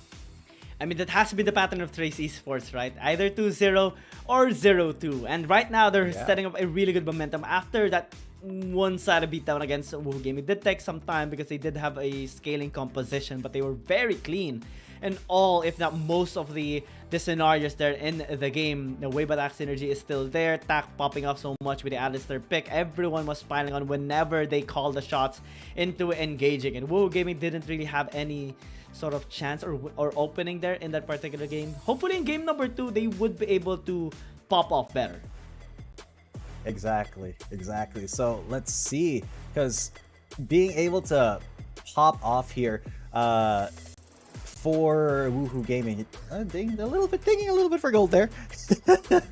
Unfortunate timing by the camera guy, but yeah, they do need to be super aware of how Trace Esports likes to play the map, and it just so happened at that point, or in the last game, that Trace Esports just had so much map control and intimidated Woohoo Gaming so much from, you know, the first couple of kills, that Woohoo just didn't really risk anything and therefore didn't gain anything. Oh yeah. Now as they go into the blue side though, it can be quite challenging here for Trace Esports. Woohoo Gaming does have better standing ground on red side. Won 6 out of 10 games in this red side, so maybe as Trace Esports is on blue side, it's going to be actually can be difficult as well, given Trace Esports is so good on blue side too. And they would be able to ban out some of the champions here of Woohoo Gaming. The Zoe, the Ziggs even going to be taken away. They can maybe first pick the Gragas this time around, unless Woohoo Gaming is still going to be respecting it. But they also have to pay good respect towards the Senna, in which Trace Esports can just utilize it with the Gragas as well. But you'll take the Aatrox. It's going to be taken away. Yeah, Weibo had a really good performance with this champion a while ago. That is why you don't leave it open, guys. My lord, people like just because they ban a Camille, and then they ban, you know, a respect pick. And then they think that they have to ban, you know, another player's potential pick. Does not mean that you can just leave the Aatrox open. You have to respect it. And what kills me is that, you know, Trace Esports, they had the option to, or sorry, Woohoo Gaming, they had the option to pick up that that Aatrox in the first round, but you know, they didn't want it. They didn't have it planned in their draft, so it was given for free to Trace Esports. And now it is good that they banned it, but Trace Esports is going to be the first one to get on that pick, and they do get Tox Gragas, which, as we have discussed before, is so scary. Oh yeah, Virus as well gonna be picked up. This, oh my god, oh lord, this is gonna be a scary composition being established here by Trace Esports. Woo Gaming does have the Akali and the Senna, but I am still worried, man. I am still worried here. Even if we do see a lot of good things coming in with the closer on the Akali, and really good works coming in from Spark with the Senna, and I think this is one of his best champions as well, the Senna here for Spark. It's Trace Esports, man. Look at all the champions they are using. Even if they do pick up the Jace, it's going to be a positive thing here. Even if we do see a relatively low win rate with the Jace. Now, if Trace Esports is going to be looking for this, that is double pokes coming from Trace Esports. And look at the damage and team fighting capability that this team is already having in their design just with 3 picks. It's so scary, man. It really is already so deadly looking, right? But Trace Esports is not complete yet. They do have a Jace and a Varus, and that is, you know, a little bit what's the word for this? A little bit not as scary, not as intimidating. It's much less intimidating than, you know, Akali, Renekton, and Senna already. But it's still, they can still like get 2 very big picks in the jungle and possibly mid lane here, or even top lane for Trace Esports. That I got distracted with what I was saying when I saw that face. Malphite is do not dare. Monkey, what are you doing? Okay. Oh my god. Malphite. No, wait. This could be jungle Malphite. No, this could be jungle Malphite. I mean, we only have seen this champion be used once. And it was KBG versus Cerberus Esports. KG picked up the Malphite into the top lane against a Wukong, and we all know how that went. And Cerberus Esports did get that win. Trace Esports, just lock in this Amumu or already. You guys have been spamming this champion or hovering it for 6 weeks now, and never picked it once. Well, if you're gonna be going all serious here, well, might as well just pick up the Wukong here, especially for Trace Esports, since they want to get this to 0. That has been the trend here of Trace Esports and all of their 4 wins acquired recently. And this is a scary lineup. They even pick up the Fizz here. So, haha, looks like a lot of people wants to pick up this Ziggs now, or this Fizz now. Yeah, I really like that Fizz getting a lot of play now, a lot of attention, because he did, you know, there wasn't really a lot of Fizz presence at the start of the season, but, you know, I think it was week 5 or something, where it was first picked, and it was Trace Esports. Weibo's Fizz is something that it has to be very much respected. It's so, I mean, it's so different with his style again with other junglers, because his Fizz is so deadly, especially when complemented by Tox Gragas, and that's exactly the combo that they have here. So let's see, because it really does look like Trace Esports, like they didn't have the strongest draft with the first 3 champions, but now with, you know, ending it with a Wukong and Fizz, it really does give a lot of possibility to Trace Esports to just take this 2-0 because of, you know, how both of these teams like to play. I'm gonna be worried a little bit here by Woohoo Gaming, especially with the Malphite pick. But let's try to dissect. Let's try to extrapolate this Malphite pick. Since the Sun is going towards top side to help out Lemon into the top lane, then Mike is going up against Jaja's Varus, right? And this Malphite should at least be able to tank some more of the damage that the virus is going to be throwing at him with the abilities that they have as well. He can poke out in the laning phase, maybe try to secure a couple of wave too. But looking at the adaptation that Trace Esports is making, Lee Sao into the bottom lane, it's not going to be looking good here for him at the very least, with one play taken there by Spark. But as the Senna goes towards top lane, that is going to be the scary moment now for Mikey. Yeah, that was very weird. No, actually, it's smart to have a Malphite support in this situation that you have a Senna, because then the Senna is a roaming support and Malphite does really well solo in the lane. It's because he was originally a top laner, and you know, he's made of rock. He's very hard to break. He's rock solid, as Malphite likes to say. So, you know, you can just leave him there and leave him against the Wukong, and he'll be completely fine. And wow, Rose actually doing almost a third of his team's entire damage during the last game on the Corki. And is gonna be trying to have a similar performance this time around with the Jace against Closer here in the mid lane. That is a huge wave being crashed down into the tower attack going here as well, and threatening and engage if ever Closer does try to clear out this wave. Yeah, Spark gonna be there to at least, you know, get a little bit of relieve a little bit of pressure on Closer, so that does mean that Closer is able to, you know, clear out that wave. And 100% win rate on the Gragas, 8-0. Top does not want to lose this record right now. 8-0, man. And it shows. It's so good with his champion. I mean, no other support has that same stat on the Gragas, I'm sure. Yeah, because a lot, especially this late into the game, into the league, a lot of teams have picked up Gragas. He's such a really good champion, very meta. But, you know, as in the same way, a lot of teams have been losing with Gragas as well. Not because he's weak or anything, but just because, you know, the other team was better most of the time. And Talk, the other team has never been better when he picked his Gragas. So that is a trend that has to be broken here by WHG. But Wukong, wow, he's been picked 200 times in the past.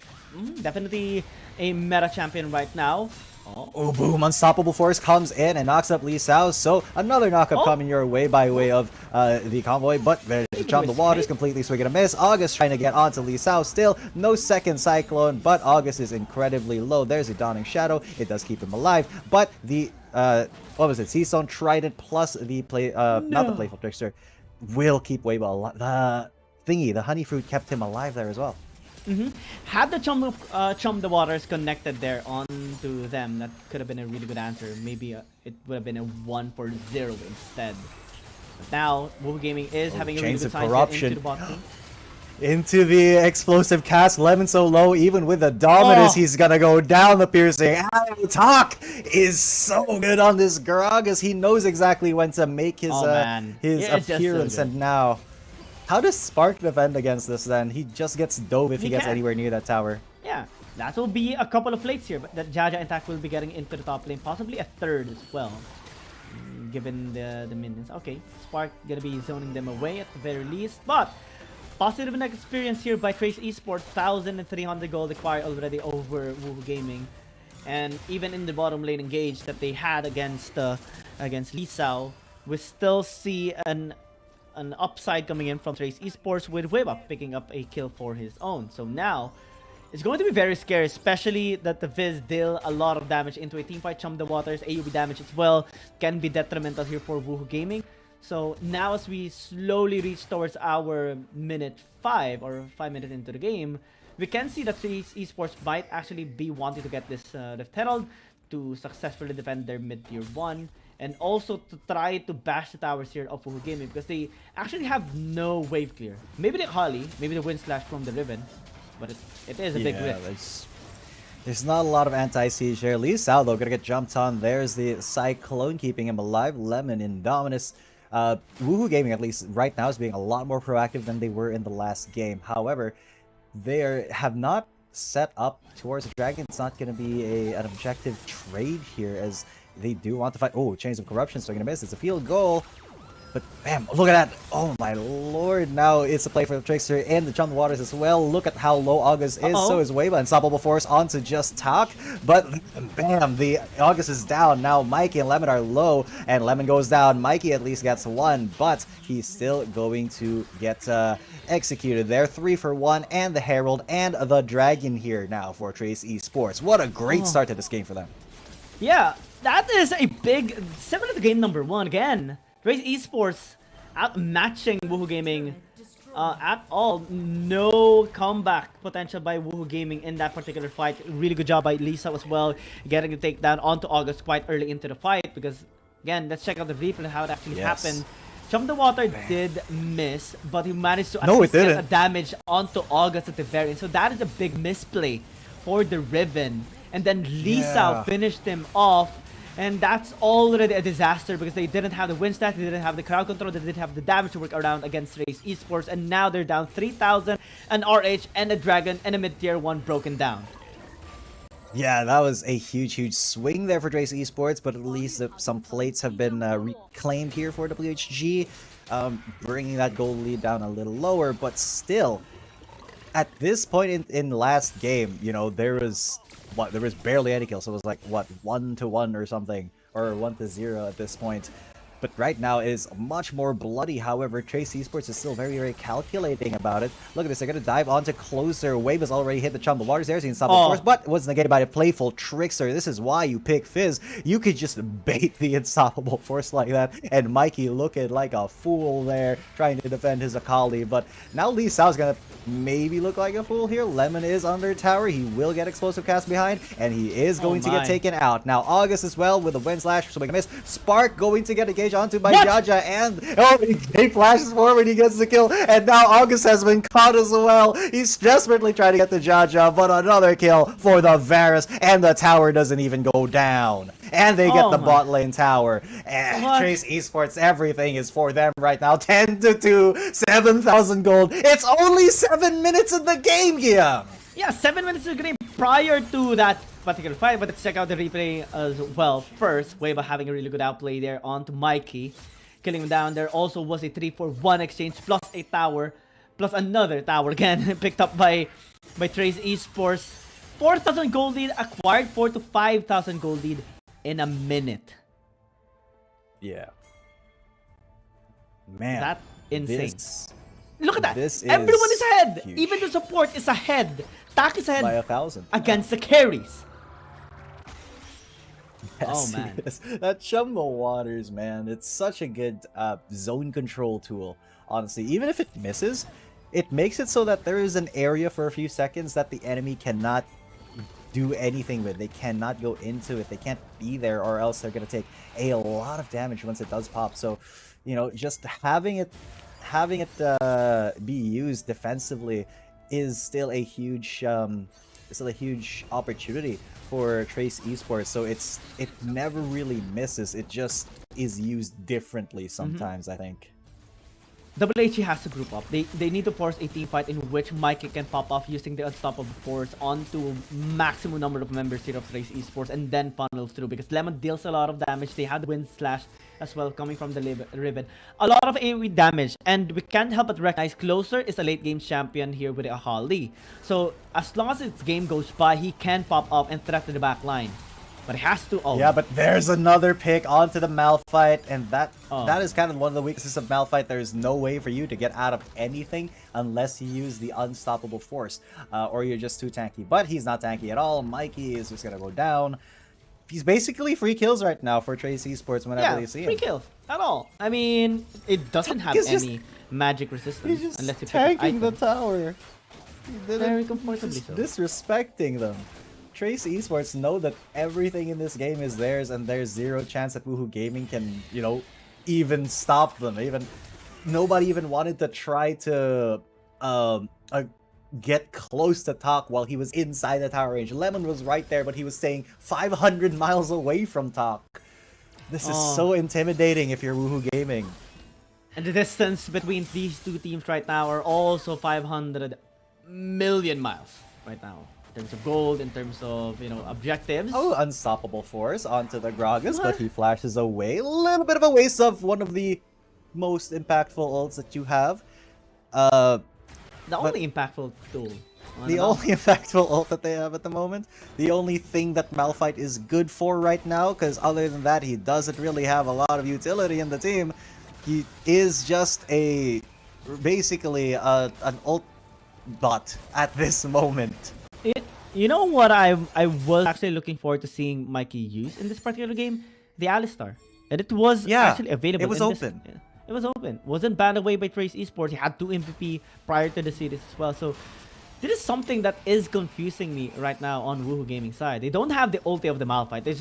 They shouldn't even try here. If they do, that is suicide. Trace Esports is establishing really good control. They will be getting this dragon as well. Oh man, it's not looking good here for WHG. It really isn't. Woohoo Gaming is just not having the best time, just because Trace Esports is so good at snowballing a lead and really controlling where they want to engage on, and just having a lot of CC. Oh, playful Trickster once again with the re-engage by Lee Sao. And Cyclone onto 2, they knocks it up, and the big thing is Mikey goes down already, but they did get a catch onto Lee Sao at the very least, and maybe a catch onto Weibo. No, playful Trickster out, and he's alive with 1 HP. But they do manage to... Where did Rose get the... When did he get the inhib turret? 1 kill and an inhib turret for Trace Esports, but also 1 kill for WHG. And absolutely no chance for Woohoo Gaming to get anything. Let's check out how Weibo actually dodged that unstoppable force.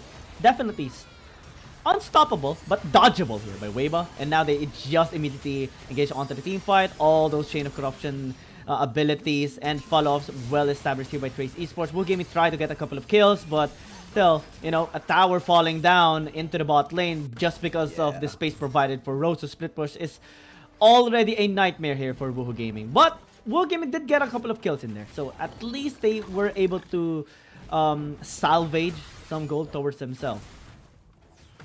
Yes, they were. Now though, man, at least it wasn't a complete loss for Woohoo Gaming, but right now they are kind of... Ooh, Unstoppable Force, maybe a big catch here. Oh my god, they weren't able to finish it off, but yes, at least they were able to get 1 kill onto Jaja. Great ultimate there from Mikey. That's what he's supposed to be doing, as well as, you know, fronting for the team and tanking, but Trace Esports was able to threaten them back and really just make sure that WHG got nothing after that kill.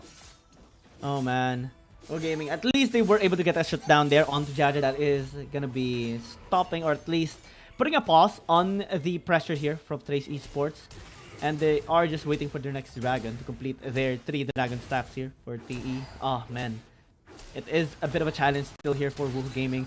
They have to let Closer scale up. They have to let this Akali get a couple of items because he hasn't really picked up, the Rabadon's Death Cup just yet. Only has picked up the Rift Maker and the Infinity Orb. So in terms of damage, it's not really a whole lot here coming in from the Akali. And well, at most they were able to get a couple of kills across the board. Still can be turned around. It's up to the executioner. They have to catch Jaja. That is their key. Yes, it is, but oh my god, that might be a good catch onto Lee Sao, but he's gone golden. The Chains of Corruption has caught Mikey, and well, yeah, Unstoppable Force, there's no way to get out of that fight. You commit hard and you pay for it with your life. So that is 1 kill for nothing. Lee Sao lives, and now Trace Esports are gonna get this tower. 1 shot from the Jace will take it, and well, it's not looking all too good for WHG once again, but maybe a re-engage onto Tuck, but no, he's got the body slam. And Trace Esports is just controlling this map. They are not even letting WHG get out of their base. Yeah, they have a wave into the bot lane. They have really good position into the top side and mid as well. So either they can reset or they can just bait them into this Baron right now. Though there is a vision onto the Baron pit, so Woohoo Gaming will know when they actually engage there. A reset is much better right now given the lead that they already have. Cash in for their items as well here for Trace Esports, and just generally prepare for the next dragon that is going to be coming up in the next 2 minutes. It's going to be very scary for Woohoo Gaming. Oh man, the Unstoppable Force even was dodged like 4 times right now in this game. Yeah. And Mikey isn't really having the best of time. Had it been an Alistar, it would have had, similar interaction with just every 15 seconds. but you would have, and as an Alistar, you would have been able to, you know, be more useful to the team more often. But Mikey once again flashing in, maybe looking for the unstoppable force. No. Will not even come out as Lemon is so low. He will live with just a sliver of health, but the rest of WHG are on the back foot. They are trying to retreat. Talk finishes off the Renekton with an ignite, and the Riven gets taken out as well. And what can WHG do here? Nothing. Just stay in the base and pray that they don't alter your stats any further. As Trace Esports, they're going for the throat. They're going for the Nexus. Well, WHG Hail Mary, nothing doing, as it's going to be a 2-0 once again for it, just not WHG. Trace Esports. Trace Esports now with their 5th consecutive win. Continue to dominate the teams that the game right now in this tournament, and will be also taking down Woohoo Gaming in one fell swoop. 18 minutes and 54 seconds in the first game, and now 15 minutes and 55 seconds in this second game. A lot faster and a lot more decisive victory against Woohoo Gaming. Malphite definitely did not work for Woohoo Gaming, and I can't help but feel a little bit sad here for Woohoo Gaming. We recently was a little bit hyped towards the series, especially with the performance of Waiki in their previous series, landing 2 MVP spots with the Alistar. In game number 1, that champion wasn't, you know, prioritized. We saw an MVP play with Tax's performance with the Alistar instead, and in this game he picked up Malphite, and we all know what happened with this pick as well. And if you're a fan of Woohoo Gaming, you might be a little bit concerned on their picks, because we already know how they do struggle at times, but not like this in this particular game. This is not the design that you want to see on the side of Woohoo Game. This is not the composition that you want to see on their side. The Akali is okay, Renekton is okay, Riven in the jungle is okay, but the Malphite as a support, not good. Might have been better to pick up the Alistar or even the Rakan. Yeah, because there really is no utility to Malphite after that unstoppable force has been used. So there kind of was a little bit of, you know, that Hail Mary element to it. Just kind of a little bit desperate, trying to find a way to surprise Trace Esports maybe, but it just did not work out for them because Malphite, such an old champion, his design has not really been updated. He hasn't had a real like rework or anything. So he's like just such a basic champion, and even with, you know, him having a high impact ultimate, if you don't land that ultimate or you don't get to use it in the first place, you're really not a champion. So that happened quite a lot to Mikey. 7-0 towers, 13,000 goal lead, and look at that score, 16-4.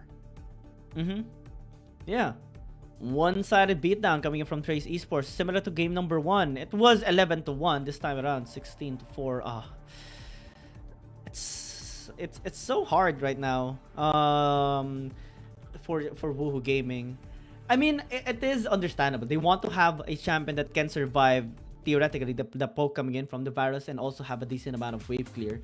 A stable champion into the bottom lane. Rakan and Alistar don't have that kind of attribute, right? But they could have found a different way instead, because Malphite is too risky of a pick. I mean, there's a reason why we don't necessarily see that champion. If you are going to be trying to prioritize the Senna, you really need to be ready to pick up that support second, because it will be denied of you in coming second banning phase, and that has been the case here of Woohoo Gaming. We didn't really see that much sign of light coming in from this team as well. And it does make a lot of sense. It became the weak side of Woohoo Gaming. It became the weak point here of Woohoo Gaming. Coming it towards Mikey is a little bit sad. But yeah, Weibo on the other hand. Weibo Fizz and Talk. Man, I love Fizz. I just gotta say, man, I love Fizz, and I love that he's being picked up here by Weibo, and I love that this is becoming kind of like a popular pocket pick, right? His performance on Fizz, with especially when he's paired with the Gragas of Talk, is something to be very, very scared of. I mean, just Gragas on Talk already hasn't lost a game yet on that champion, and Weibo's Fizz, once you pair it up with that, you are in for a very hard time. Wow, 9 wins on on Gragas On here that for Gragas, TAP. yeah. 9-0. That is a massive score to actually have there. And we can't help but feel happy as well for Trace Esports. Wu Gaming, they will have some chances coming towards the rest of the tournament. Still sitting, I believe, 8th spot right now. Trace Esports, 3rd spot secured now. Exactly. So with that being said, number 3, Trace Esports. What else can we see change in the standings? Well, it's going to be a little bit of a shakeup as we go into another APAC match after this short break. My name is G10 Cabanaccio. With me is Giyang, and we'll see you for match number 3 of the day. Dear Summoners, Wild Rift League Asia is about to begin. With a brand new tournament format and teams, what changes can we expect? Let's take a closer look. WRL consists of 2 conferences, WRL CN and WRL APAC. 12 teams from the WRL CN conference and 8 from the WRL APAC conference will compete through the regular stage, playoffs, and finals to view our ultimate glory. All matches will be played in the BO3 format in the regular stage. The 20 participating teams will compete within and across their conferences. Each team will play a single round robin with every other team within their conference once, and half of the teams from the other conference once. Throughout the regular stage, teams will be ranked based on their points within their conference.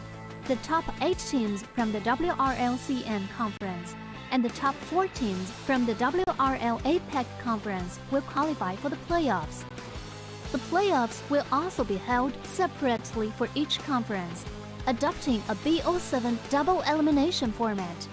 Only the top 2 teams from each conference's playoffs will advance to the finals, vying for the championship. Of course, a new tournament brings unique challenges. The Wild Rift League Asia Season 1 WRL A1 Finals will be a 3-day extravaganza. On the first day of the finals, the 4 qualifying teams will play a single round robin in BO1 format. The top-ranked team will advance directly to the grand finals, while the remaining 3 teams will battle it out in a single elimination bracket on the second day to secure a spot in the grand finals on the third day. The 2 teams that make it to the grand finals will face off in the BO7 showdown to claim the championship. Additionally, in both the WRL A1 regular stage and finals, teams will participate in the Fight for Side FFS match before the official games commence. The FFS match will be played in a 1v1 solo mode. Each team will send 1 player to compete. They will ban 2 champions each from the official weekly rotating champions pool, and then select 1 champion each for 1v1 competition. The winning team of the FFS match will earn the right to choose their side first. Wild Rift League Asia Season 1 regular stage will officially kick off on April 8th, with 20 top-tier teams assembled and ready for action. Who will climb to the summit and seize the crown? Let's wait and see.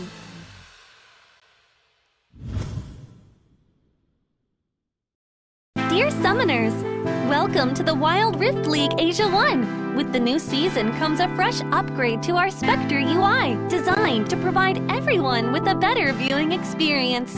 First thing is about the original UI information at the top bar. We make it into a functioning ring design in the upper left corner. The ring not only includes basic information such as team names, match duration, kills, towers, but also displays the gold difference through the red and blue rings. What is a great game without the competition for map resources? When a team takes down the elemental dragons and gets the buffs, the stunning special effects not only make the acquisition of resources more ceremonious, but the elemental dragon's specific color-coded buff energy blocks will also be intuitively embedded in the corresponding red and blue sides. Whether a team speeds up the match tempo by getting Rift Herald, expanding their lead by killing Baron Nashor, or stealing the Elder Drake for the final victory, the countdown timer special effects and the resource-specific color coding will help summoners watching the game to quickly understand what is going on in the game and capture the critical information. Additionally, we will display the whole in-game map on the top right corner. When the elemental dragons, Rift Herald or Baron Nashor is about to spawn, the corresponding resources exclusive countdown will appear in the top left corner of the map in real time, providing clearer information on team tactics and map resources.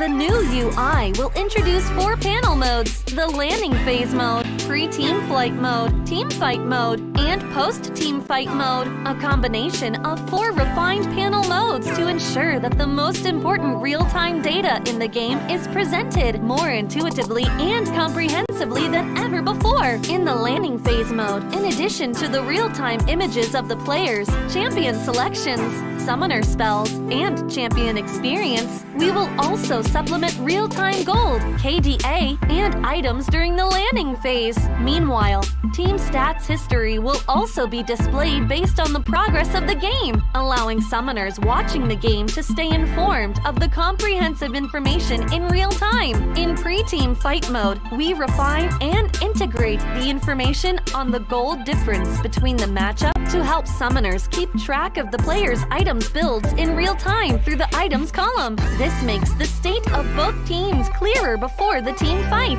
In the highly anticipated team fight mode, we visualize the damage dealt comparison. The real-time dynamic display of champions' avatars can be more intuitively express the damage dealt of each player during the team fight. The closer to the red-blue intersection, the damage is higher. We maximize the screen space for exciting team fights and gameplays. After the fierce team fight, we integrate the damage comparison of each champion to help summoners quickly understand the damage difference between the champions in each matchup during the team fight. Depending on the different game situations, there are more diverse UI combinations waiting for summoners to unlock. Our comprehensive, intuitive, and comfortable UI design aims to provide summoners with a better, more informative, and higher quality viewing experience. The exciting first season of Wild Rift League Asia is waiting for you. Summoners, we'll see you in the Rift. Dear Summoners, Wild Rift League Asia is about to begin. With a brand new tournament format and teams, what changes can we expect? Let's take a closer look. WRL consists of 2 conferences, WRL CN and WRL APAC.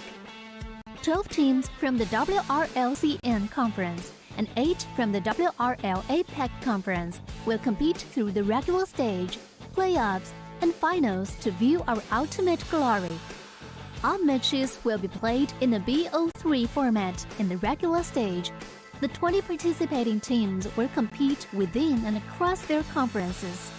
Each team will play a single round robin with every other team within their conference once, and half of the teams from the other conference once.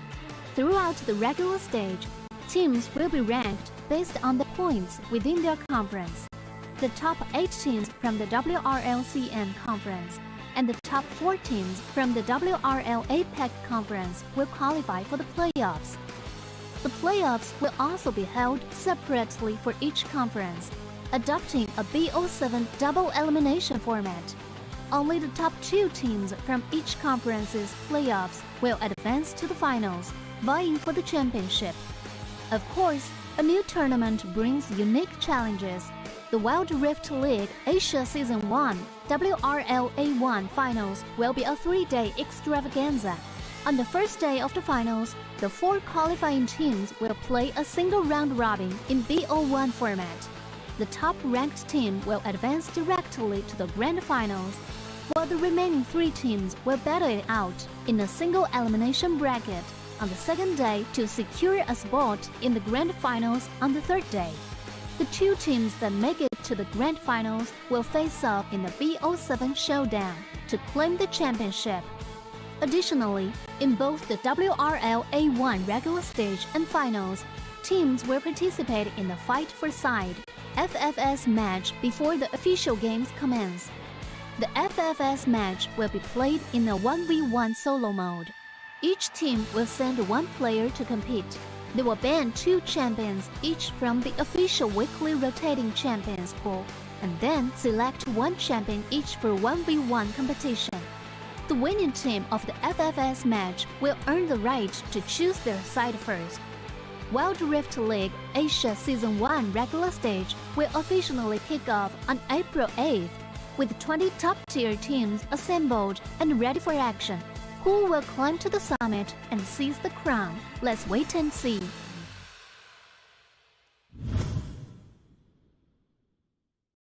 Dear Summoners, welcome to the Wild Rift League Asia 1. With the new season comes a fresh upgrade to our Spectator UI, designed to provide everyone with a better viewing experience.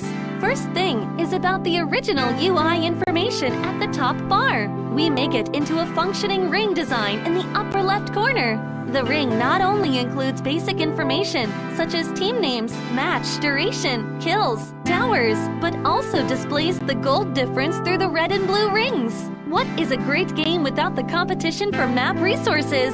When a team takes down the elemental dragons and gets the buffs, the stunning special effects not only make the acquisition of resources more ceremonious, but the elemental dragon's specific color-coded buff energy blocks will also be intuitively embedded in the corresponding red and blue sides. Whether a team speeds up the match tempo by getting Rift Herald, expanding their lead by killing Baron Nashor, or stealing the Elder Drake for the final victory, the countdown timer special effects and the resource-specific color coding will help summoners watching the game to quickly understand what is going on in the game and capture the critical information. Additionally, we will display the whole in-game map on the top right corner. When the elemental dragons, Rift Herald, or Baron Nashor is about to spawn, the corresponding resources exclusive countdown will appear in the top left corner of the map in real time, providing clearer information on team tactics and map resources. The new UI will introduce 4 panel modes: the landing phase mode, pre-team flight mode, team fight mode, and post-team fight mode.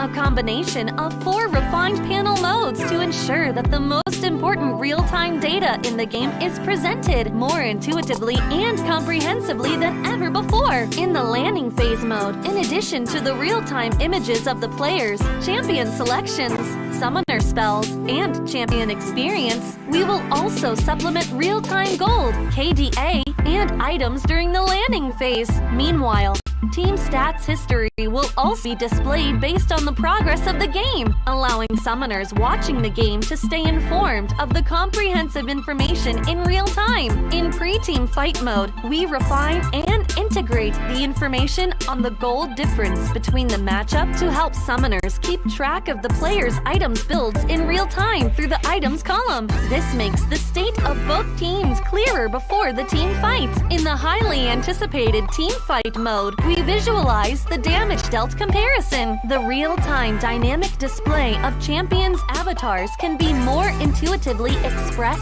the damage dealt of each player during the team fight. The closer to the red-blue intersection, the damage is higher. We maximize the screen space for exciting team fights and gameplays. After the fierce team fight, we integrate the damage comparison of each champion to help summoners quickly understand the damage difference between the champions in each matchup during the team fight. Depending on the different game situations, there are more diverse UI combinations waiting for summoners to unlock. Our comprehensive, intuitive, and comfortable UI design aims to provide summoners with a better, more informative, and higher quality viewing experience. The exciting first season of Wild Rift League Asia is waiting for you. Summoners, we'll see you in the Rift. Dear Summoners, Wild Rift League Asia is about to begin. With a brand new tournament format and teams, what changes can we expect? Let's take a closer look. WRL consists of 2 conferences, WRL CN and WRL APAC. 12 teams from the WRL CN conference and 8 from the WRL APAC conference will compete through the regular stage, playoffs, and finals to view our ultimate glory. All matches will be Welcome back, ladies and gentlemen. This is the last match of the day here at the Wild Rift League Asia 2023 regular season. My name is G10 coming at you. With me is Guillaume. And, well, it's time for another APAC match. This time it's Buriram United Esports versus Cerberus Esports. It's going to be very interesting because BRU is, both has very similar scoreline, 1-4 on BRU, sitting at 4th spot in the CN conference or in the APAC side, and Cerberus Esports sitting at the 6th spot with a scoreline of 1-5. BRU has been, recently struggling a little bit with a 4-game lose streak after they matched against FPX, Thundertalk, J-Team, and KBG last Wednesday rather. But they have been experimenting a couple of picks to determine which would actually work against these strong teams as well. The Orianna in the Dragon lane, the Riven in the mid lane, even the Yuumi support at one time. So they're making a lot of effort to break out of the slump that they are in. Yeah, they are. I mean, it is a slump, but it's not. I don't think it's their fault, honestly. I mean, looking at the matches of both of these teams, they have only really gone up against one other APAC team each, and they both won. They both won against Buriram won against Nigma, and Cerberus Esports won against NAOS, and those are both Filipino teams, by the way. But the rest of their matches have all been against the Chinese conference teams, and well, the score of APAC versus China right now. It's really not either of their faults, but I think right now we're going to be seeing something that is a little bit more, representative of what these teams have been, achieving in their own leagues and their own scenes. Yeah, and I think this is going to be a big stepping stone for both of these teams, BRU and Cerberus Esports, since both of them are, struggling against their recent matchups against the CN Confidence. But that is also a training ground for them to experiment a little bit, try to get exposure in terms of the proper team fighting style that the CN Conference teams actually possess.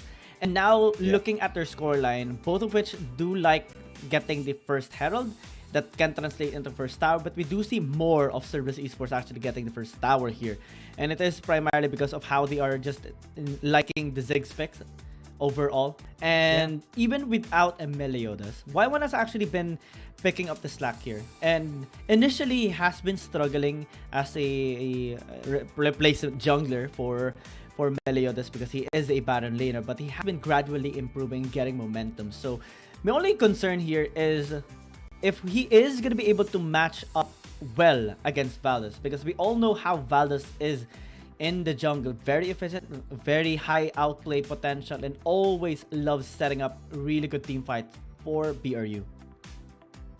Exactly. And I mean, he is one of the high impact players here for BRU. I mean, look at that 84% kill participation.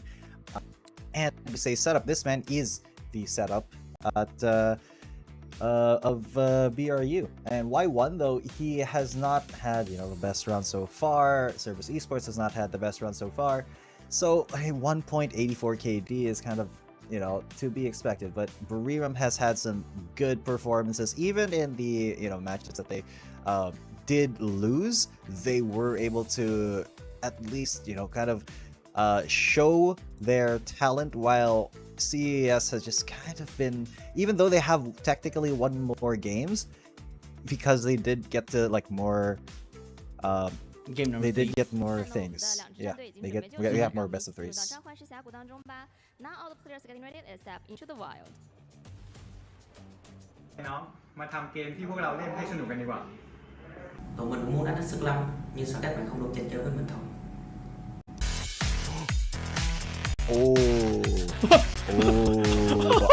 It's not that we want to beat you, but I think it's just because we think you're not strong enough to beat us. What fighting words there? Fighting words.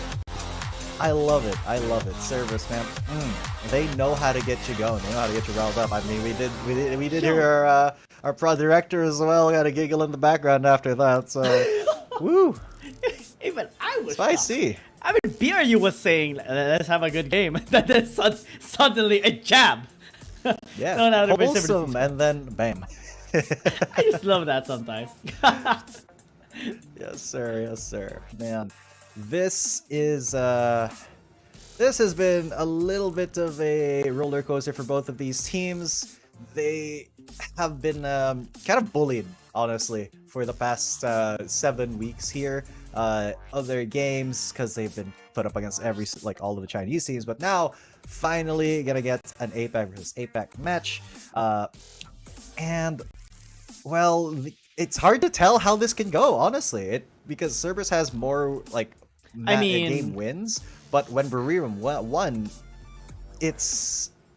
they were really, really dominating. Oh yeah, I mean, this is a really well-established team already. Let's hold that for a while. You are going to be seeing a fight for a second. No more Gragas, please. We have seen enough of tank Gragas here in this tournament. Valdez really likes that. Really likes that champion as well. Both players actually has participated in the fight for side once. Valdez used Lee Sin against Barry's Caitlyn and actually got the 2-1 with 68 HP left on his tower. Right there. And well, for Taku, he was at least able to get one win for Cerberus Esports, I believe, too, in the fight for side, and looking to channel the same energy towards this game as well. And I think we do have to address the elephant in the room once again. No Meliodas here for Cerberus Esports, and that is just so sad, because honestly, that is one of the only reasons why Cerberus Esports roster was as scary as it was, because Meliodas enabled them to be very, very aggressive. And he is sorely missed here by the team. Y1 has just not been, the same, having the same performances as his predecessor. Hopefully, Meliodas is going to be playing for them again soon, but for now, unfortunately, it has to be Y1 taking over that role. Yeah, but still, Taku, at the very least, right now is going to be the one that we're focusing on in the fight for side, because he has had a good performance before. And it's not like Y1 isn't a good jungler, right? It's more of the specialization. Yeah, and I agree.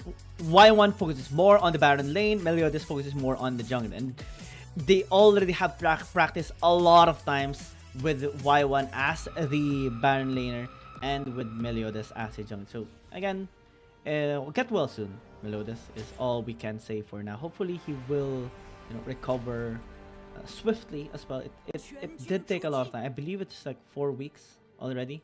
It has been 3-4 weeks since we've last seen Meliodas, and hopefully does recover and is in a healthy state now. Yeah, our thoughts and prayers go to Meliodas. Hopefully he'll be able to return soon and play for Cerberus Esports. But right now, the team has to make do with what they got, and well, what they got is Taku on that Lee Sin versus Valdez on that Gragas. It is to be noted that when Taku did last play a fight for side, he was playing an Akali, and he did win versus a Gragas. So this could be something a little bit more the same. But Valdez's Gragas is still going to be level 1, did not hit level 2, and a great opportunity there. A flash from Taku and an auto attack will seal the first kill, taking advantage of the level 2 power spike.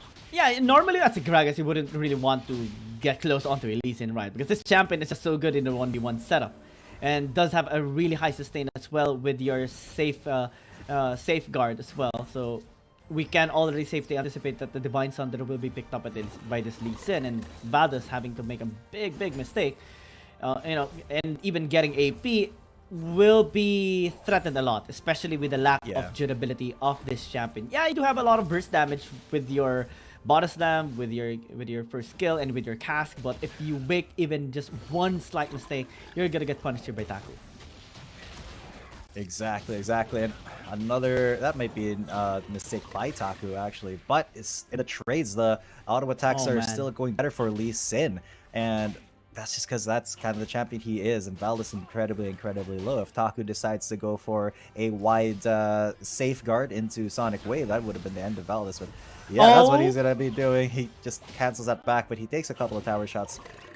Unfortunate, because now Valdez is able to stay in the lane due to the relative health difference between them. Yeah. Good discipline as well by Taco. Had it been, the resonating strike being casted, Valdez could have just easily used the body slam to counter him out and take him under the tower. Now Taku, again, getting a chunk of his HP, even popping out the ignite to deny the healing. Now Valdez! Ooh! Almost. Big attempt by Taku. He could just go for it now, honestly. He could have just gone for the Q there, follow the minions, but he just wanted to get some vision, so he hit the Scrying Plant. Will get a tower for himself. Look at that gold lead, 1200. My God, Divine Taku's gonna have Sunderer. already a Divine Sunderer. It's a nightmare. Yep. This is definitely a nightmare. We are going to be seeing a Crystalline Reflector being purchased here later on by Valdez, but at this point in time, with the Divine Sunder already picked up, we can see this going Taco's way already. Especially with the amount of damage he can just deal consecutively 3 times, 4 times in a row just because of the shield procs of the Divine Sunder. Also, almost reaching level 5 should give him a really good outplay potential with Dragon's Rage, unless Valdez is going to be able to put them in Tower's range. Oh, Dragon's Rage! And he brings him away from Tower's range. There's a Sonic Wave. Resonating Strike not gonna go because Valdez is a little bit too close. But what a good attempt by Taku. He's gonna get that healing font as well. And he's just completely dominating this this matchup right now. Once again, Safeguards get on attack onto Valdez. That Body Slam did not hit. So now Taku is just pressuring Valdez again and again. Yeah, consistent pressure, shoving the waves into the tower. Also, is doing a really good job freezing the wave, because this will deny some XP and gold towards Valdez, or at least a gold here. Yeah. Taku again. This is so hard for a Gragas. Had it been a tank Gragas, maybe we could have seen, more durability, because, well, it's a tank. But also not an one-sided beatdown attack is doing right now. The only way for Valdez to win this is a good outplay towards involving a tower here to take down Taku. But Taku's doing a really good job keeping his distance, not letting Valdez use the cask or a body slam flash onto him.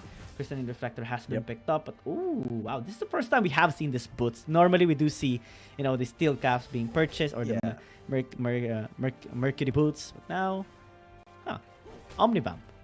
Yeah, no Merc Treads, because that really is not a concern for Taku right now. He doesn't care all too much about Valdez's damage. What he is concerned with is being able to get more for himself. And that's exactly what he's doing. He's going to be engaging onto Valdez right now. And there's the Dragon's Rage. Unfortunately, it was not a clear shot for his Sonic Wave. So no follow-up there. Taku's still very ahead in health. Ooh, the pump strike on the ground. Okay, that is a big play. Oh. Valdez actually almost got the kill onto Taku if he just stunned him a little bit more onto under tower. But that explosive cask was absolutely priced. That was choice. Valdez now, he could just go for this kill, but Taku is staying just barely out of range of him. Will it go in is the question. Wave. Oh, trying to bait out the body slam.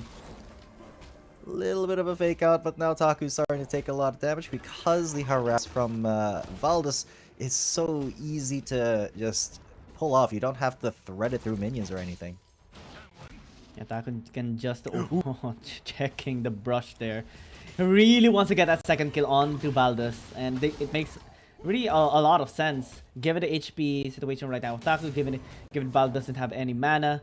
Good use of the ignite, denying some health there on Taku, posting a lot. With the cask available, he should have enough damage to take him down, but doesn't have that much mana. Wave crashing into the tower. Taku just wanting to get a really good position for the Sonic Wave onto the Gragas, missing it again. Valdez is back to full HP.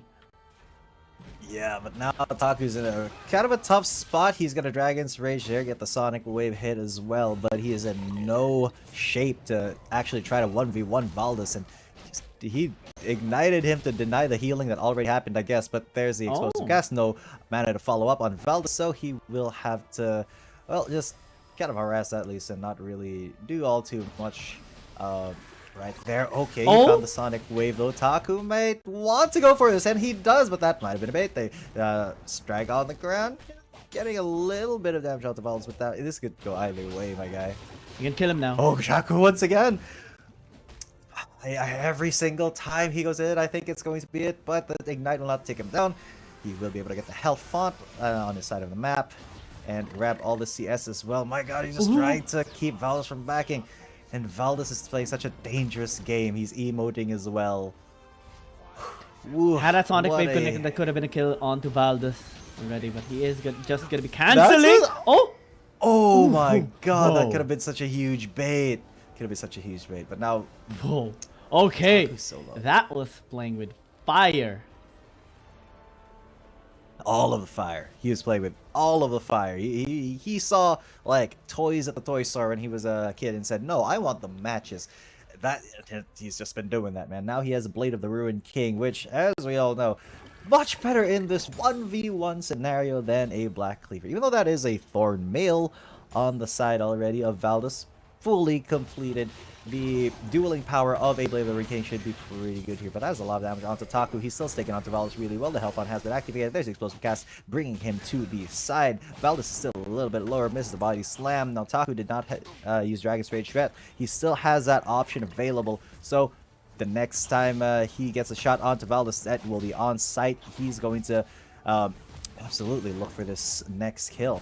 As he lands that Sonic Wave, he does tag a tower shot as well. Not the best place to engage right now, so it's just a little bit of a chicken fight. There's a Dragon's Rage. He misses the Sonic Wave. It hits a minion. Unfortunate. That should be an advantage here by Valdez. Are they actually going to be staying here, or I think they should try to buy at least an item here, maybe a Vampiric Scepter here for Taku, but looks like not going to be the case. Valdez committing here as well, not going to be looking good here for Taku. Cask is available for Valdez to work around, not much HP, body slam. Oh, that is a huge... Oh my god, Valdez has a shield too. There's a Sonic Wave. What? Oh my god, Taku just slams the Sonic Wave, resonating strike and the attack. That is 2-0. Well done here by Cerberus Esports. Taku securing their win in that fight for side. Oh my, that was really good coming in here from Taku with the kill at the very end. 2-0 victory as well. Fully utilizing the Divine Sunder and the Blade of the Ruined King. Now Cerberus Esports will have side selection priority, and they should be maybe picking up red side here to put BRU in a bit of a disadvantage spot here in terms of win rate. 1 out of 3 games won by BRU on blue side. Cerberus Esports won 4 out of 8 on red side. Their highest win rate position here. Maybe that can be the case here. Yeah, Cerberus Esports picking up red side for the side selection. That's good, because that does mean that they have, you know, every advantage that they can get. They have the momentum and confidence coming in from the fight for side. They have their preferred side, and well, they have kind of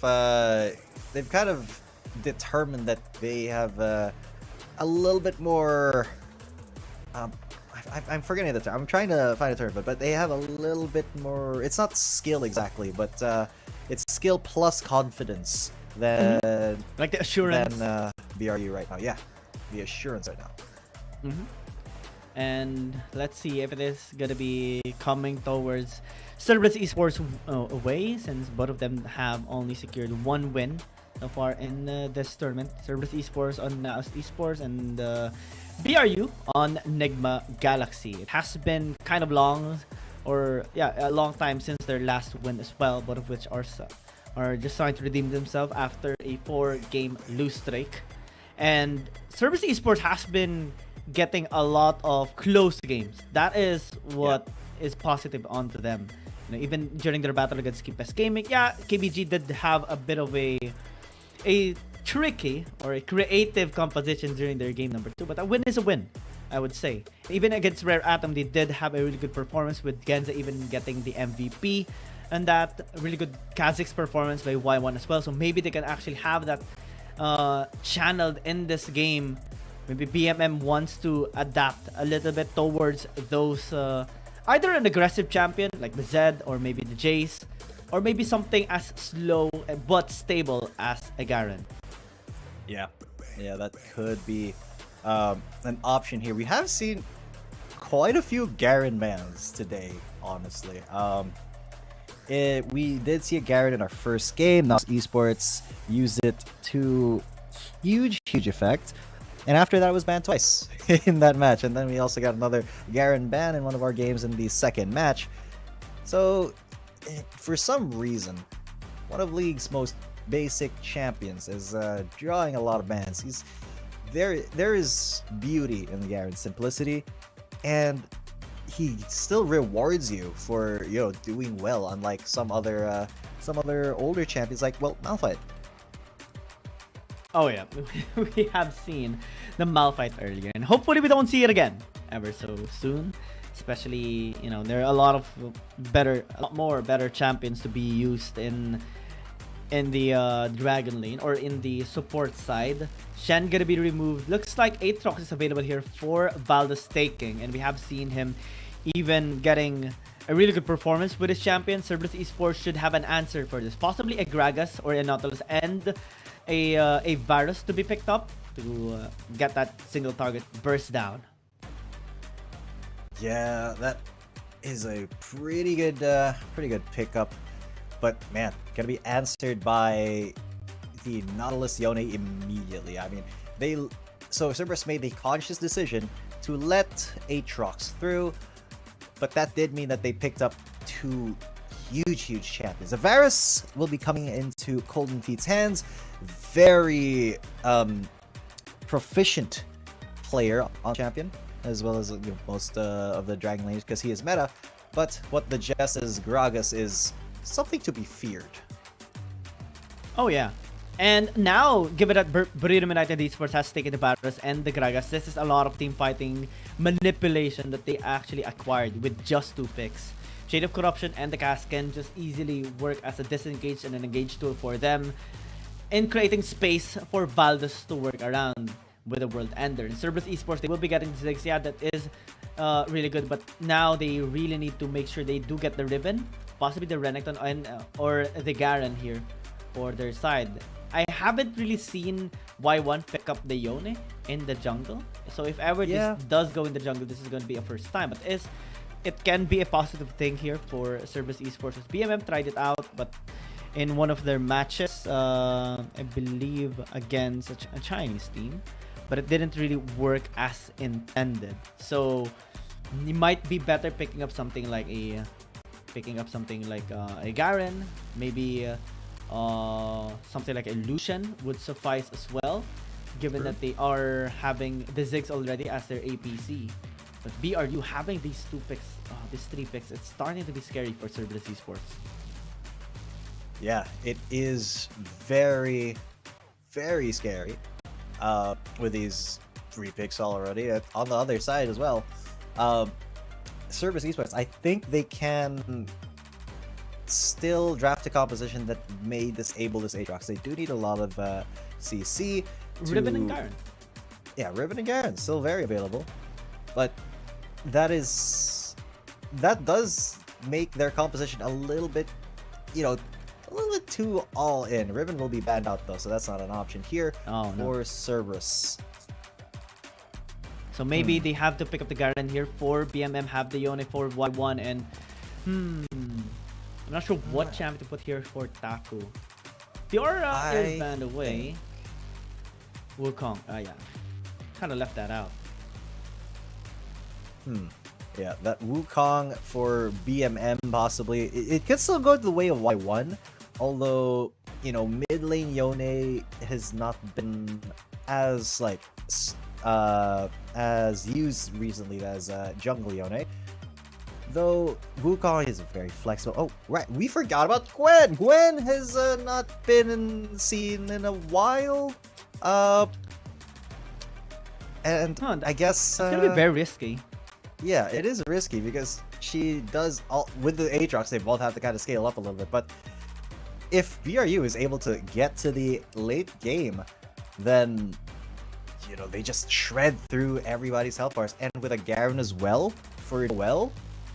they do have that front line. It's just that they don't really have a lot of staying power in fights. So BRU, they can end fights quickly, but if they don't immediately kill off the the targets that they pick, it's going to be difficult for them to actually stay in the fight. But Cerberus is going to round out the composition with Illusion, so this is looking like a pretty aggressive composition, but very balanced, I'd say, because they do have a couple of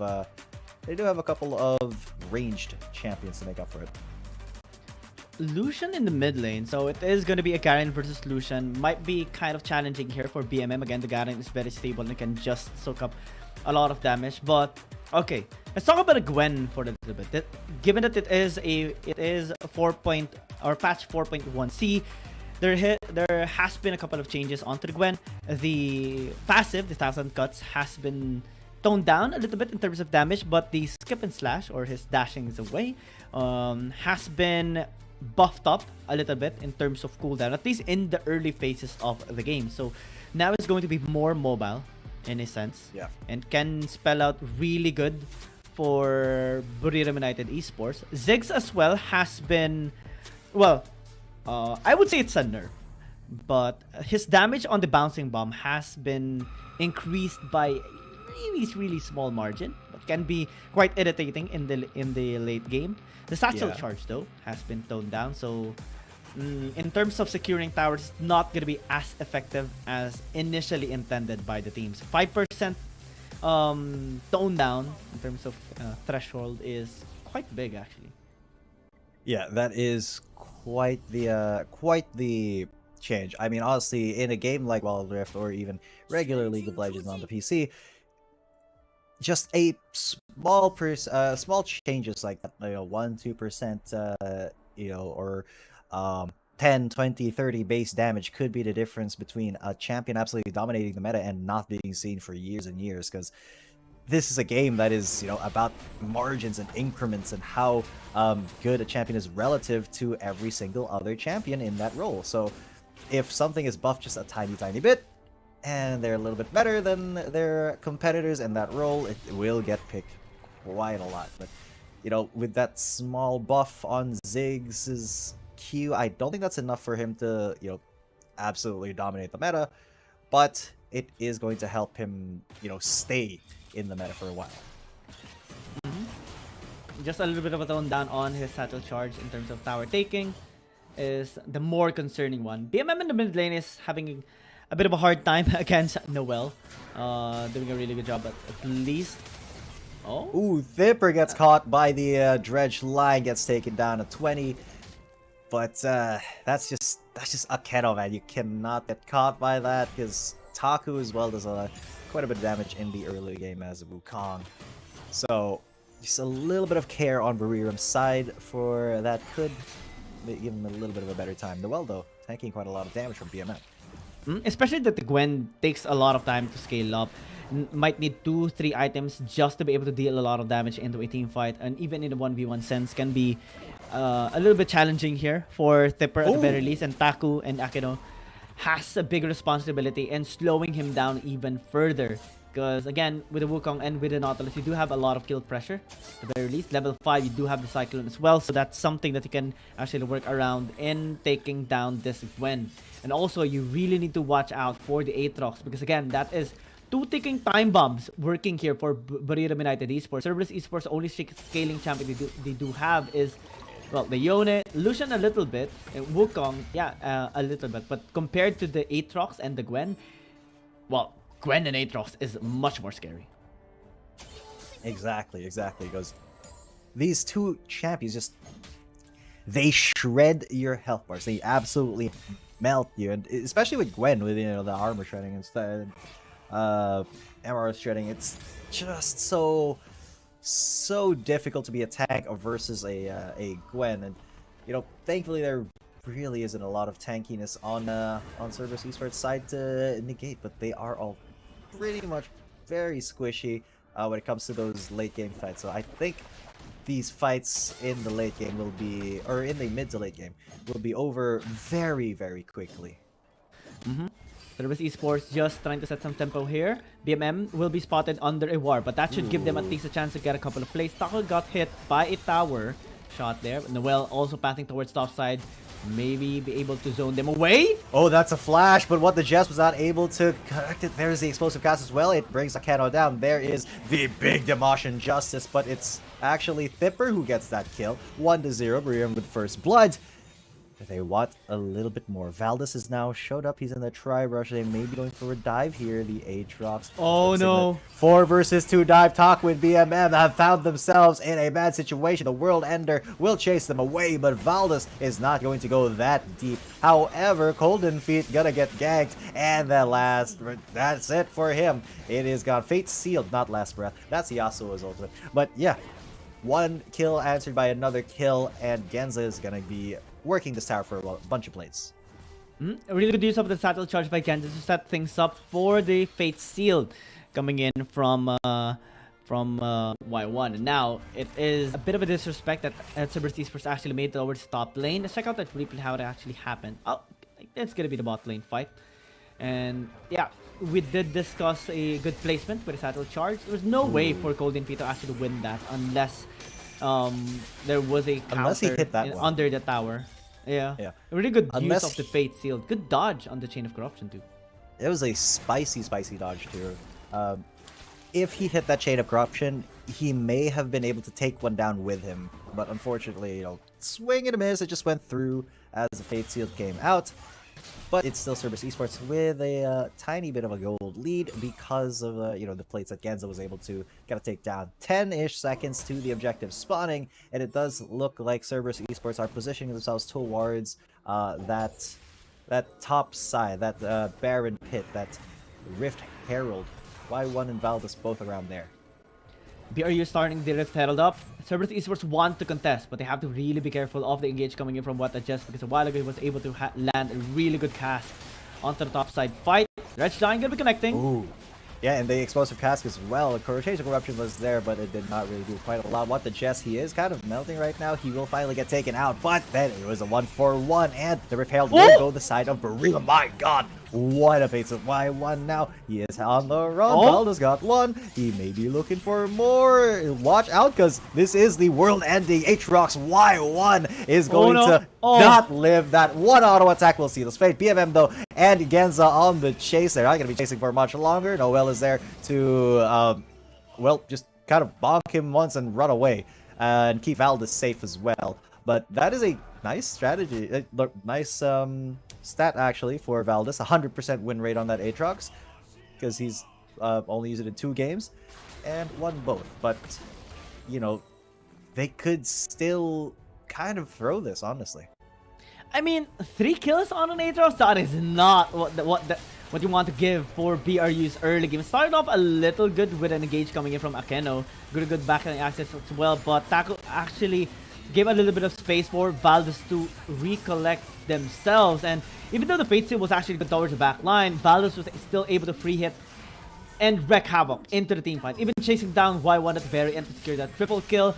And now, that is a lot of gold transferred or injected towards Valdez. This Aatrox is now going to start being scary. Look at the gold swinging towards the BRU side. Yeah, Cerberus Esports is still the one ahead, especially because of the plates that they have gotten in the bottom lane and the couple of kills that they have gotten into the team fight as well. But with the gold injection, with the gold funneling towards the Aatrox, look at the difference. 700, almost 1,000 gold difference. Yoma's Ghost Blade already completed, going towards maybe a Black Cleaver now. Yeah, and that is going to be very, very scary to see, when he's in World Ender mode and running towards you. And this does open the possibility of BRU taking both major objectives first.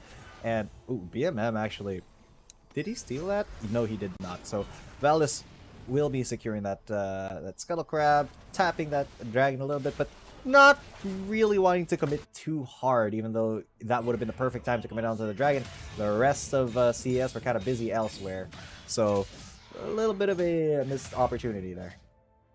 Yeah, BRU is focusing more on the gold farming that Valdez is opting to get, especially in clearing out his jungle. Tipper does take a lot of time to scale up, and they did experience a bit of a hassle towards the top river fight a while ago. Tipper being very squishy, not really doing a whole lot of damage. BRU wants to get their items first. Cass gonna be connecting, Chain of Corruption as well.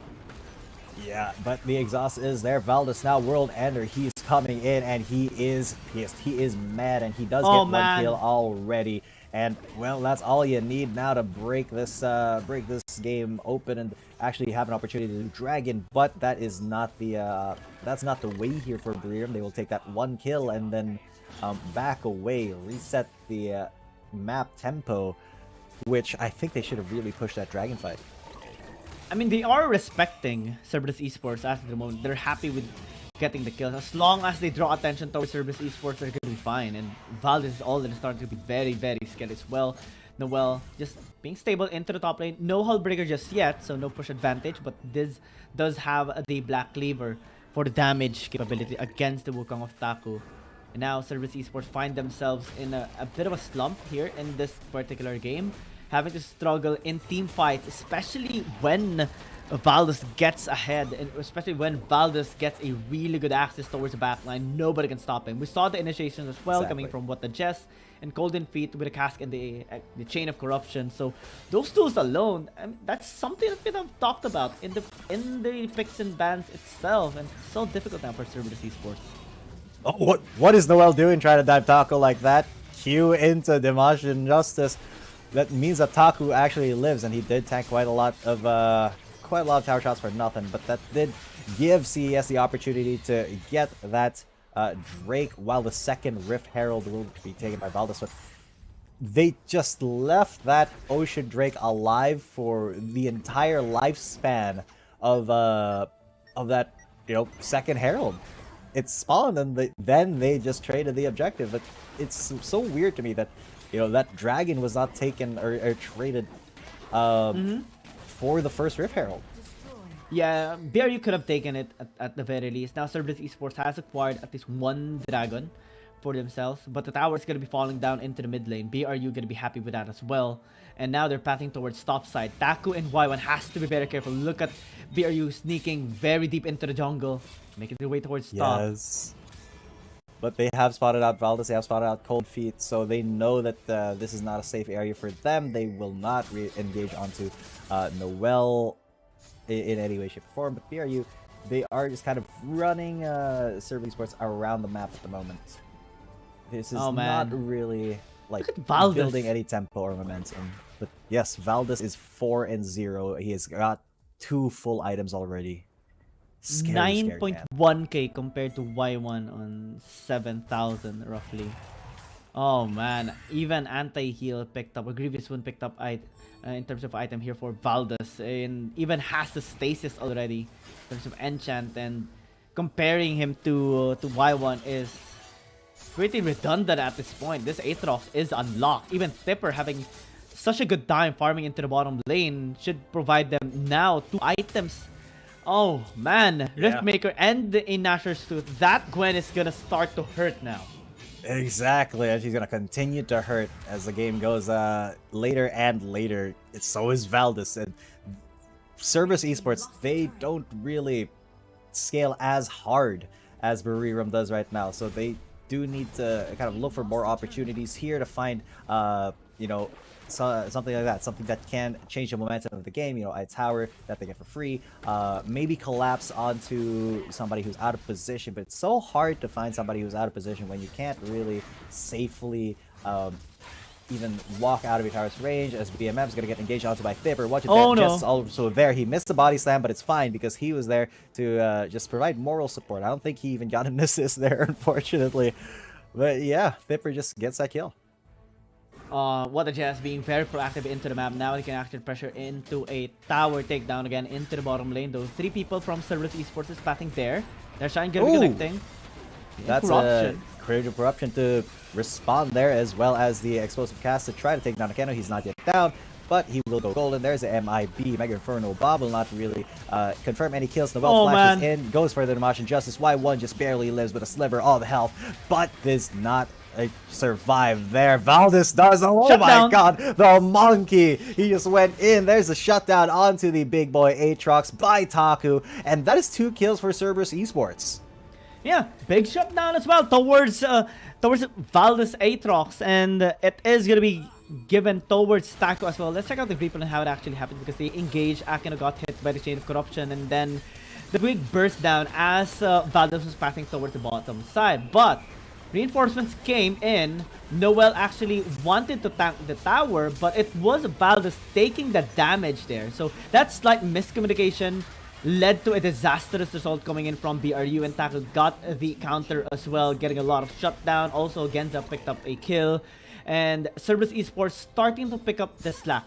Looking at the items here of Taku, that is a lot of utility items. Divine Thunder, even the Black Cleaver, and the Bramble Vest completed. So in terms of scaling up, there is some sign of hope here now for Cerberus Esports. Yeah, there is a little ray of sunshine against the darkness that BRU has cast over them.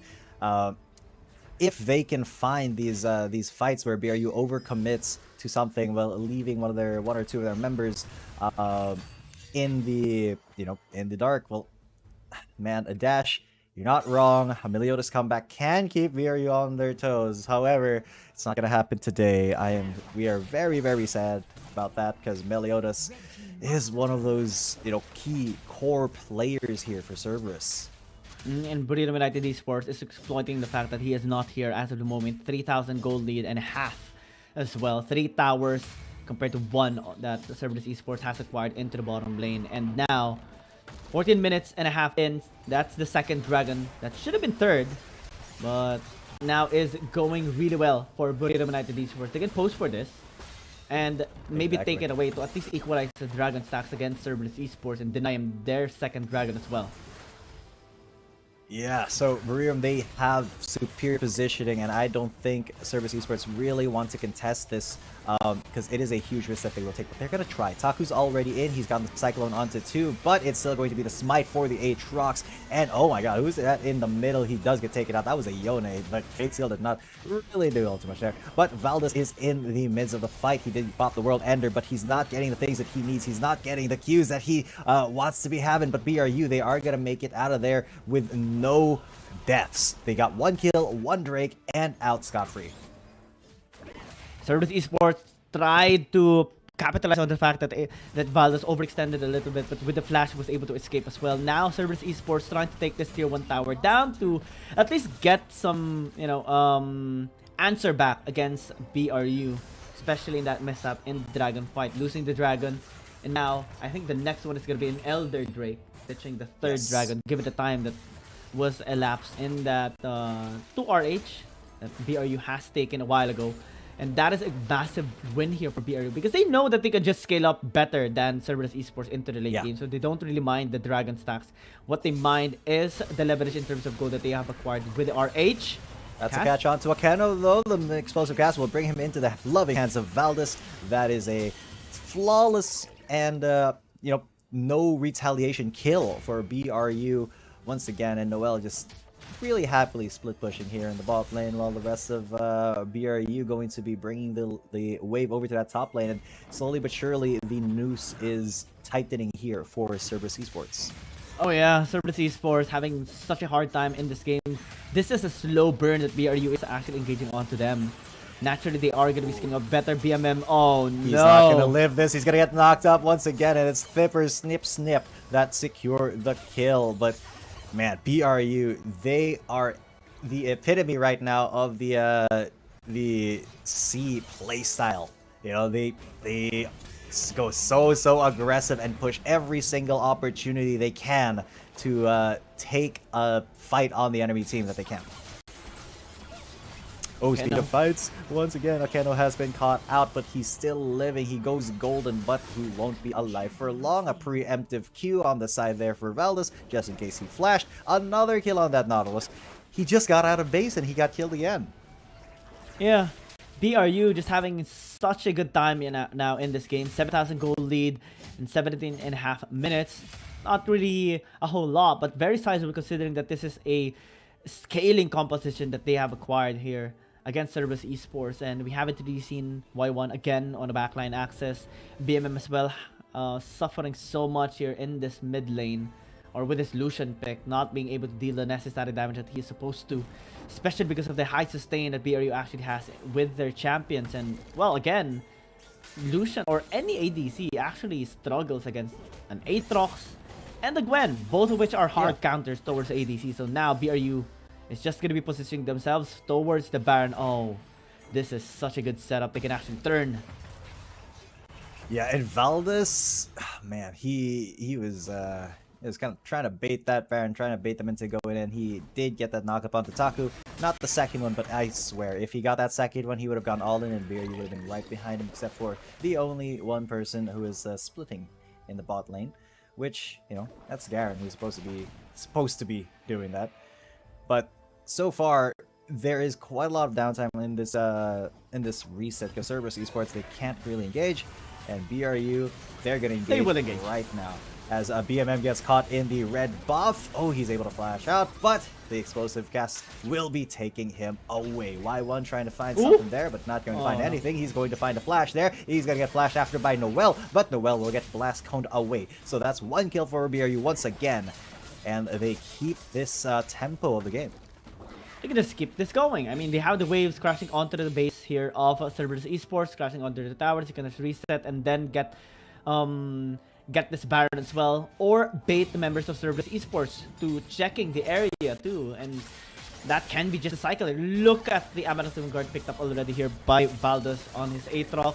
Also a lot of other items, almost complete, almost full build right now. Only has to upgrade that Execution's Calling with a 615 scoreline. Now, what the Jets gonna be initiating? Chain of Corruption. Yeah, there's a Chain of Corruption actually keeping Akeno away, and the rest of CS away from them, and what a good distraction play. Just Noel, he's been doing the Karen thing that we saw from game number 1 that NAOS was doing, being such an annoyance in the side lane and being able to take that inhibitor tower himself. Now, there is the Elder Drake spawn. Will CES go for it?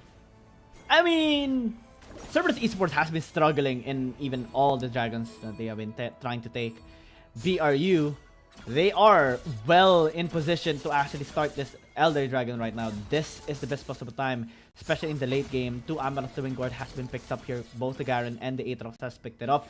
So they are both really, really tanky, and it's hard to take them down. You can just start this Elder Dragon up, or maybe force a team fight since Noel is in the area. BMM just trying to stop his path, but given the composition here of BRU, they can just easily engage. Akeno has a good position onto the Cerberus. If they can immediately burst down Golden Feet, which is almost impossible, maybe that can be a sign of good hope here for Cerberus Esports. That could be the sign, but Golden Feet is just staying so far away. Look at the 20 minutes where a couple of players are already max leveled. I mean, Taku's there as well. 15 Y1 2. Again, just a tiny bit away from that 15 max, so just one more minions maybe, and he'll be able to have access to that final level. But no, he's still up 14 Y1, knocking him with the Jess up a little bit. This game of chicken around the dragon is going to be going on for quite a bit here, because BRU do not want to like start it and then give CS the chance to interrupt them, but CS, they just cannot start it at all. Oh man, Cerberus Esports, at most they were just trying to set up vision here into the bot side river to get that slight chance on contesting, or maybe getting a proper team fight onto BRU, but it's so impossible to do that. Now they're being pressured here into the bottom side.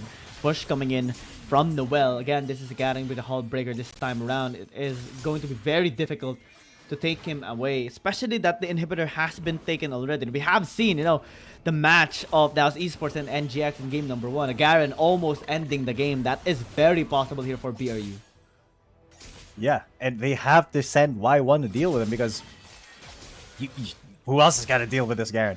I think that Cerberus Esports should send at least 2, honestly, to start to deal with Noel. But the rest of BRU, they have already started that dragon. Wow, it is melting pretty fast. They did not really get a lot of ice, but this could still be a very risky thing. Chain of Corruption there, delaying the fight. But the jungler is so far away. Taku's not able to get that seal, and the Elder Drake goes over to BRU. Now Thipper is on the chase. He's already gotten the Wukong. BMM may be next. He is next. He's gone. And Noel as well. He's gotten Y1. There's nobody to stop him from just wailing on the Nexus. Another kill for Thipper, and it's just the Nautilus who stays alive. BRU take the game 1. A dominating game. It took a bit of a long time, but it's only because of the scaling composition that BR actually has here in this game. The Gwen and the Aatrox being picked up, but we did see them slowly but surely winning this game against Cerberus Esports. It's so hard given the composition here of Cerberus Esports to win in that particular game. Even the Lucian pick in the mid lane for BMM wasn't really the best here. I was actually looking forward to him being the one to pick up the Garen into the mid lane because he had a really good game with this champion, but having it taken away from him as well is such a big deficit. Since they do not have the Riven as well or the Garen in their kit, it's so hard to fully utilize a Ziggs that is toned down a little bit already here in this current patch 4.1C. And overall, we just have seen BRU taking it slow, taking their time into slowly burning Cerberus Esports in this game number 1. Yeah, I mean, as far as slow burns go, that was definitely a fairly prolonged one. 22 minutes and 46 seconds. Genza with 32,000 damage on the Ziggs. But it wasn't really the Ziggs' fault that they lost, was it? No, it's because, you know, Y1 and Akeno were not really able to set up many plays here for Cerberus Esports. Taku as well.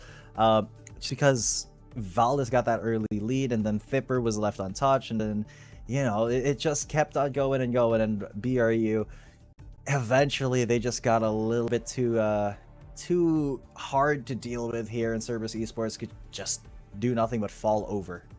And with the composition itself, BRU had really good chances in taking control of this entire late game if given a chance to do so. And Cerberus Esports unfortunately wasn't able to mess with their early game. They weren't able to get a first blood or a kill onto Tipper into the top lane. We even have seen a really good engage coming in from what the Jess and Tipper with the follow-up of Valdez there into the top side. And also no proactive initiations coming in from Cerberus Esports. And it doesn't make a lot of sense. Their composition really struggles in those short bursts because Wukong isn't really a burst champion. Lucian as well isn't really a burst champion compared when he is threatened by a Gwen or an Aatrox. So it's so hard to really execute this composition of Cerberus Esports. Maybe in game number 2 we would see them on a much better lineup compared to Buriram Esports. But again, this is still game number 1. There is still some chance here for Cerberus Esports to go back to the drawing board, try to set up another strategy, a composition that can actually work against BRU, and maybe put a bit of a respect here towards the Aatrox, because a while ago we did see, you know, it being left out open, and it's not really the best thing to do at the moment. Yeah, I mean, he's not 100% pick ban anymore. There was one game he was left open and not picked, so that honor will be going to Camille, who's been banned so much that I've kind of forgotten what it's like to see a Camille on, you know, Summoner's Rift. But other than that, if you're gonna leave Aatrox up, you better have a plan to counter him, because if you're not ready, well, that you saw what happened. It was just a slow death for Cerberus Esports. One of the ways we have seen, you know, some teams counter the Aatrox was actually a Nautilus pick as well. But having the Nautilus into the jungle with an AP build, and then have a different champion, maybe a Rakan to have a layer of CC. But without that, Valdez is going to be getting the MVP 6, 1, and 6, and even had a triple kill in one of the fights earlier in the topside river. Definitely wreaking havoc and ending the world here of Cerberus Esports. Yeah, 6, 1, and 6, and this is the first MVP then for Valdez, which, you know, is I think is kind of a crime, because this man is very talented, right? Skilled as a jungler. It's just that they have not had the best matches so far. Hopefully, we do see, you know, both of these teams rise up to the occasion right now. It's really hard to take on our CN Confidence teams, but in this series itself, it is a way for them to at least redeem themselves. Let's see if Cerberus Esports can put us in the game number 3 and game number 2. Exactly. So with that being said, ladies and gentlemen, I hope you are still enjoying this broadcast. I'm G10 coming at you, with me is Giyang, and I hope you're ready for the next one. Potentially our last game of the day. Will be coming back after this break. Dear Summoners, Wild Rift League Asia is about to begin. With a brand new tournament format and teams, what changes can we expect? Let's take a closer look. WRL consists of 2 conferences, WRL CN and WRL APAC. 12 teams from the WRL CN conference and 8 from the WRL APAC conference will compete through the regular stage, playoffs, and finals to view our ultimate glory. All matches will be played in a BO3 format in the regular stage. The 20 participating teams will compete within and across their conferences. Each team will play a single round robin with every other team within their conference once, and half of the teams from the other conference once. Throughout the regular stage, teams will be ranked based on their points within their conference. The top 8 teams from the WRL CN conference and the top 4 teams from the WRL APAC conference will qualify for the playoffs. The playoffs will also be held separately for each conference, adopting a BO7 double elimination format. Only the top 2 teams from each conference's playoffs will advance to the finals, vying for the championship. Of course, new tournament brings unique challenges. The Wild Rift League Asia Season 1 WRL A1 Finals will be a 3-day extravaganza. On the first day of the finals, the 4 qualifying teams will play a single round robin in BO1 format. The top-ranked team will advance directly to the grand finals, while the remaining 3 teams will battle it out in a single elimination bracket on the second day to secure a spot in the grand finals on the third day. The 2 teams that make it to the grand finals will face off in the BO7 showdown to claim the championship. Additionally, in both the WRL A1 regular stage and finals, teams will participate in the Fight for Side FFS match before the official games commence. The FFS match will be played in a 1v1 solo mode. Each team will send 1 player to compete. They will ban 2 champions each from the official weekly rotating champions pool, and then select 1 champion each for 1v1 competition. The winning team of the FFS match will earn the right to choose their side first. Wild Rift League Asia Season 1 regular stage will officially kick off on April 8th, with 20 top-tier teams assembled and ready for action. Who will climb to the summit and seize the crown? Let's wait. Ladies and gentlemen, we are here at the the final match of the day. This could be the final game of the day, though. My name is Eugene coming at you. With me is Giyang here at the Wild Rift League Asia 2023 regular season, and we just saw Buriram United slowly choke the life away from Cerberus Esports in game number 1. Yeah, I mean, that was a slow game. The longest game so far as of today's schedule, but it was very eminent. I mean, Buriram United Esports did have a really good scaling composition. Gwen in the Aatrox did pop off at the very end. And now Cerberus Esports is going to be still maintaining on red side. BRU really loved their performance in blue side and will be sticking right at it as well. Can threaten the Aatrox pick once again. But Cerberus Esports, I think one adaptation they can actually have here in this pick and bans at the very least is, well, they will be banning the Camille, of course. But the only reason why they weren't able to ban the Aatrox a while ago is because they banned the Senna next instead of a different champion like Aatrox that normally is just gonna be respected anyway. And BRU had the opportunity to not ban the Shen and force Cerberus Esports to ban it and have the Aatrox instead, just because of that mild confusion that Cerberus Esports had. So now it should be Camille, Aatrox, and then Shen to be taken away here by Cerberus Esports. No, it's not, because there's a Senna ban. Okay. They should still 100% ban that Aatrox, though.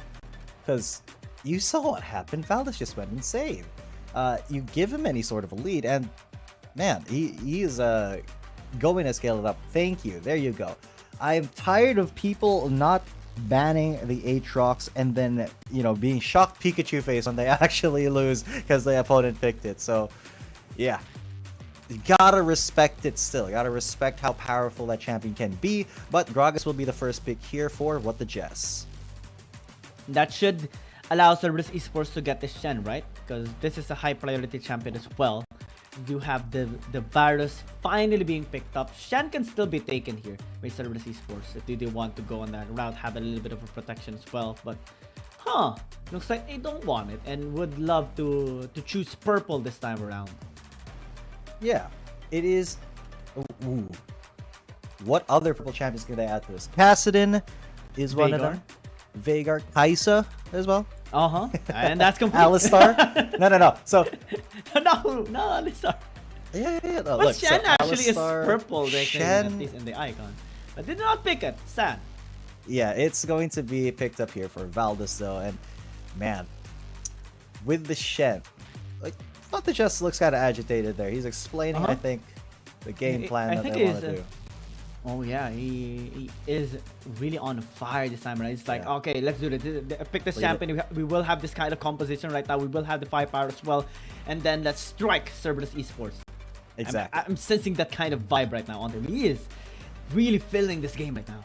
Yeah, and you know what is important about this game, is whoever wins this game will solidify their place as either top 3 or top 4 in the APAC conference so far, because other than, so the teams that have more than one win in the APAC conference are KD Roaster Y, NAOS Esports, and as of the first match today, Nigma Galaxy. So that's the top 3. Yeah. Whoever wins this gets one more win, and then they become the top 4. So, if everything were to end today, they would make it to playoffs. But fortunately, it is not ending today. And there's going to be a lot more chances for the APAC conference to prove themselves. But as of today, there is a potential place movement on the standings on the line. Zoe, Ziggsban, as well as Corky and Garen here to finish them off. Good ban. Really good ban by Buriram United Esports on the Garen, because BMM had a really good performance with that champion, can use it in the mid lane as well, and have a really good synergy with the Varus too. So now, Cerberus Esports going to be banking on the Renekton instead for the Baron lane. We still are not sure on what Dragon laner BRU is actually wanting to take here in this particular game. Since Ziggs has been taken away, no Sen as well, no Zoe, no Corky. Lucian is available, but I don't think it can be a good champ to be used here by Buriram United Esports. Maybe a Karma would suffice. It has been a long time since we haven't seen a Karma, so I'm kind of just happy seeing it once again. Yeah, and honestly, looking at this composition for BRU, a Karma may be a really good choice here. Although they are kind of missing that, wait, it's locked in.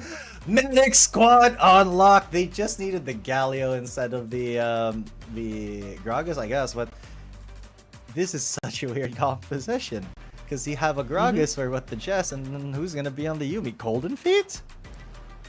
So they are gonna be trying to enable Noel as much as possible. Yeah. Because, well, God, that's the obstacle to enabling Noel. There's a Zed. Early game Cerberus Esports should be looking to make a lot of picks towards Noel. Shut him down, shut the Lucian as well as much as possible, so that despite the shields or shielding capability of the Shen and the Yuumi and the heal as well, damage is still gonna be enough here coming from Cerberus Esports. And the only downside here on their side as well is that, yeah, you do have a lot of shield, you do have some negation on the damage as well on the auto attacks, but Chain of Corruption is still there. You still have the Nautilus for the laning phase. Renekton still wins against a Riven with the help of the Nautilus. And you have a lot of bursting power here on Cerberus Esports. Everyone is in good synergy amongst each other. The Kha'Zix, the Zed, the Varus, the Renekton, the Nautilus. So this is a well-designed composition by Cerberus Esports. Much better, a lot better than game number 1. So it can have a standing chance in defeating this medic squad of BRU. Yeah, the thing about that is, they do have high burst, yes, but they are, execution heavy champs, at least, the Kha'Zix and the Zed, and they are very early game centric, at least for the Kha'Zix, the Renekton, and if Cerberus just kind of doesn't take every opportunity they can in the early game, and they let Buriram, if they give Buriram too much slack, then this could be Buriram just very cleanly defending whoever they try to assassinate. I love this code coming in from Autos. Yeah, Cerberus Esports needs to be very careful. And they're taking really good grounds of consideration in this particular game as well. This draft is very well suited as well to enable this team's prowess. BRU has had a really fantastic game number 1 as well. Good draft, really good composition and execution as well. So now with this one, Medic Squad, it should provide a lot of safety in team fights and also in laning phase. But they have to be very careful of the engagements of Cerberus Esports. Exactly. We have to be so careful there. Because Cerberus Esports, like, what? Fipper just came into lane and ignited VML. It will... It's fun to see, you know? Yeah. I mean, like, hey, it will take some time before they actually, you know, kill off each other, attempt to do so. So yeah, so it makes sense. It's just like, you know, just have it on cooldown, yeah, a little tiny extra damage, and assert your dominance in the lane. I think is the biggest thing that did. It's like doing the T-pose in the lane. Yes, exactly. Oh man, because this game is because Valdez is on that Shen, right? This game is going to be a lot slower for Buriram United. It's really going to be up to, you know, Y1 and the rest of Cerberus Esports to actually stop them in the early game. But Gragas, what the justice? Gragas has a perfect KDA. Wow. It's like what the Jess is going to be helping out Tipper early into this matchup. We have Valdez as well, just sitting in the bottom lane, helping out, just being ready if ever Tackle is going to be engaging on to what the Jess. But oh, okay. Just trying not going to be connecting there from Akeno. It will be Tipper. At least getting or allowing Y1 to secure this Scuttle Crab.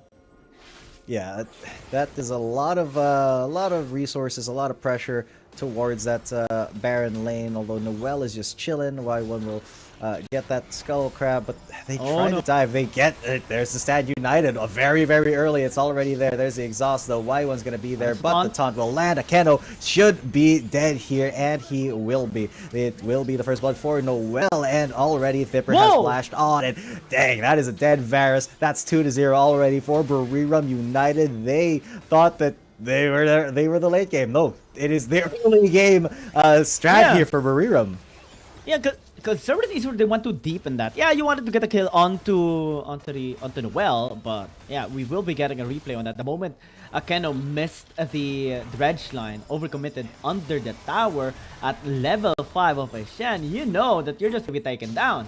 Yeah. Y1 as well wasn't really there to help because he knew that Tipper is going to be on his way, as well cutting the path immediately. The whole intention of Cerberus Esports shattered into pieces. Exactly. At this point, man, Cerberus Esports, he took such a big risk, and that not working out for them and giving, you know, 2 kills, it is really bad for them. Akeno gonna get stand up here once again. He's gonna Spider-Man out. No huge follow-up there, but I think if Tipper was a little bit more ready, he could have just you know, tapped Akeno and gotten another kill for himself. It would have been really tragic for Cerberus Esports. It's already tragic for them at this point. Dominus is going to be popped off.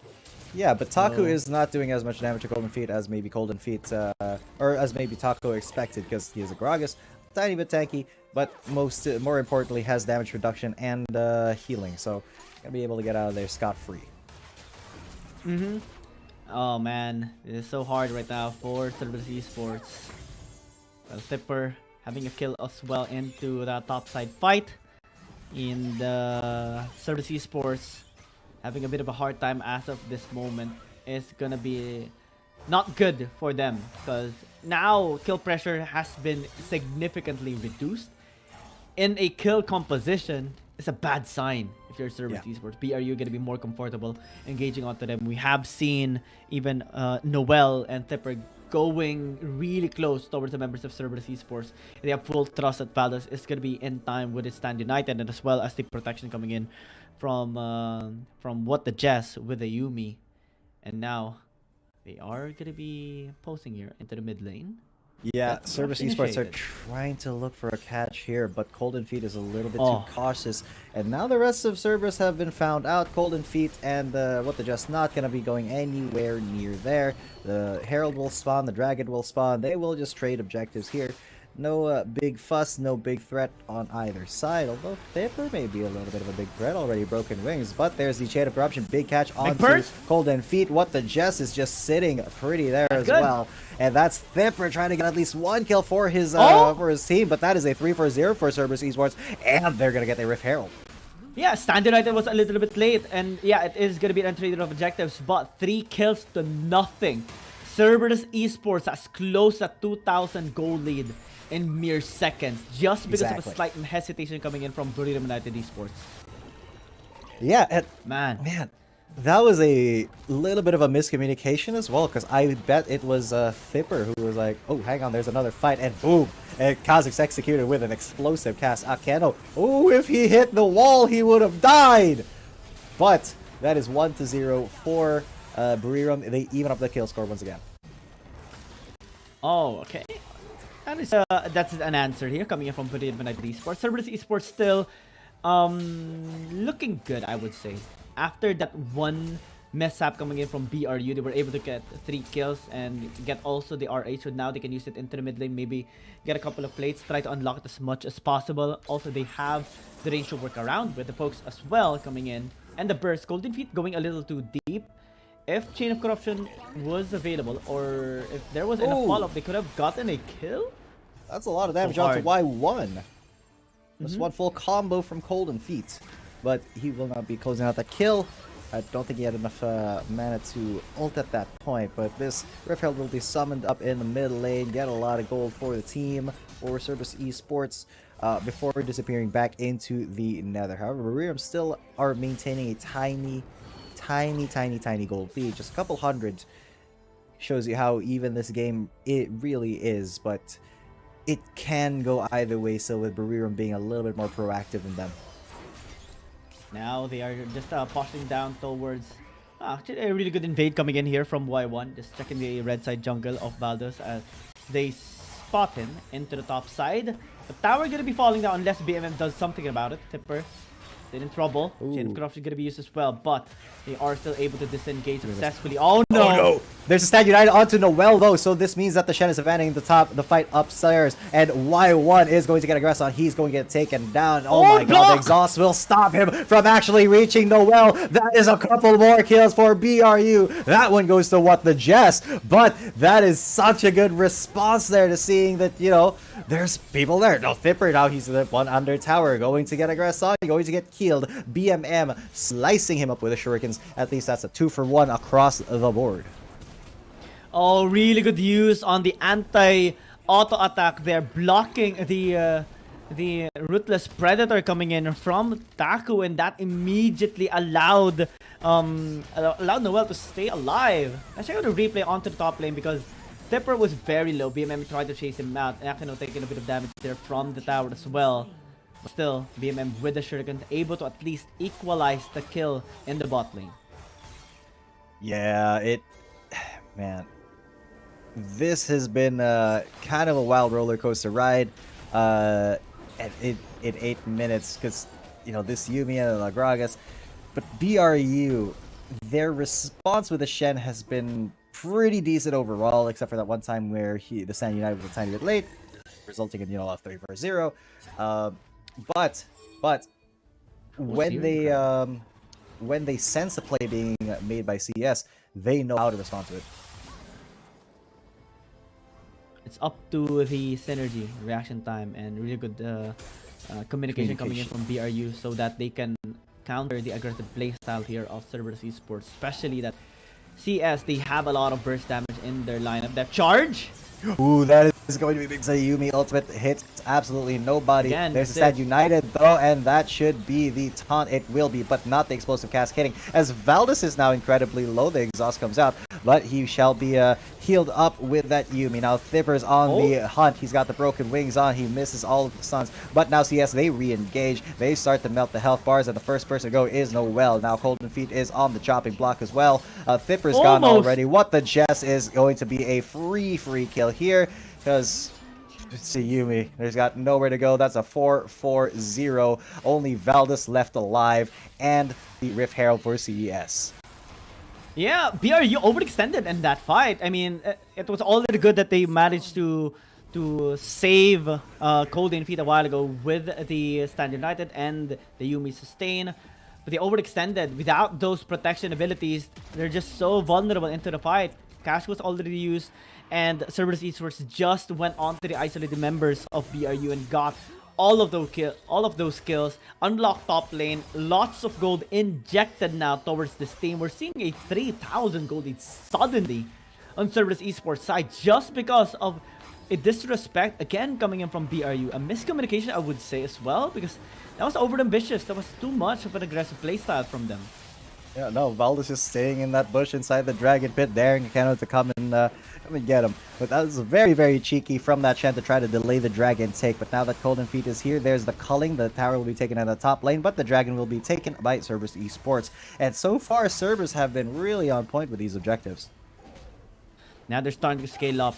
Mountain Dragon gonna be picked up. No, BRU was able to answer back a little bit in terms of resources. Bottom lane. Oh, Akeno, he's in a lot of danger, and this man is the one who keeps getting picked here for Cerberus Esports because he's a little bit too forward with trying to look for vision, trying to ward, and that does mean that Valdez is looking for maybe something here to do with Taku. And it's so nice to have a Yuumi when you're trying to do this because you can just stop them from recalling with the Q. So there's the Smite, there's the Yuumi ult, he goes into Dominus, he's already used the flash. So that is just a lot of pressure onto that Renekton, chase him away, and gives BRU an opportunity to knock on the tower a little bit. They'll take it down easily. Cerberus Esports responding according into the top lane. Tipper as well might Tipper's be in danger. Yeah, but he's going to be able to flash out. There's BMM there as well, though. He should be able to Broken Wings out of this and just Q away as well. There's the explosive cast, and Y1 is now in a lot of trouble. He gets exhausted, but he's able to jump away at the very least. Oh, that is a huge, huge body slam onto Genza. A lot of damage onto him, and a finish onto the Varus. But it's a 1-for-1 trade for the Riven, as Golden Feet and Valdez are now here. There's what the Jess as well. I don't think CS wants to continue this fight, but the Taku here, they definitely can. Oh, Lord. That was a very risky play from Valdez, trying to get that taunt, but BRU, nothing ventured, nothing gained here. They're risking a lot. Y1 might actually be in trouble as well. Valdez is in the area, will be jumping away, a flash in into the taunt, will be missing out. But still, just barely missed. So scary. Yeah, that just barely missed, but now Akeno is going to start chasing him down. Now the Golden Feet is there, though they will have to call this one. Oh my god, BMM does a lot of damage. Jeez. But it's still Cerberus Esports who has a pretty decently sized lead here. Although BRU, they're being very proactive even when behind. Cerberus Esports are able to answer back as much as possible and able to avoid some of the engages here of BRU is a good sign.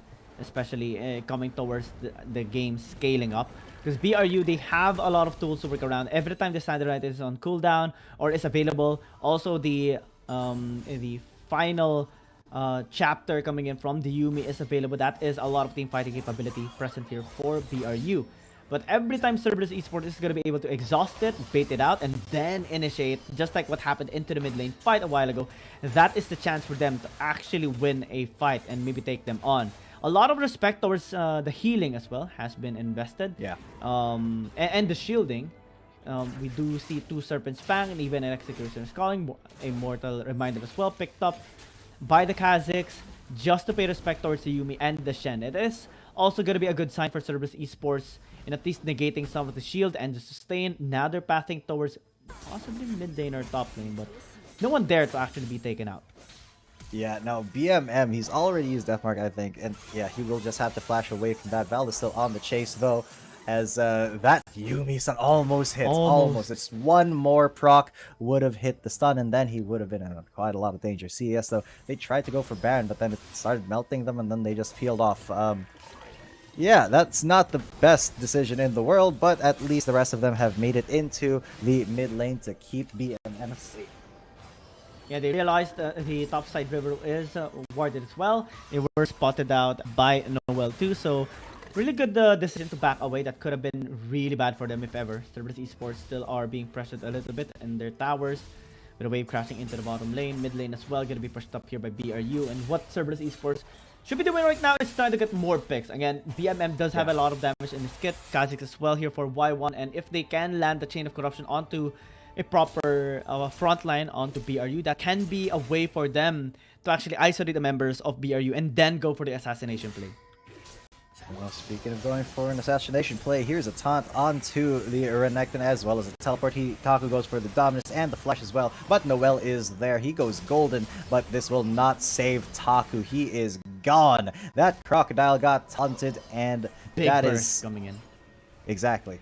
BRU though, one free kill for them could mean you know, a change in the momentum of the game. It's so hard for them to just win it. Really good isolation play. Shadow Corruption not gonna be connecting. There's a Sand United as well. Golden Feet actually flashes in and then goes Golden Fippers there too. So Golden Feet will be the victim, but they will respond with one onto the Varus. Akanos in there as well. He's gone golden, but he's gone. And that is 2 for 1 so far. Y1, he did his Kha'Zix thing, but now he's going to have to outsmite Valdez here or just outfight him in the Dragon Pit as BRU. It is going to be a 4v3. BMM been engaged there with a Death Mark, but as well, the exhaust has been used onto Y1. He's going to get cullinged as well as Yumi ulted. The final chapter is going to be written there for the Kha'Zix and the Dragon. The Infernal Drake will be going to Buriram United. They have now gotten the kill lead. And nothing that Cerberus Esports can do, especially when BRU groups up. It's so difficult to take them down with a lot of shield, a lot of taunt, and a lot of anti-auto attack. Now, Taco is being forced away. They are going to be engaging Dominus. Dominus there as well as the Death Mark, and that is a golden situation there for Thipper. He's able to get away scot-free though, because the Yumi was there to keep him zoomed up. So, with that being said, let's take a look at how that shook out. Oh man. It was actually really good coming in from Golden Feet, buying enough time, and then the follow-up coming from Thipper, Valdez, and even Noel coming through, punishing all the over-aggressions coming in from Cerberus Esports. He exchanged his life for it, so it was a 1-for-2 exchange, but they also got the Dragon for it, also unlocked mid lane, and even got another kill onto that, as Y1 desperately tried to, you know, cancel their taking onto the Dragon, but with the calling, with the final chapter, they were able to get him taken out, and now BRU is back on the driving seat. Yes, they are. They have wrestled the gold lead away from Cerberus Esports. They have gotten more kills, and unfortunately for Cerberus Esports, the longer this game goes, the less their chances of actually being able to win against BRU become, because they rely on picks, but unless that is like Akeno trying to get picks like that, but then Golden Feet was there as well, again the Sand United, and then they are on to Genza. Backline access like a guy, because there is another backline that's being accessed here, and it is the Illusion. 1-for-1 so far. Taku though will not be getting away with it. Y1 now on the chopping block. That's 3 kills for Buriram. They are chasing down the assassins. The hunters become the hunted. The exhaust onto the Zed. He's trying to do some fancy shadow plays, but they're not gonna let it happen. Y1 now, he goes golden under the tower. Valdez is happy to tank it as they ace CES.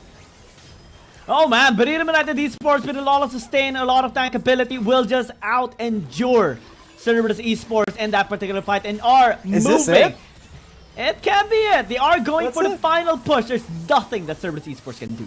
They're going for the throat, and the respawn timers are not going to be short enough to actually defend this, so that Nexus will go down as Varus spawns. Buriram United 2-0, taking out Saigon Cerberus Esports. What did I say? What did I say before we even started this this game?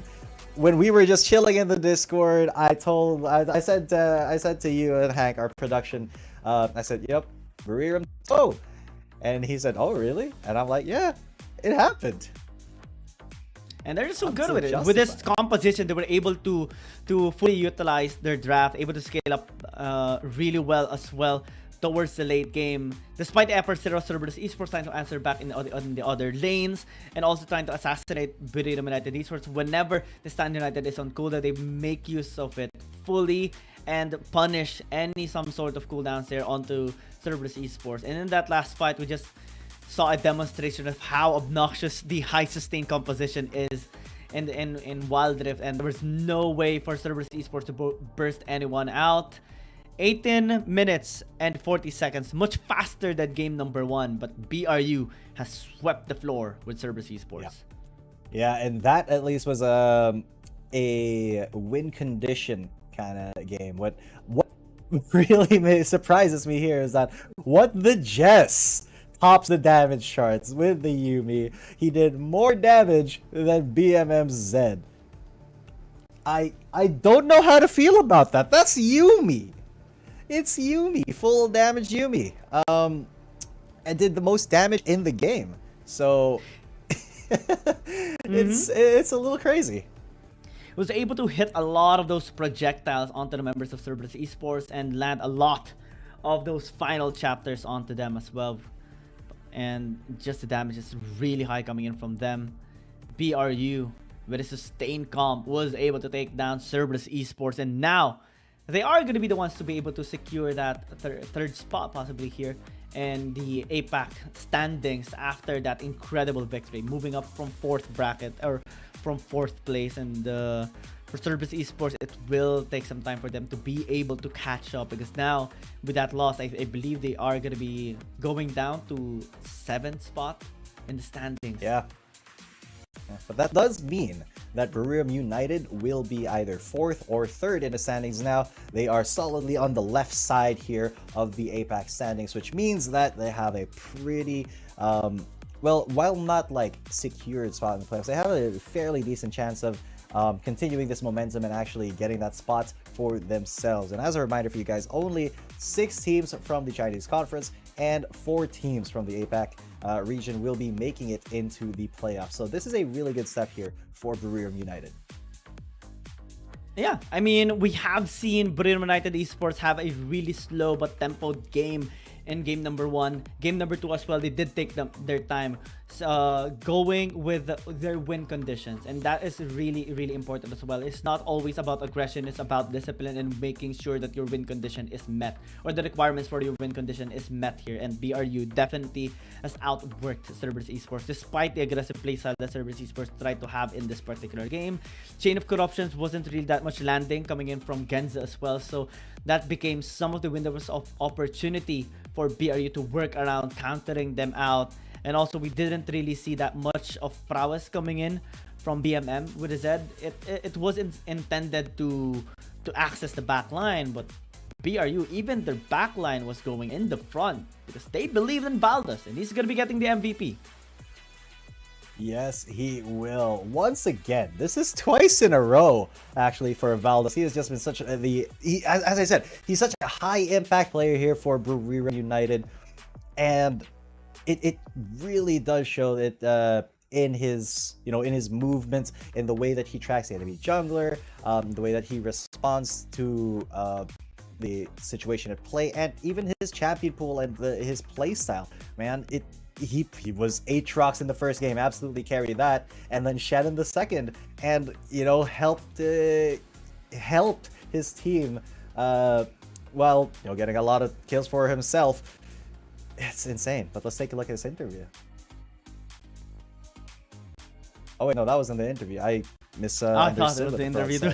Yeah, same. But that is the result for today. Yeah, NAOS Esports lost to Enigma Galaxy, Trace Esports lost to Woohoo Gaming, and Buriram United absolutely destroyed Cerberus Esports. Yeah, we saw a really good prowess coming in from Enigma Galaxy a while ago against NAOS Esports. Game number 1 was very interesting because NAOS Esports landed the first strike. Had a really good performance with the Garen as well, landing the MVP. But game number 2 and 3, we saw NGX having more discipline in both blue side and red side. And series number 2, Trace Esports had a really dominating game against Woohoo Gaming, and it's such a wonderful position that Trace Esports is now in the CN conference side. And last, we have seen a stable growth coming in from BRU, such a big development, and Cerberus Esports without Meliodas, it's going to be really, really hard for them.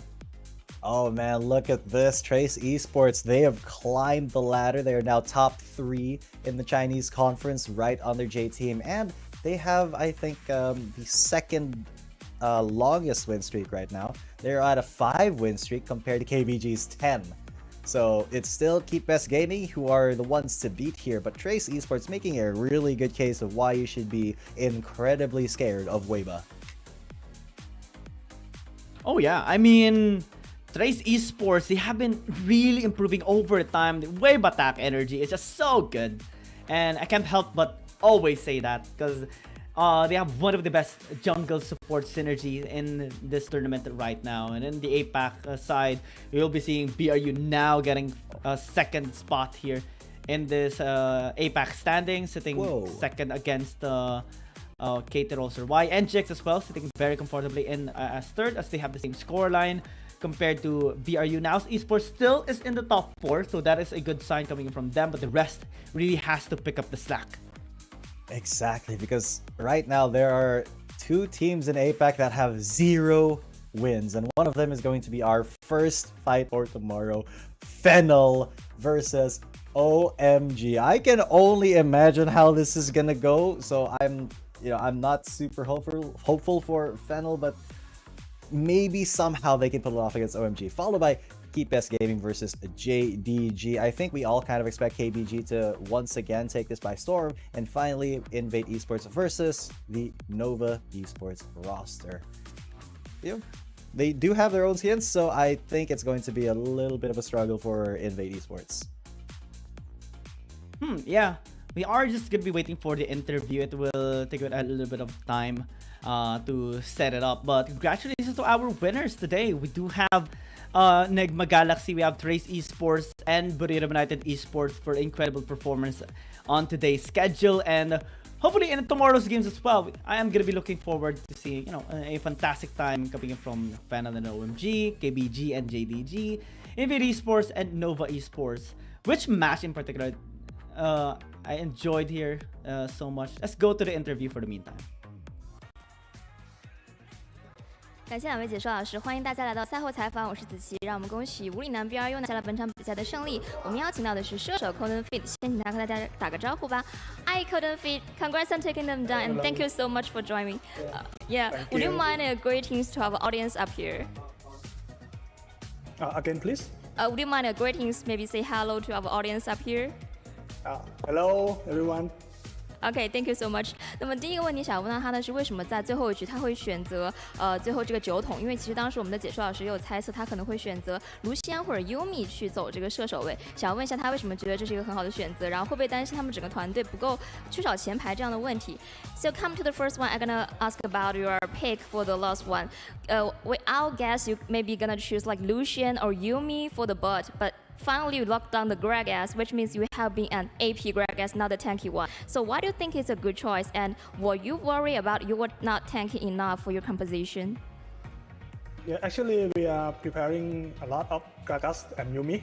And I actually play Gragas tank, and I feel Lucian and Yumi is strong together, but we need to put Lucian in mid because it's more safer than bot lane. OK， 那我们的这个Colton Feet 选手说呢，其实他们在私下在训练赛当中已经练习过很多次9桶加优米这样的组合，他们认为这是一个很强的组合。那可能对于他们来讲的话，唯一要控制的就是要把这个卢锡安控制在一个安全的范围之内，这样对他们来讲就没有任何的威胁。那么第二个问题想问到他的是，就是他其实在今天的比赛当中呢，有为团队做出很多的牺牲，包括在最后有一波呢，他当时是把对面的这个打野位，然后大进来之后自己死掉了，但是这波团战是打赢，因为他们最后翻盘是很关键的一点。想问一下他怎么看待他在团队中的一个角色的担当呢 ？So actually, I have noticed you have sacrificed a lot for your team in the last game. Like you have just out in the jungler, you died, but the team by wings. So what do you think about your roles or your responsibilities for your team? Actually, my role is just start the fight. Whatever I do, just start the fight and go in and engage enemy. And let's hope our team can carry the game. OK， 那我们的Colton Feet 说，其实我觉得我在团队当中的这个职责，可能对于最后来讲，我的职责就是要把这个对面的人全部炸开。只要我把他们都炸开了之后呢，就能保证我的队友去赢下这个团战。他觉得这就是他当时的一个职责。那么最后下一个问题想问到他的是怎么看待现在一个射手为英雄池的问题？因为其实我们可以注意到，在游戏当中可以有17或者18个英雄可以去供射手位去选择，像一些传统的 AD。为什么现在大家好像所有的战队都还是选择 AP 法和去走呢？So next one, I want to talk a little more about the champion polls. Actually, I think there's 17 or 18 the AD carries for the bot to choose. But why do you think other teams that keep on the AP carries, like some Jax or even Gragas today? what is the question again, please? Actually, I think there are maybe 18 or 17 champs for the AD carry to choose, like some Azrael or Ashe. But why other teams keep on the choice for the AP carry, like some Zex or Lex or the Greg as you choose today? Why not the AD carry? Because now I think AP carry is strong because Luden is more cheaper than the first item of ADC. Yeah, and I think ADC right now is so weak because of the stat and the item. Yeah, I think we need to wait for the AD item, see AD more in competition. OK， 那我们的科顿分析选手说呢，因为他认为可能在这个版本当中呢 ，AP 的直接会比 AD 来讲呢要更快，然后也更直接一些。那他认为可能对于AD 选手来讲的话，他需要打下更多的一些 buff 才能够取得优势，但是 AP 英雄是不需要这样的，所以他认为可能现在大家会更倾向于 AP 的选择，是因为这样。那么最后一个问题想要问到他的是，因为我们也看到他们在团队当中付出了很多的努力，想问一下比赛进行到现在，他觉得他们整个的一个比赛的体验是怎么样的 ？So where do you think you put much of the effort into the game? So tell me about your experience so far in this tournament. I think this tournament I feel great, but today is my bad day. I think, but the past match I think I play well. Yeah. Oh, so you do think you did well into this matchup? Yeah. Today I think I not at peak form. Yeah. OK， 那我们的科顿费说呢，他其实觉得他打到目前为止，他觉得他还是还是对这个比赛觉得很开心，然后也很满意。但是他觉得今天他的发挥呢，其实没有像之前那么好，因为今天可能他的选择没有像之前一样能够选到一些比较 carry 的英雄。OK，thank you so much for taking your time. That's all for the interval. Thank you. Back over to you guys. 让我们把画面交给解说席，拜拜。All right, so that was a pretty fun interview from Golden Feet. Seemed in a really good mood, and I like how he said, "Oh, my role today was just to go in, and the rest of the team will follow." And also, it made a lot of sense on the APCs being more preferred right now compared to the ADCs. The Luden's Echo is definitely a more effective item compared to the other items. For the ADCs, also relatively cheaper compared to, let's say, the Infinity Edge that costs like 3-4 or something like that. And it's been a while even since we have seen an ADC being used here in the tournament itself. And hopefully some changes will happen towards the ADCs or the marksmen in a positive manner. And it's just something that I'm gonna be looking forward. Yeah, me too. It is going to be a very, very tense next few weeks here, but we do have a lot to look forward to. Starting with tomorrow's games, I mean, I know a lot of Fennel fans are kind of disappointed in their performance lately, but hopefully they're able to turn it around. But that is going to be the end for us tonight. Do you have any final thoughts, Guillaume?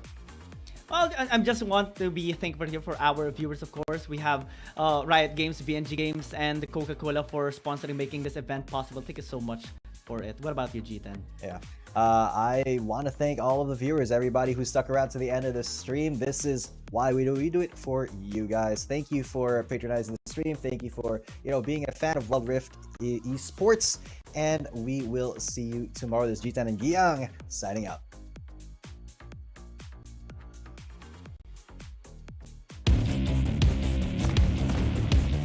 There's something about games. What you're doing there gives you real chills. There is one thing that can't be stopped. Feelings. And if you can feel it, it must be real, right? And that's real magic.